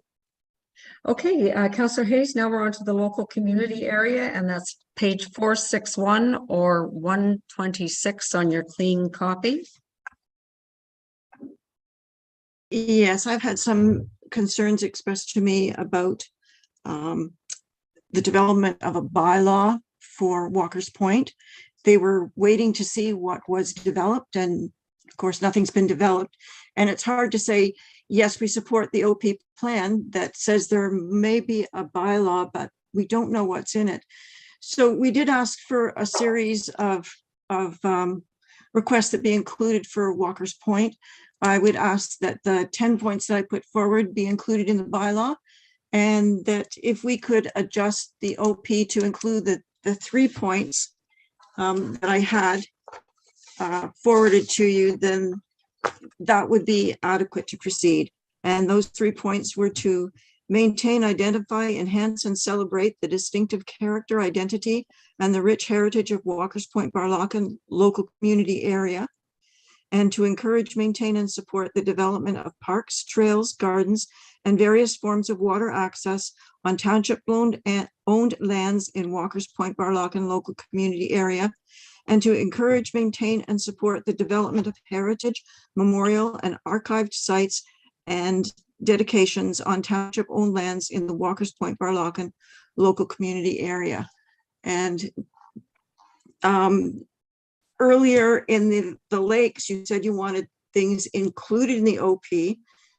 Now we're talking about not including it in the OP, but in the designated communities, they have specifics attached to them in the OP, and the lake plans have things attached to them in the OP.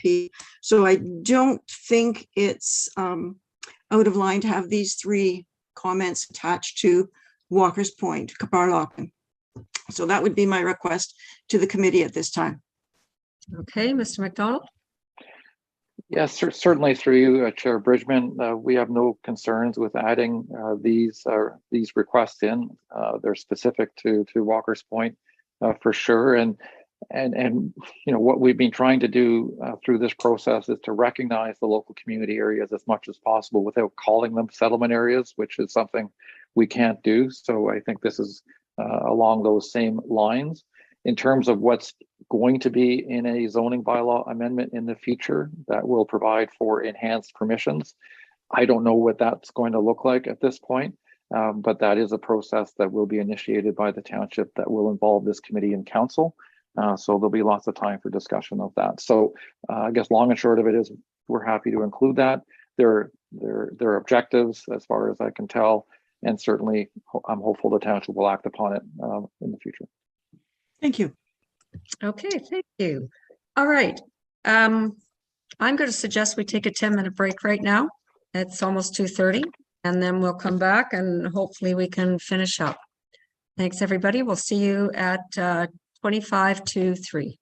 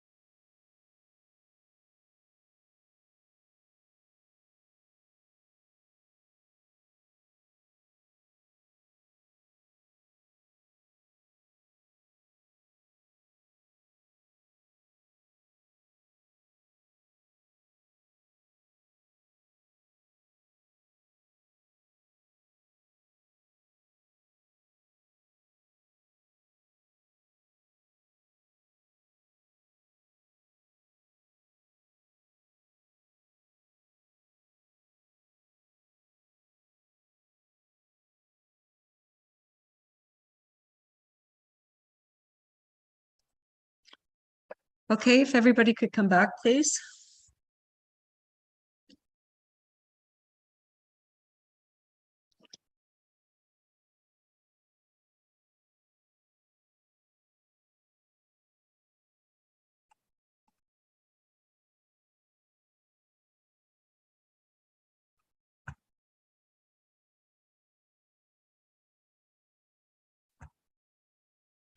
So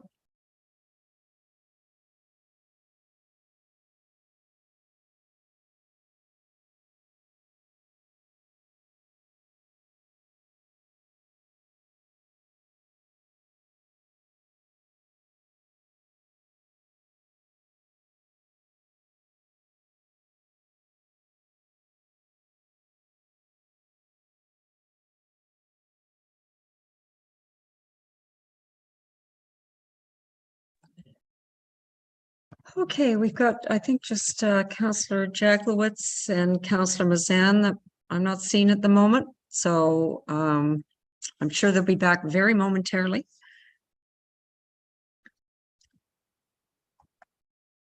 And here comes Councillor Jaglowitz, and I'm sure Councillor Mazan will be here. So the next on my list is Part L, which is General Development Policies. And it would be page 540 on your agenda package or 206 on the clear package. And it is seasonal and private roads, and Councillor Hayes. Oh, it's L661. Councillor Hayes, if you'd like to introduce this. Thank you. Through you, we have a transportation plan coming out, and we have several different types of roads in the township. We've got provincial roads, district roads, township roads with summer maintenance, township roads with no maintenance, and private roads. And we basically have kind of grouped everything that is seasonally maintained, seasonally not maintained, and private into one, well, not private, but we've typed those two types of roads into one seasonal adaptation. Some of those roads are currently being open for services 365, so that they are not really seasonal roads. They are roads that are accessed 365 days a year. They are just not publicly maintained. And they may, in our roads master plan, they may get a different name. And I just, for consistency, I'm wondering if there's any way to say that township owned roads that are either summer maintained or not maintained, rather than calling them seasonal roads, because that is what they are. They are not seasonal roads, not if they use 365. So that's my concern, that the OP and our master plans for transportation development will not have the same names. Okay, thank you. Mr. McDonald. Yes, so we're certainly happy to ensure that the words used are consistent, and David and I can discuss that after this meeting to make sure that is the case, but I certainly understand the difference between maintained and accessed and used. They're different connotations, of course. So we will certainly do that, Councillor. Okay, thank you. Okay, thank you. Councillor Roberts. Yes, thank you, Madam Chair, and through you. I'm on one of those not private roads, but cottage maintained roads. And for years, we've referred to it as township not maintained property. So I encourage you to talk to Director Becking, because it's my understanding in the Municipal Act that what the Director Becking pointed out to me, there is no such thing as a seasonal road. So you should get the terminology. Yes, yeah, because we had that with in an application. So talk to Director Becking. Thank you.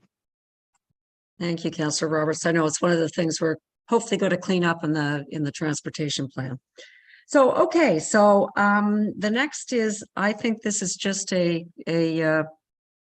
editing difference, but it was pointed out, page 559, 225 on your clean copy, and it was Councillor Jaglowitz. It is dark skies, and it's part C. And it is basically the phrase to provide exterior and lighting that I think the and needs to be removed from there. That's correct. So we can make that change. That is an error. Thank you. Okay. Chair, might I just Certainly. address that for a sec, because I was hoping that it was deliberate, that you might be trying to deal with interior lighting that projects to the outside, but that was not your intent. Is that correct? No, that's correct. Okay. All right. Thank you. Okay. All right. And then I think Councillor Jaglowitz, back to your next concern, which is special site policies, and that is page 562 through 572 or 228 through 238. So if you want to just explain what your concerns are there. Sure. There really wasn't a concern as much as informational. As I understand it, these are 11 OPAs that are going to survive and be carried forward. And I'm just concerned that as a councillor, I'm approving something coming forward that I don't know what it is. So what I'd appreciate, not today and not before this has moved on to council, but before it comes to council, if we could just be provided with some description of what it is that we're putting in here. I know there's lot concession and so on. And let me just back up a bit. I've been told that these are things that have been approved that have not happened yet, and therefore they need to be here. But I'm concerned that there might be things here that we don't understand. So that's all. Just wondering if staff could provide to me, or if other councillors are interested, just say M1 is where it's located and what it's doing, if we're entitled to that information. Thank you. Thank you, Mr. Pink. Thank you. I see Nick's hand up. He might wish to add, but in response to your question, there is a schedule to the official plan that identifies the properties in question. It is a large map, but it is a PDF, so you can zoom in and see the specific properties. I can quickly check the reference of the schedule number, but there is a map. And with respect to what you are approving, if you look at the latest draft, we have outlined those specific policies that are being carried forward. You're generally correct. In many instances, what you do is carry forward certain developments that have been approved but have yet to be developed. I believe in our situation, most of those approvals are quite dated, and they are being removed. If those property owners didn't proceed, I think they've been given ample time. If you review section M, or part M, you'll note that I believe all of them, what you're carrying forward are specific restrictions that were implemented or imposed on prior approvals. So the prior approval's been given. Presumably those property owners, and I know a number of them have proceeded with the development, the lots have been created, for example, and what's left are specific amendments that the council today wanted to ensure carried forward, such as retaining buffers, lighting, stormwater management principles, implementing certain technical studies. So if you do flip through part M, you'll note that there's really no permissions. It's all imposing restrictions to ensure that those developments proceed as were envisioned when they were approved. I hope that helps clarify. So supplementary. Yes. So I did receive colored printouts of that schedule you're talking about. It's so small you can't read it. Are you saying if I had gone on the online version, I would have been able to click on it and see details? I attempted to do that, but wasn't successful. For example, sorry, yeah. What I'm after, I'll be specific, David, if you don't mind.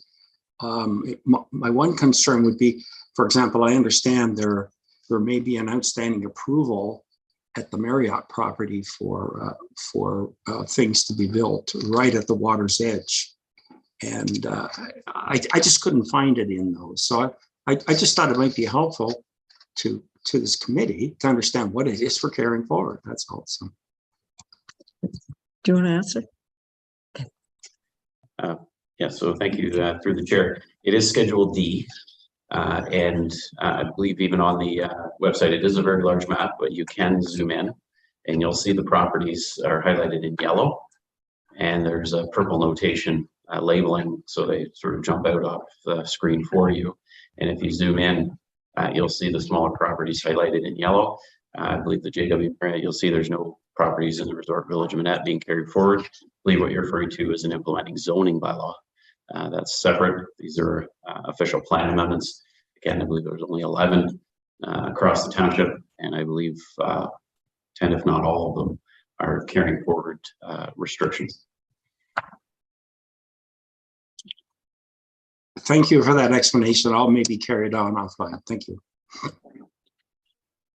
Okay, thank you. So our last one, and Mayor Harding, it was something that you wanted to discuss, and it's about site plan controls, and it's 577 or 243 in our document. I think it was more a question of operational ability, but please go ahead. Yeah, absolutely. And I guess my question is to staff, and it may be probably not necessarily for Mr. McDonald or Dyment. It might be more specifically for Mr. Pink. Section N5, talking about site plan control. We're adding a number of site plan control properties. We heard it earlier today in the delegations.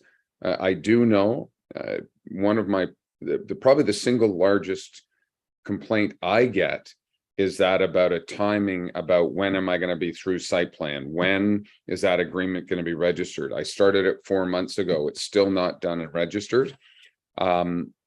If we are going from right now, I think we do roughly 300 of these, and we're going to go to 1,600. How do we plan on handling all of this with our staff?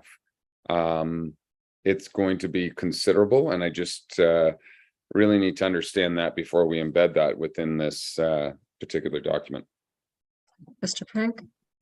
Thank you for your, just to clarify, there may be a lot of numbers being thrown around out there and over this process, but very roughly speaking, we've been averaging approximately 100 to 110, 120 site plans per year. Last year or two, I believe we've gone above that, but not certainly not 300, and certainly not going to 1,600. We issue approximately 12 to 1,300 building permits a year, and certainly I believe Nick mentioned this earlier, but we removed the specific details in the OP as to what would trigger the site plan or not. But the way it was previously drafted of additions over 500 square feet for new development, that would significantly bring down the number from 1,200 building permits, because that would include everything from reconstructing one's dock to a septic permit to demolition permits. But with that said, I've stated on a number of occasions that yes, subjecting significantly more development to site plan control will increase our site plan applications. And it's my responsibility to continue to monitor that and ensure that we're staffed in order to be able to administer and approve, review and approve those applications. I would just add a couple points, and I don't think I've stated these previously, but committee needs to be cognizant or recognize that the official plan as currently drafted also may result in a reduction of certain applications. Certainly just imposing RCC alone will reduce lot creation potential on a lot of lakes, increasing lot frontage. I think the draft OP likely will reduce the number of new lots created, which in essence is reducing the number of applications we may receive. I think there's a lot of clarifying language, a lot of improved language that will make it clear certain types of minor variance or zoning amendments may no longer be able to be supported. So we may see a corresponding decrease in other applications. I think that's one important point. The other important point to note also is certainly not completely cost recoverable like the building department. However, each of those additional site plan applications, we will collect a fee for reviewing those. And if a significant number increase are received that warranted additional staffing, the revenue from those applications will offset the costs of any needed additional staff. But we will review that on a go-forward basis as those volumes change and come in, and we'll certainly adapt as needed going forward. Hope that helps clarify. Okay, thank you, Director Pink. Okay, so we have been through the document as far as my notes go. Councillor Hayes. I apologize, Chair Bridgman. I had missed one of my points when you gave me the opportunity to speak. Page 365 or page 31 of the new document. Number N, protect and support rural areas and large tracts of undeveloped lands so that they are sustained for future generations. To me, that sounds like you're freezing lands that are large in area. Could I have an explanation of what that is supposed to do? Certainly. I'm not quite sure. Well, I can start, Chair Bridgman, with Thank you. response, and then I'll ask Mr. Pink to comment. I believe there is similar wording currently in the official plan, and basically this is an objective again, and it speaks to the desire to protect these large areas from development.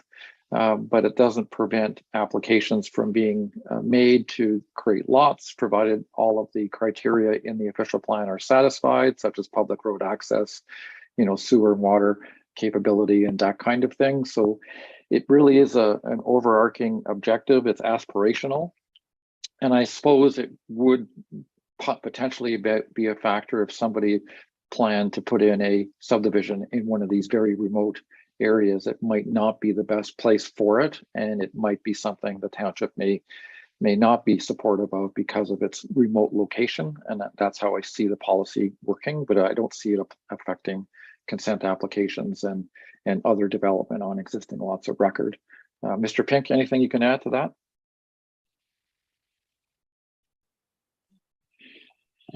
No, I'm certainly able to assist with clarity, further clarity, but I think Mr. McDonald's answered that well. I think the objective simply recognizes that there's a large acreages in the township well removed from lakes, rivers, and year-round maintained municipal roads.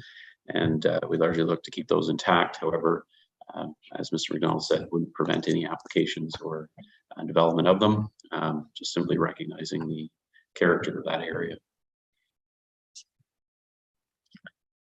Okay, Councillor Edwards.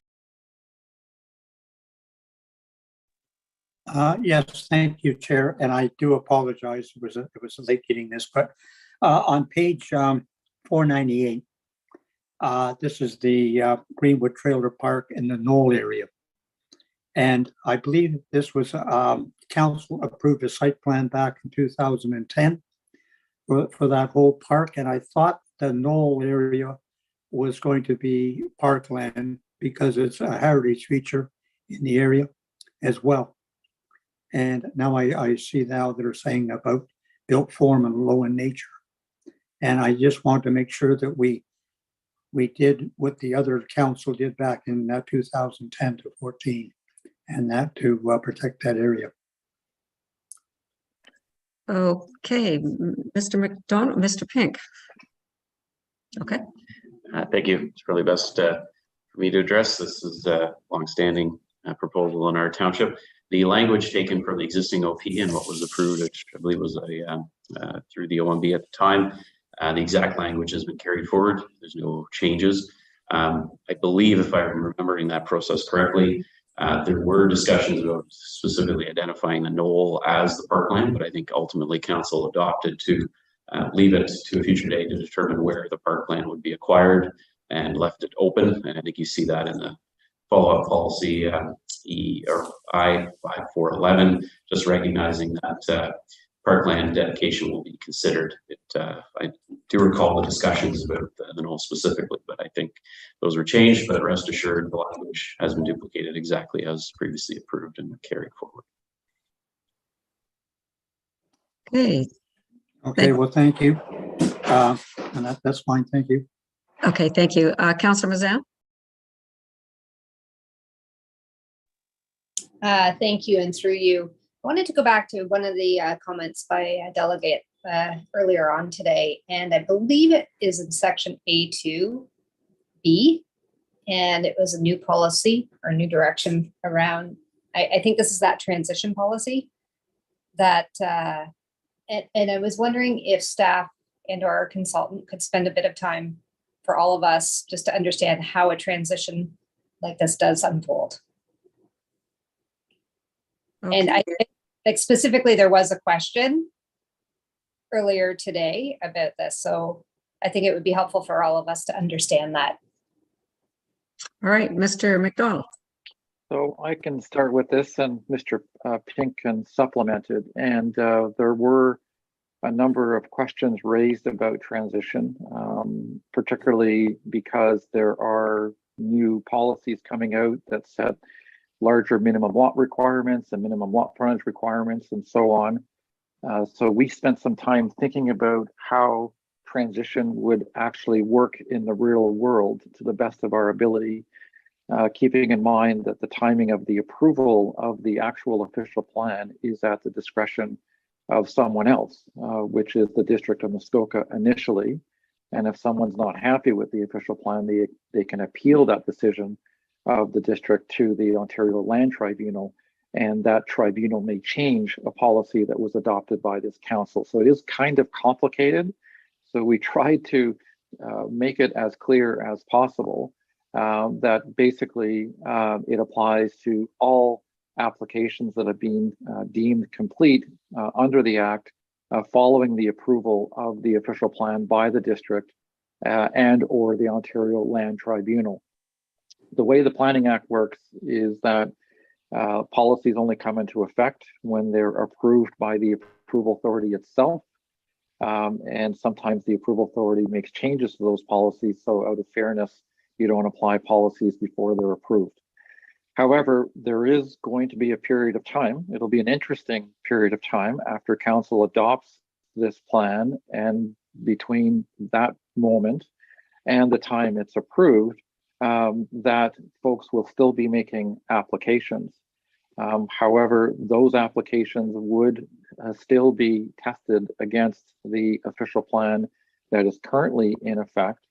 And what we're saying is that regard should be had as appropriate to the new official plan when making decisions. It's difficult to sort of go through exactly how that will work with every application, but it's been our experience in the past that, for example, someone makes an application to create a lot on a lake, and that application or that lot complies with the current official plan but wouldn't comply with the new official plan. And a decision needs to be made on whether to apply the new official plan or not to that application. And in my mind, councils and committees of adjustment have historically applied the most restrictive policy to applications, regardless of whether it's fully in effect or not. I'm starting now to get into legal area here, but that's how I see the plan working operationally. Perhaps I can ask Dave to provide his comments. Jim, Dave, and I spent some time writing this particular section and thinking about how it would work moving forward. It is a little tricky, but council is making changes that are quite significant in some areas. And I think in most cases, you would want to apply the more restrictive policy to applications after you adopt this plan. That's my sense. But there may be other views on that going forward. But definitely when the plan is approved, it applies. It's that period between now and then that we have to think about. I see Jim put his hand up. Any comments, Jim? Just if I can augment what Nick is saying a little bit, and I know Nick will stay away from the legal stuff. I'm not going to delve into the legal stuff, but I will talk to you about more recent decisions of the LPAT, formerly the OMB, and whatever initials it was in between. We used to go by a set of rules that we called the clergy principle, which meant that an application was dealt with on the applicable policies on the day that the application was submitted, now deemed complete.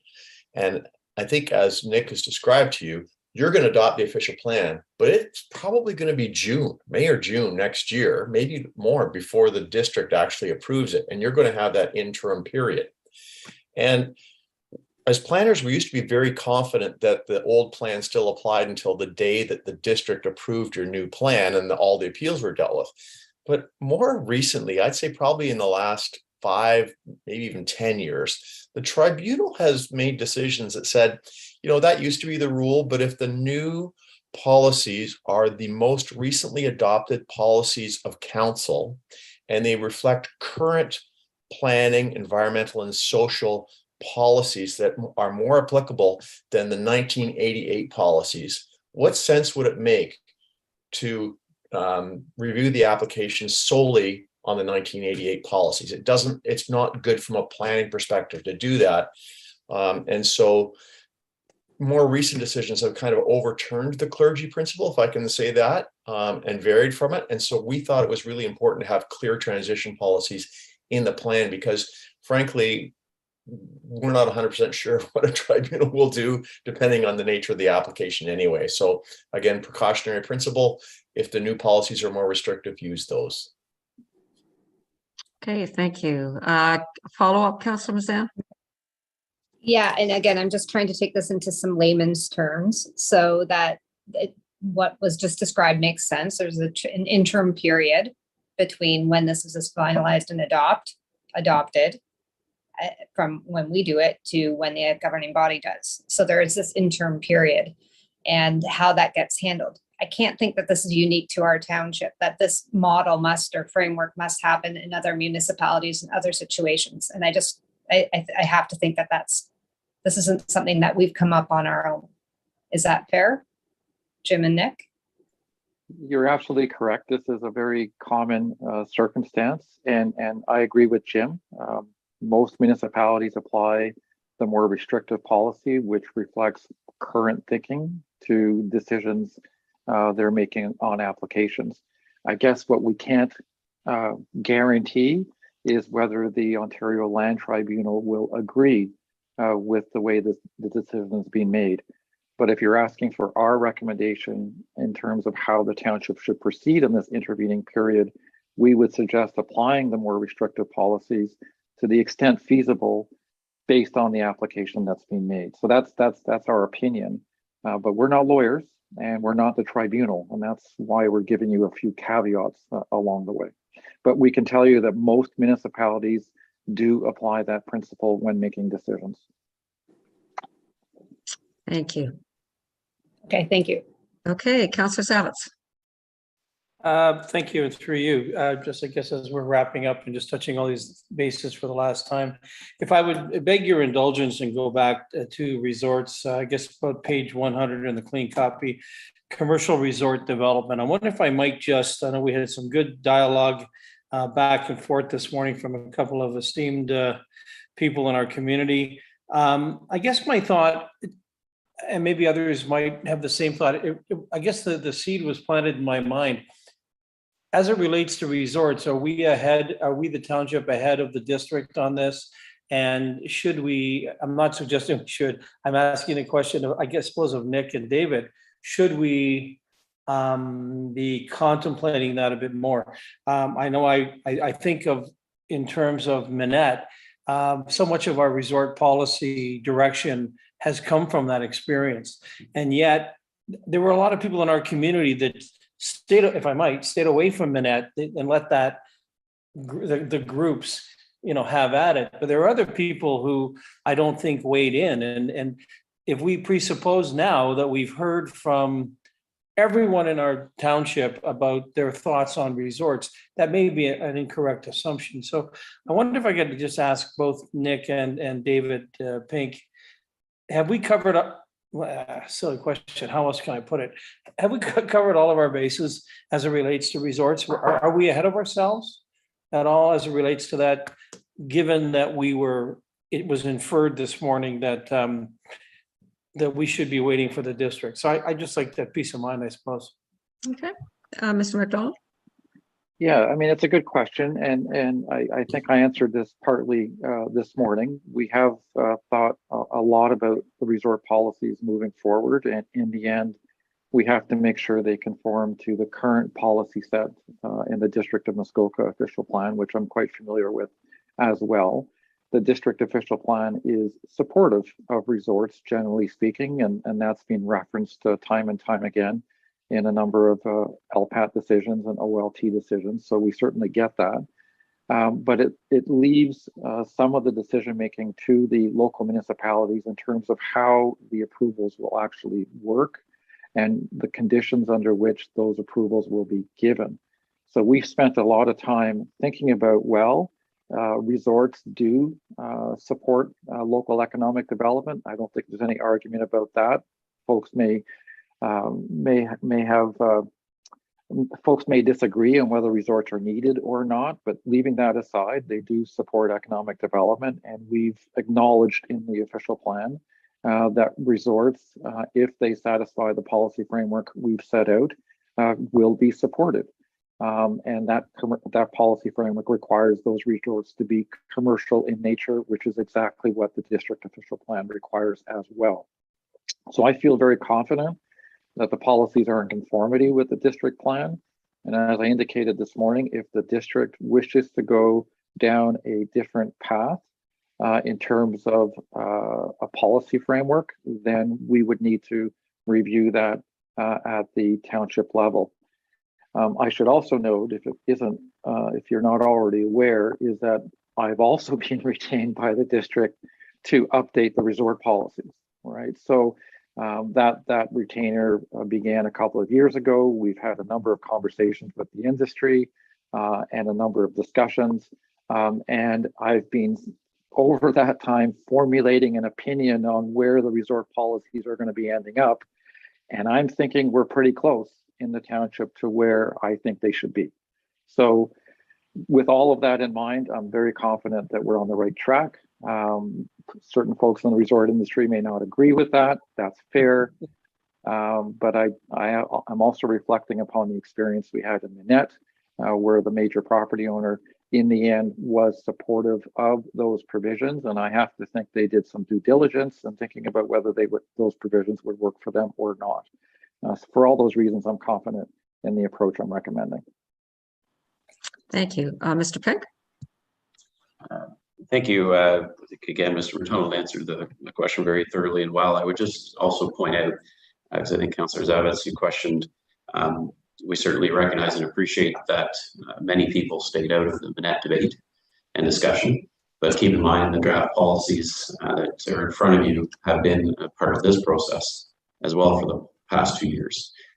Some slight revisions throughout that process, but we have received or been open to public feedback and discussion on policies through this process.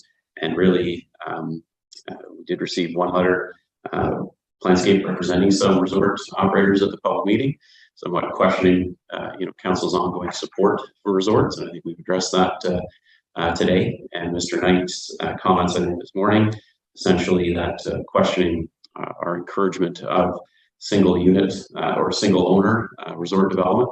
Again, I don't think there's any concern or a conformity issue that we would prefer or encourage single owner resort development. We certainly aren't prohibiting. Don't believe we can prohibit condominium proposals or other forms of tenure. So I think his concerns are largely addressed as well. But I did want to just clarify that not meant to imply as if the Minette process was the only opportunity for public input for resort operators and any ratepayer to get involved in the resort discussion. It has been part of this. And to be honest, I took the general silence from the community on those policies through this process as we largely got it right in Minette. Sure seemed to be the case. And I hope that stands true. Okay, thank you. Councillor Jaglowitz. Thank you, Chair. I have two questions. And first of all, I'd like to compliment my fellow councillor for raising the transitional rules. And I'm a little unclear. So I wonder if you could, if staff could point out to me where in this this document those rules are. I'm having trouble finding them. I wonder if you could refer me to them. Then I have a second question. Mr. Pink. Thank you. The transitional provisions that we're talking about are in Part A2, B as in Bob. I can give you a page reference. No, that's fine. That's close enough. I just they don't stand out. So I'll look at them. 31. Where do you want? My second question I is, have the individual one open, not the full agenda. So I'll just, the chair has the correct page reference, but it is section A2B in your draft. A2B, great. My second question has to do with Part G, and that it's been mentioned here, but if we recommend this this to council today, for example, are we also recommending that the minute procedures are included in it? I know they were approved under a separate process, but are they now forming part of this? How does that work for them to get inserted into this OP? Mr. McDonald. Yes, so because we're doing a brand new official plan, we also thought about how the official plan would be structured, knowing, for example, that the Minette process preceded it. And because the Minette policies are fairly substantive, they require a home in the new official plan. So we created a placeholder in the form of Section G.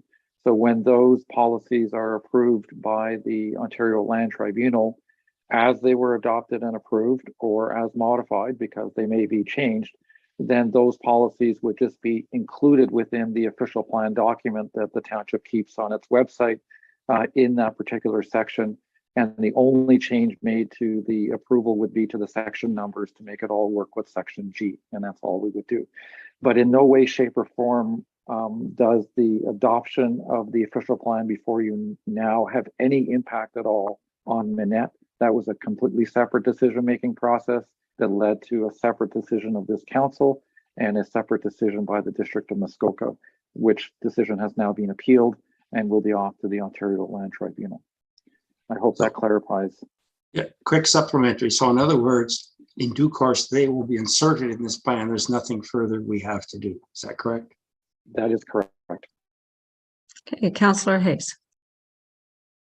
Thank you. And being that we're looking at transitioning these rules in as soon as we adopt this, we heard today from several of the contractors that they found some of the areas a little gray, a little confusing, and they had not received an answer back for their clarity. These are the people with boots on the ground that'll be dealing directly with the people out there. And we need them to understand the rules completely, because if they don't understand them, how can other contractors from outside of the area be able to pick up the official plan and understand it?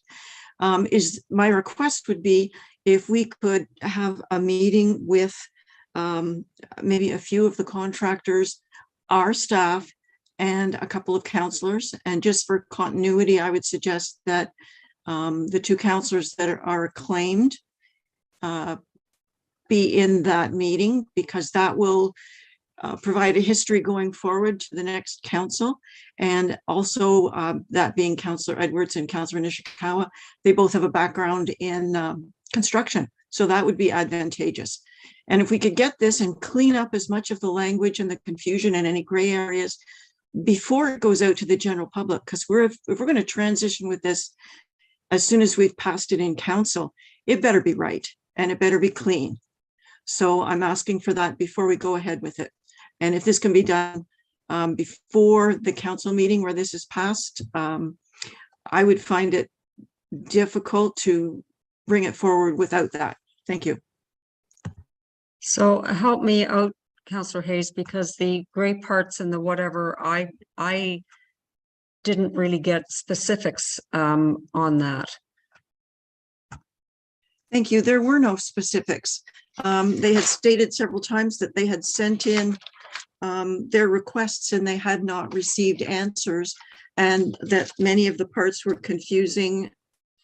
And if this has already gone in and they haven't received any answers, perhaps a quick meeting with our staff and maybe one of our counselors there might help make everything a little bit clearer for everybody involved. And if we are proceeding down something that is gray, we can fix it now, not have to deal with it later. Okay, Councillor Kelly. Thank you. Just a real quick question, simple one, I think. I understand clergy principle, and I understand where that evolved. I can see in our A2B under the transition rule that really everything hinges on when the application is deemed to be complete. I'm curious to know whether a backlog in reviewing and deeming could create a lag between when the file actually is complete and when it is deemed to be complete, and who gets the benefit or who loses as a result of that lag. Okay, so David, do you want to answer that? Oh, was it for Nick? Nick, sorry. Yeah, well, I can certainly start with that.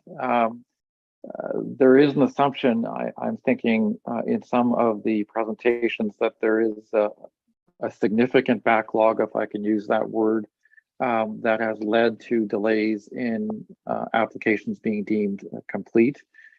Certainly, I'm not as familiar with that as would Mr. Pink in terms of whether these delays are real or not. But there will be circumstances where applications don't get deemed complete for a whole variety of reasons. In my experience, it's usually because not enough information has been provided for the application to be deemed complete, or there's a disagreement on what needs to be provided, and so on. And now we're getting into the nitty-gritty in terms of how the planning department operates. Certainly not my understanding that there's a significant backlog. I can tell you most municipalities in Ontario are struggling to keep up with applications, so it's not something that's unique to the township. But it is something to consider for sure. And we've heard of folks working on applications for 1 or 2 years. That seems to be a long time for me to work on an application. It should be completed by that time. And one last point to remember is that when deeming an application to be complete, it doesn't necessarily mean that all questions have to be answered to the nth degree. If the township requires an environmental impact study and an environmental impact study is done, there's a check mark. It's all about providing the document the township requests. Whether the document is good enough or not is a secondary discussion that has nothing to do with a determination of completeness. So there may be some misunderstanding out there about how that process works. And at this point, I think I'll hand it over to Mr. Pink because he manages this process in her township. Mr. Pink? Thank you, and through you. Yeah, I think it certainly is fair to state it is well understood that there is somewhat of a backlog, and as Mr. McDonald stated, this is not unique to TML across the province. I think there's much lengthier delays. But as Mr. McDonald stated, I don't think as long as the applications have been submitted and have all the required information, whether we may not be able to review it in time to officially deem it complete, as long as that information is in, I don't believe we would, again, subject those applicants to the newly adopted official plan, provided the application was in and all the information was in. Again, we might not have got to it exactly in time, but again, keep in mind, this is for a relatively short period of time, and eventually, in relatively short order, it will be a moot discussion.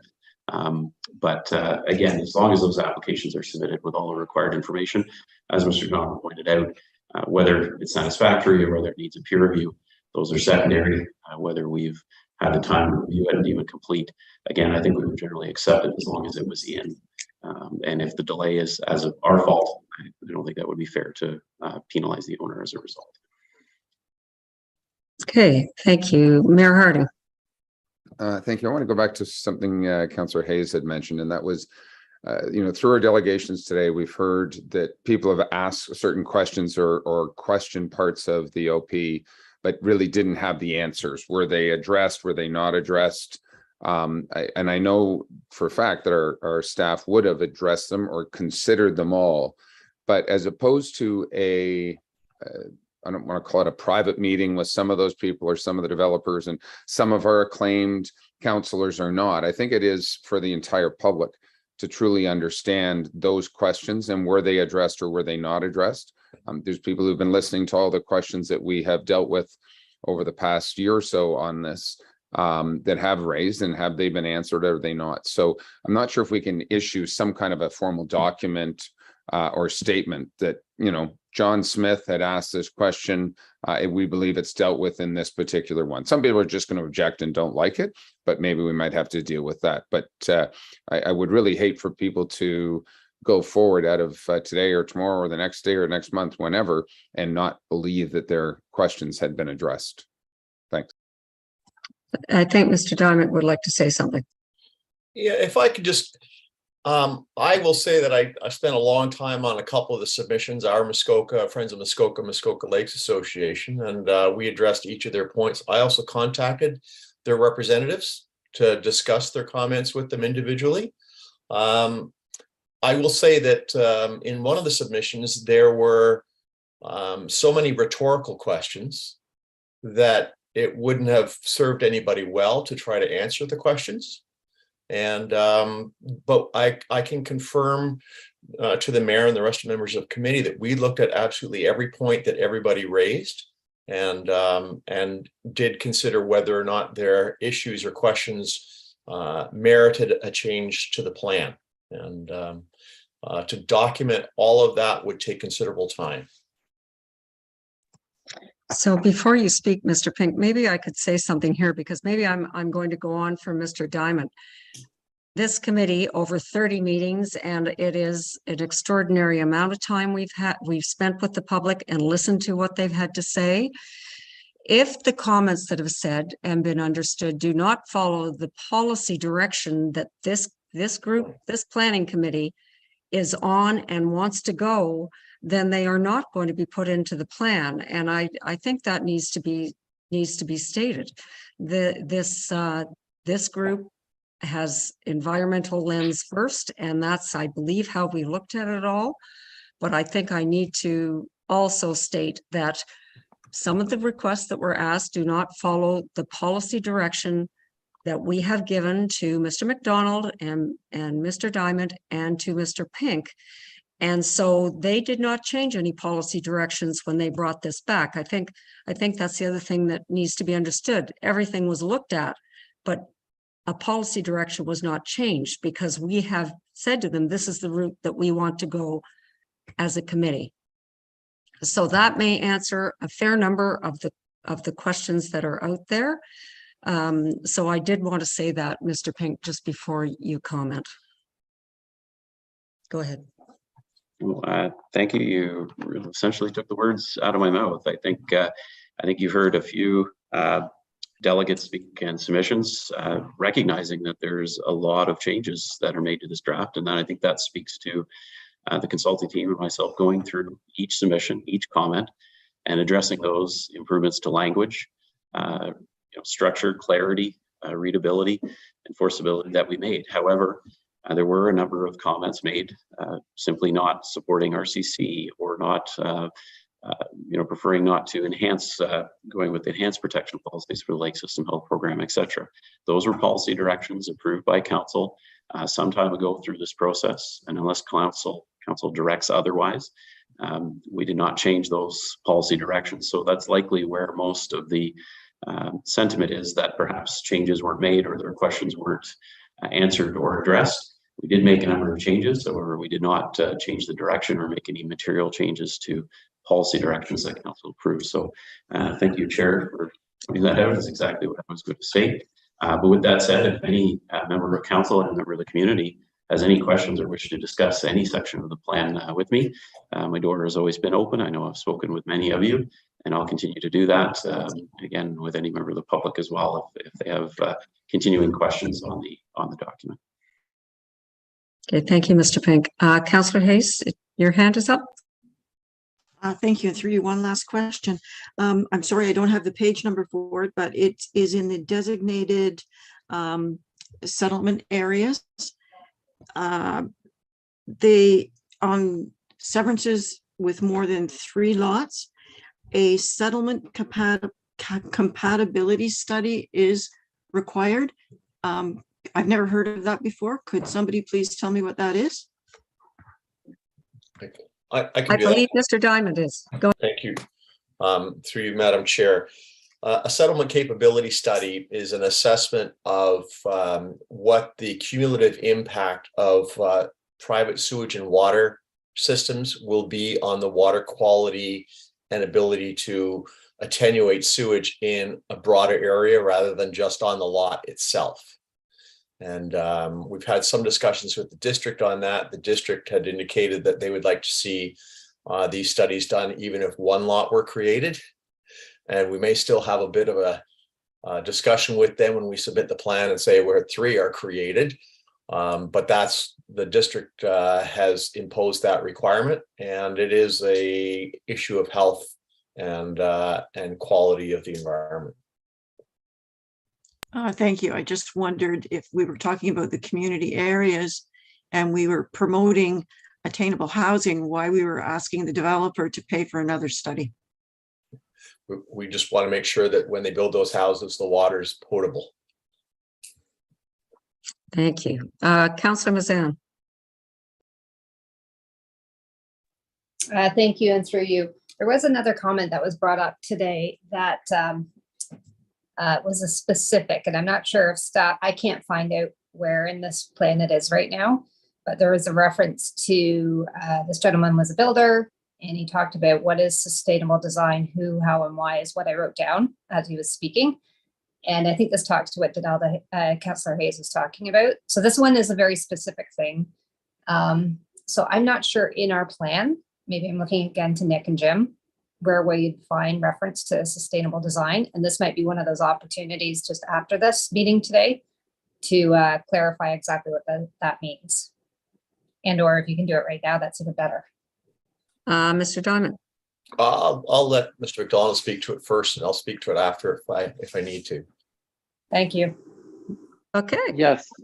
So there are a number of sustainable design policies in here, and they are in section L9. Yes, L9 actually, which is entitled Promoting Sustainable Development in Healthy Communities. And within this section, there are general policies. There are policies on health impact assessments, policies on performance checklists, should the township wish to adopt them. We have green development standards. And then lastly, we have sustainable design and development considerations, if I can put it that way, when looking at more significant applications for development. So we do have quite a bit of policy on it within the official plan in that section. Does that help you, Councillor Mazan? Yeah, I think so, because I could you tell me what page that's on? I was trying to go down and listen to you at the same time, Nick. I was trying to look at it.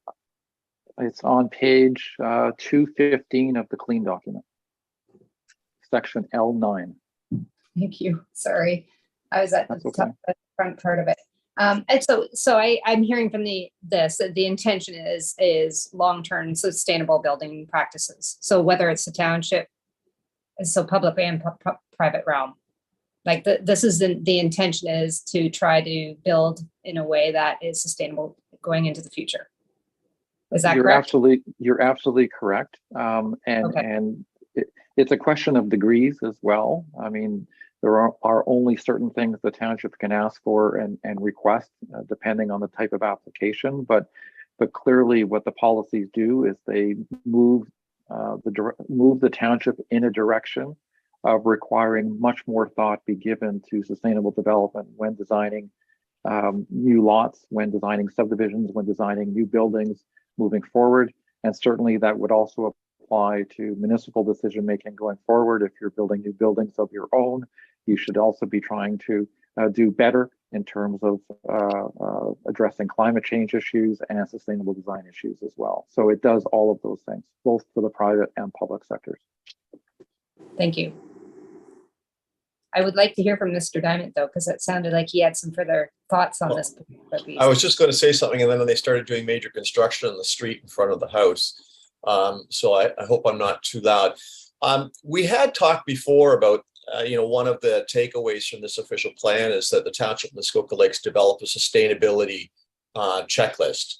And you wouldn't be reinventing the wheel. There's lots of municipalities who use them now, and conservation authorities. And they essentially would take the policies that are in your draft plan and create a checklist to be submitted as part of your site plan application, so that you could then check off all of the elements of sustainability. Nick and I both work for another municipality that's using a checklist like that before it allocates sewage and water capacity. And they give you a score, and they're going to allocate based on what your score is going to be. So it's not new, but it's something that you could look at perhaps in the next term of council.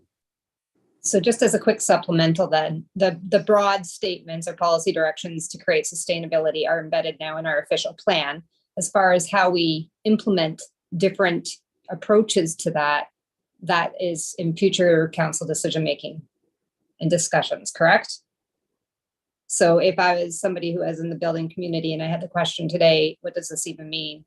They will be, in an ongoing way involved in these types of discussions, so we can develop Township and Muskoka Lakes best practices. Is that correct? That's correct. Yeah. Okay, thank you. Because this is just a policy direction, right? It's not the step-by-step. And maybe that's where some of the confusion comes in too on various areas. Well, and I think that's an important piece in all of this. I don't know that everybody has all these answers, but if we have a shared goal of creating, and preserving and protecting this beautiful space, and you involve everybody in the community, which is a lot of this engagement piece in those types of discussions, as we move forward, those implementation plans will become, really exciting to be a part of. So there's my positive end on that. Thank you. Well, the comprehensive zoning bylaws are going to be a great input for a lot of this, right? Councillor Zavitz? Thank you. And through you, my final comment. I must say, open-minded pessimism when I approached this meeting this morning. I think it's been a great meeting today. A wonderful collaboration and consensus with the public, with the delegates, with this council, with this committee. I support now of this document. I think anyone that loves Muskoka loves this place will be, and it's it's a lot of work, and it's this has been hard. This will be hard for quite some time.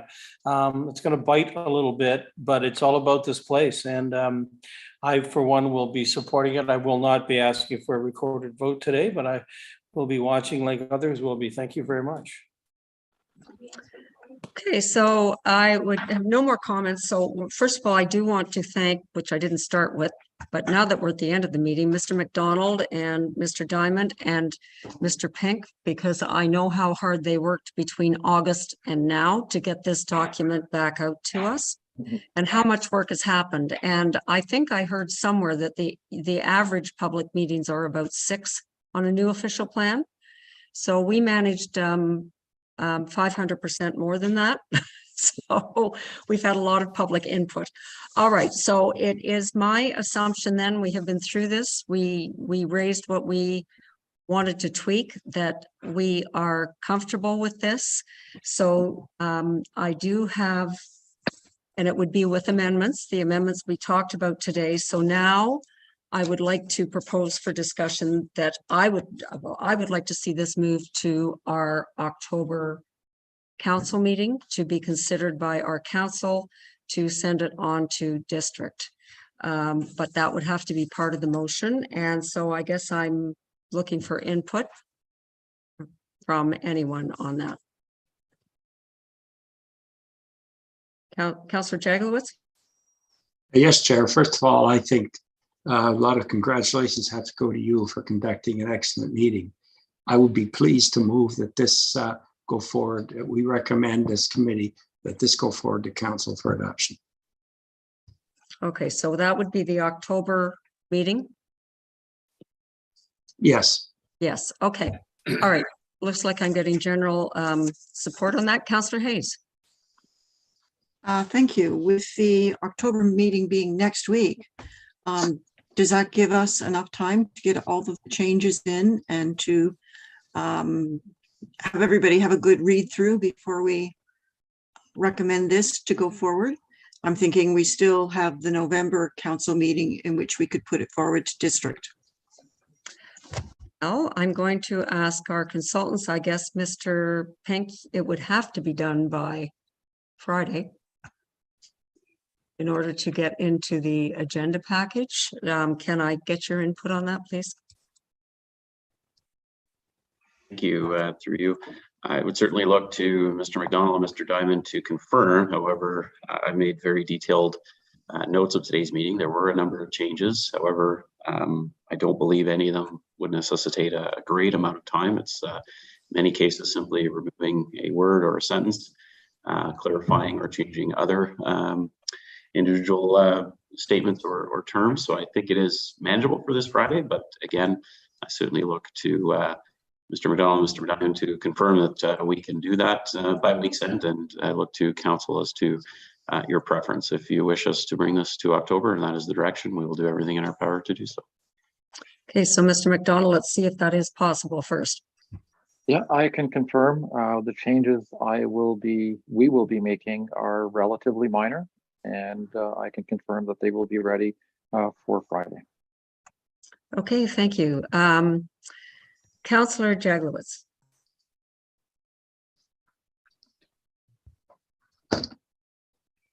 Sorry. Yes, go ahead. No, I'm sorry. My hand was just up from previously. I made the motion. Sorry. Well, I've got a motion here, but I hear what you're saying. Mayor Harding? Thank you. I'm somewhat going down the lines of, again, what Councillor Hayes had commented on, and I think was alluding to. We are talking about 8 days between now with changes that will come out on Friday. We are talking about an official plan to last for the next 10 years. I have no issues with this council moving this forward. I am always concerned when I'll use the word fast track. Typically, we go from our planning committee, we approve our changes, and it goes to council. We have yet to even see all the little tweaks, and they may be minor words, but we have not seen a completed document at this point. It would come out on Friday, and then less than 7 days, including a holiday, we would be asked to support this in a potential concern for a number of appeals. There may be no change, but I honestly, I would recommend that this come to November, this term of council. Everybody supports it, but I'm obviously at the will of this council. Thanks. Okay, do I have any other comments on October or November? Can I get a feel for what everybody would like? To me, these are very minor changes, but Councillor Nishikawa, welcome, and please, your input. Thank you. I would confirm as well that my concern that the notice to bring it forward in October may be a little rushing it, given the holidays and allowing others to even view the documents. We're then going to give them 24 hours kind of thing between the holiday and the meeting. So I don't know. I think November would be fine. I believe that it's going to be appealed anyhow. We're going to be in the, but I think that it just feels like this little last rush may not be necessary. Okay, so then perhaps I can ask Mr. McDonald or Mr. Pink, if it was November, how far ahead are we going to put the document out?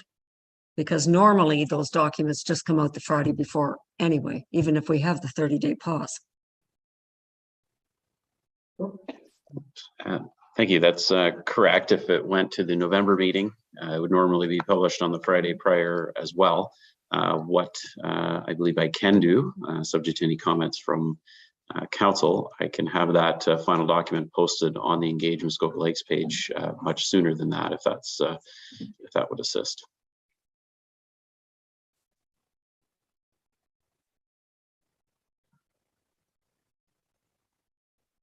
Sorry, I missed that. Councillor Jaglowitz. Yes, Chair. I asked that it actually have a motion that come forward to the October meeting. I would ask if there's a seconder. If not, then we'll take some other. Would anyone like to second that motion?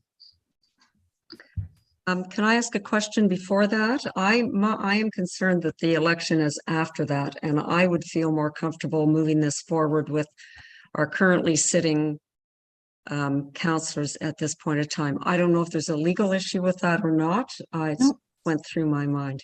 There isn't? Okay. Councillor Edwards. I think it could come forward to the October meeting. And I think and that send the whole document out, but also send out just the changes exactly so you can just see them as well as it being in the document. And I think everyone has enough time. So I would support and that Councillor Jagowicz for the October meeting.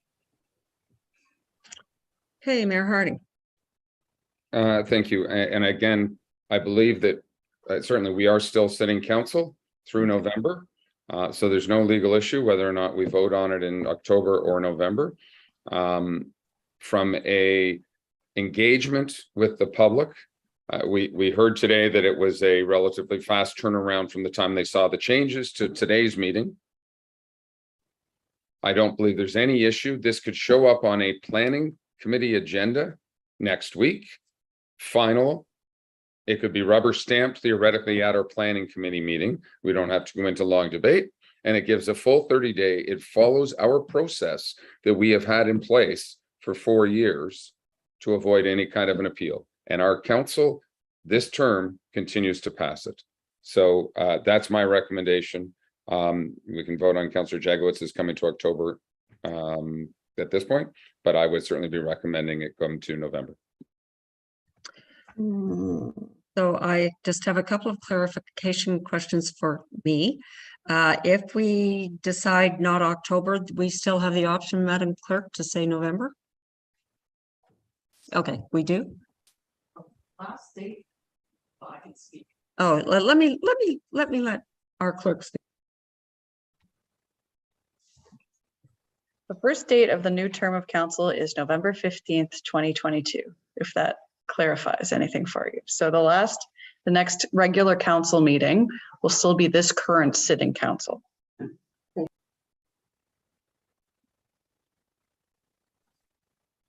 Okay. Oh, sorry. Okay. Councillor Hayes. Thank you, and through you. I like Mayor Harding's suggestion of sending the completed amended document to the planning committee, at which point we endorse it to go forward to council, and there would be no changes made from that point on. That gives the general public 30 days to look at a complete document without having to look to see what amendments there are. And in November, we go ahead and we pass it. Well, I was just going to suggest that we don't put it into planning after this because we've just been through this entire process for an entire day to hear everybody's comments. So, okay, let me start with Councillor Jaglowitz. Yeah. I'm not trying to be difficult, but I did bring a motion forward. There's a seconder. It's on the floor. And I'd respectfully ask that you call the vote, and I will respect the outcome. If the will of this committee is to delay this in the hopes that it won't get through at this council and something will sidetrack it, that's okay. I can live with that, but I'm hoping that we move forward on this. Thank you. It's been a great meeting. I think we've dealt with a lot. Thank you. So, okay, I don't think that's the issue, Councillor Jaglowitz. Councillor Nishikawa. Thank you. I just wanted to say that I felt quite, I don't think that Councillor Jagowitz was correct in the words that he just spoke. And I found that was very difficult to hear. I believe that this council makes the right decisions with the right amount of time that it's needed. I do agree with the idea that it should come back to planning. And it should come do the cycle, the regular cycle that we do, because all of these unusual meetings that we have and things have been yes, I have my own difficulties, but it has been difficult for people to track and understand. We've had so many meetings and yet we still should stick to our cycle. especially near the end. And again, it has nothing to do, in my opinion, I have been through this process for many, many years, over and over, and it's, and some of you councillors know, we have never been successful in getting this moved forward in a term of council. It's usually always gone on to the next term. So I would say we're not doing anything unusual, but I am always concerned that the members of the public have every opportunity. Okay, so I am going to take a straw vote here on the October date. And who would like to see this move forward for the October council meeting?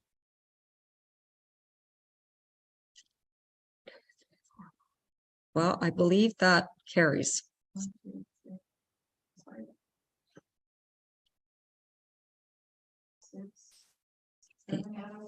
Okay, all right, then I have a motion in front of me now.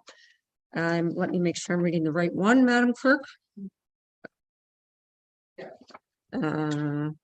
Okay, moved by Councillor Kelly, seconded by Councillor Zavitz. Be it resolved, the Planning Committee confirm the recommended edits to the third draft of the updated Township Official Plan attached as Appendix 3 to report Plan 2022-191 as amended at the October 3rd, 2022 Special Planning Committee meeting, and that the draft document be referred to Council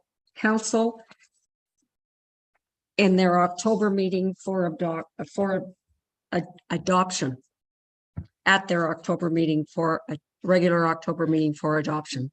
Any more discussion? Yeah, I know, I'm stumbling. I have to write that in. Okay, all in favor?